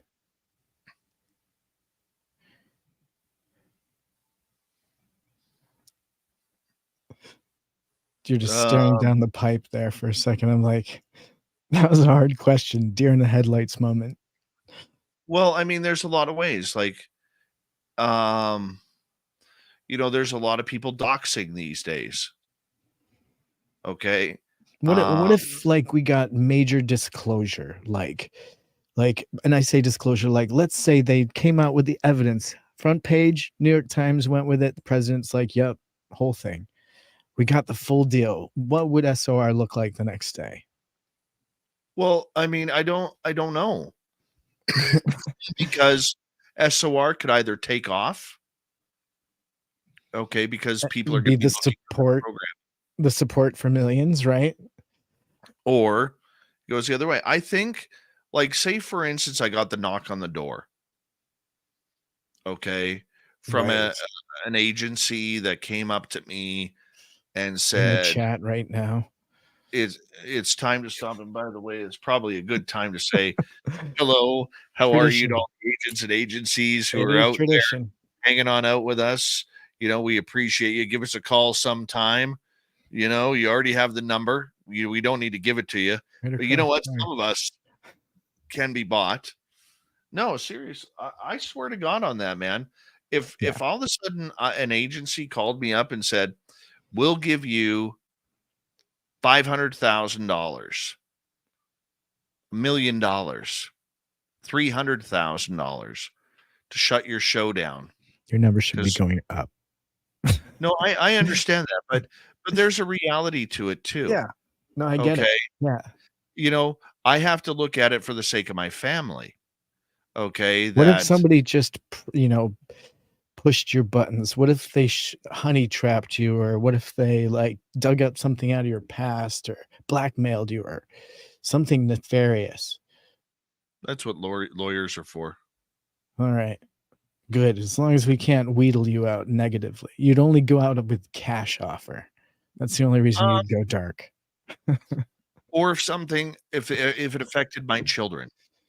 Right. Right. Of course. Okay.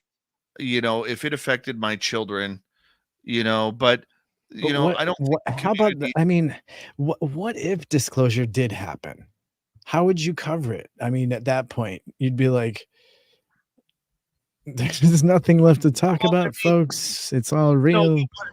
but what is disclosure? That's why I say we're in a confirmation movement. Right. I like Disclosure. that. Yeah. If you're in a confirmation movement, there's still millions of questions that need to be answered. Good point. Okay. Now, if aliens all of a sudden showed up on the and said, "Hey, we're here for good," I still got paranormal, Bigfoot, okay, cryptids, dogman, little people, gnomes. Okay. We still Yeah. got a million questions, right?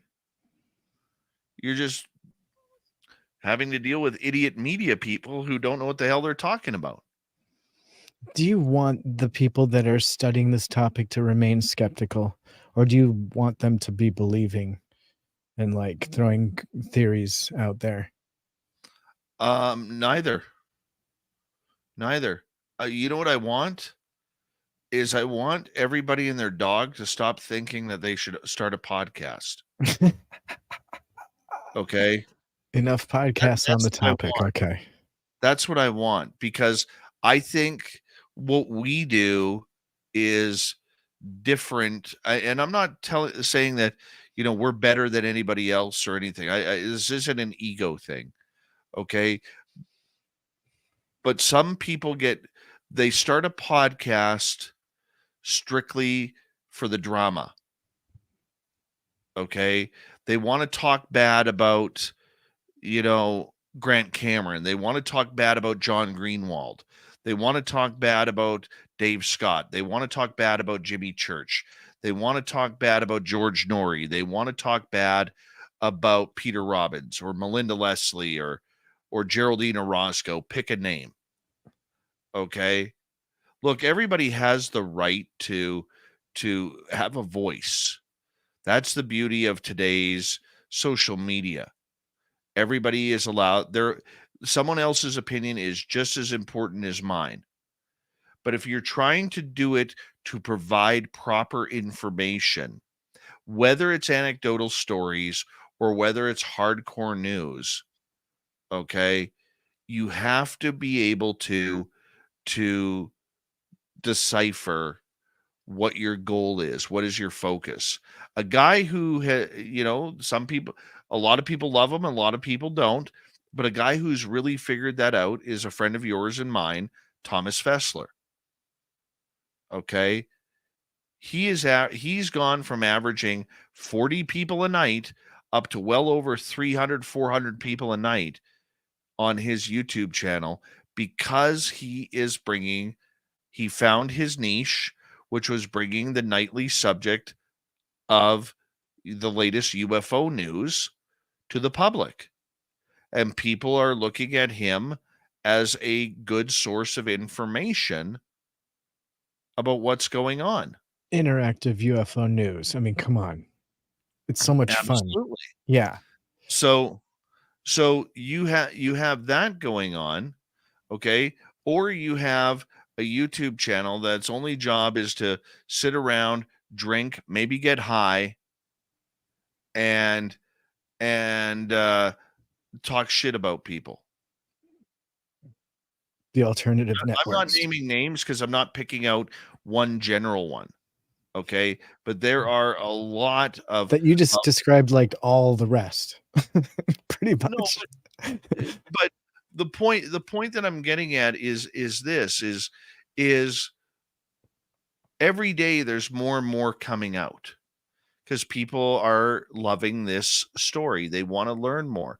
But how do you learn more if all you're doing is you're going off of what the top of your head or what the headlines are saying or what UFO Twitter is saying? Okay. What are the real stories? Okay. And there are very few of us who pay the price for those who aren't bringing the proper stories. So you think about it, you may have a podcast or a YouTube channel that competes with you in a time slot that has 25 viewers.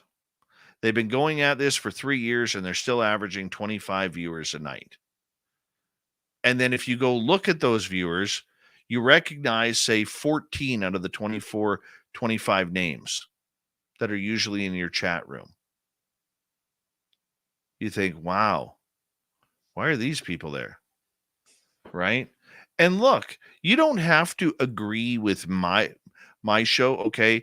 There are shows out there, and I'll name a couple. There's Goof On, there's Truth Seekers, okay, that do not agree with what I broadcast.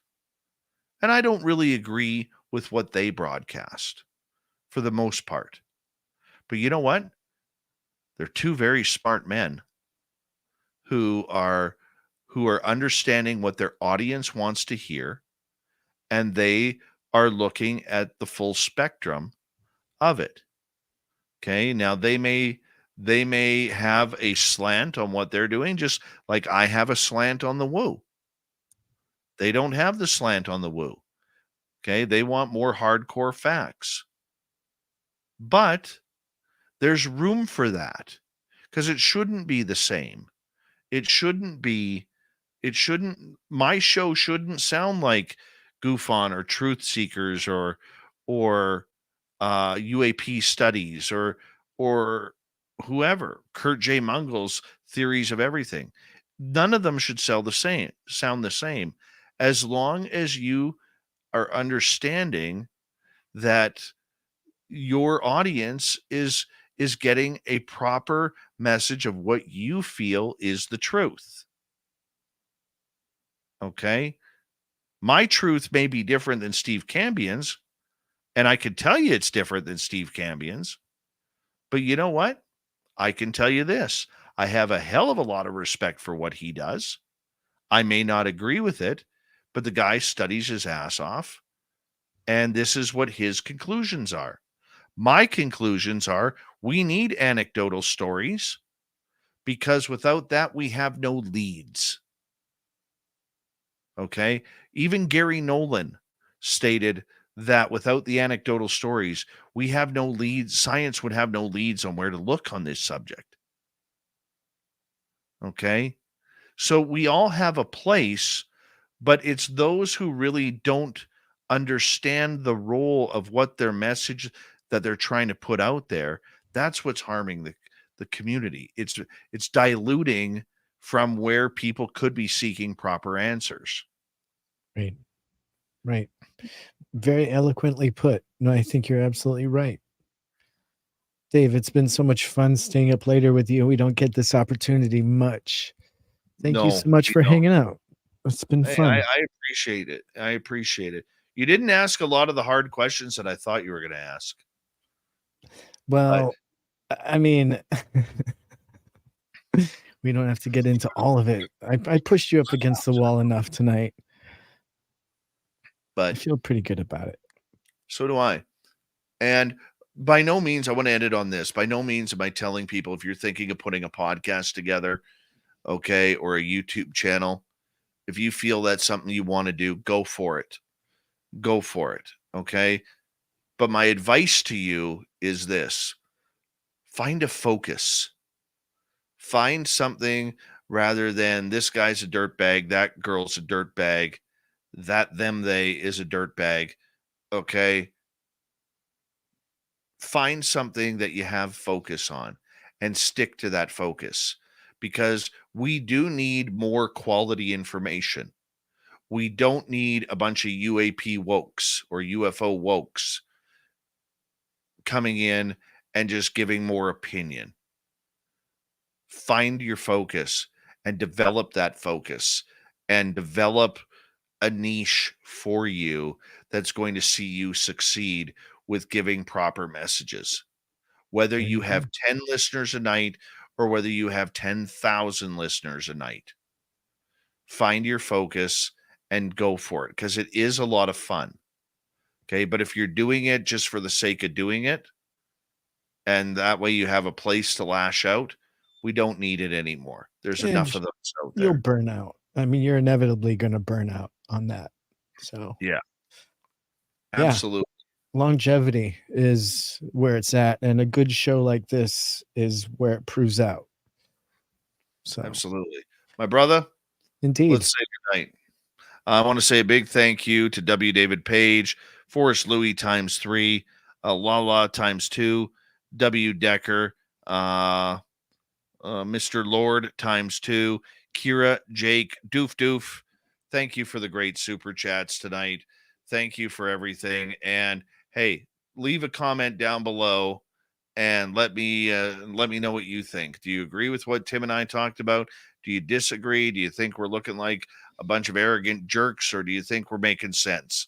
We'd appreciate it. If you're new here, do us a favor, hit that subscribe button, ring that bell. Tomorrow night on the show, the paranormal detective, Greg Lawson, is going to join us. This guy's a retired police detective who now uses those skills to hunt down ghosts. Whoa. So I've wanted to interview this guy for a long time. Finally, I got him to come on the show, thanks to Dave Schrader. And we're going to have a lot of fun tomorrow night on the show. And I hope you take the time to join us. And if you want, join our Space Travelers Club. It's on Patreon right now. I'm going to put the link in the chat room. It's also I've already closed that portion off. The link is down below in the description of this show, and we'd really appreciate it, because it's a great way to support what we do monthly on Spaced Out Radio. And guys, we'll see you tomorrow night. Tim, we'll see you on Friday. Indeed. And I'll call you tomorrow, because we have to continue that pre-show talk. Okay. And maybe we'll get Merle involved. For But sure. remember, people, Tim's seen aliens. Good night.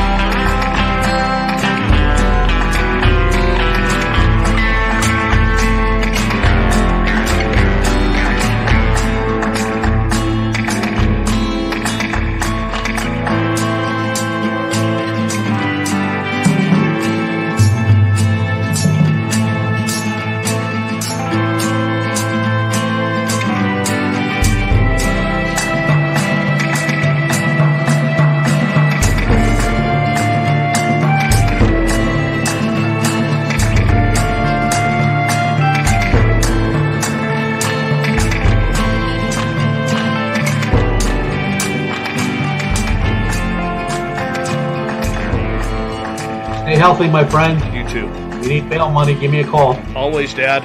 Take care. You too.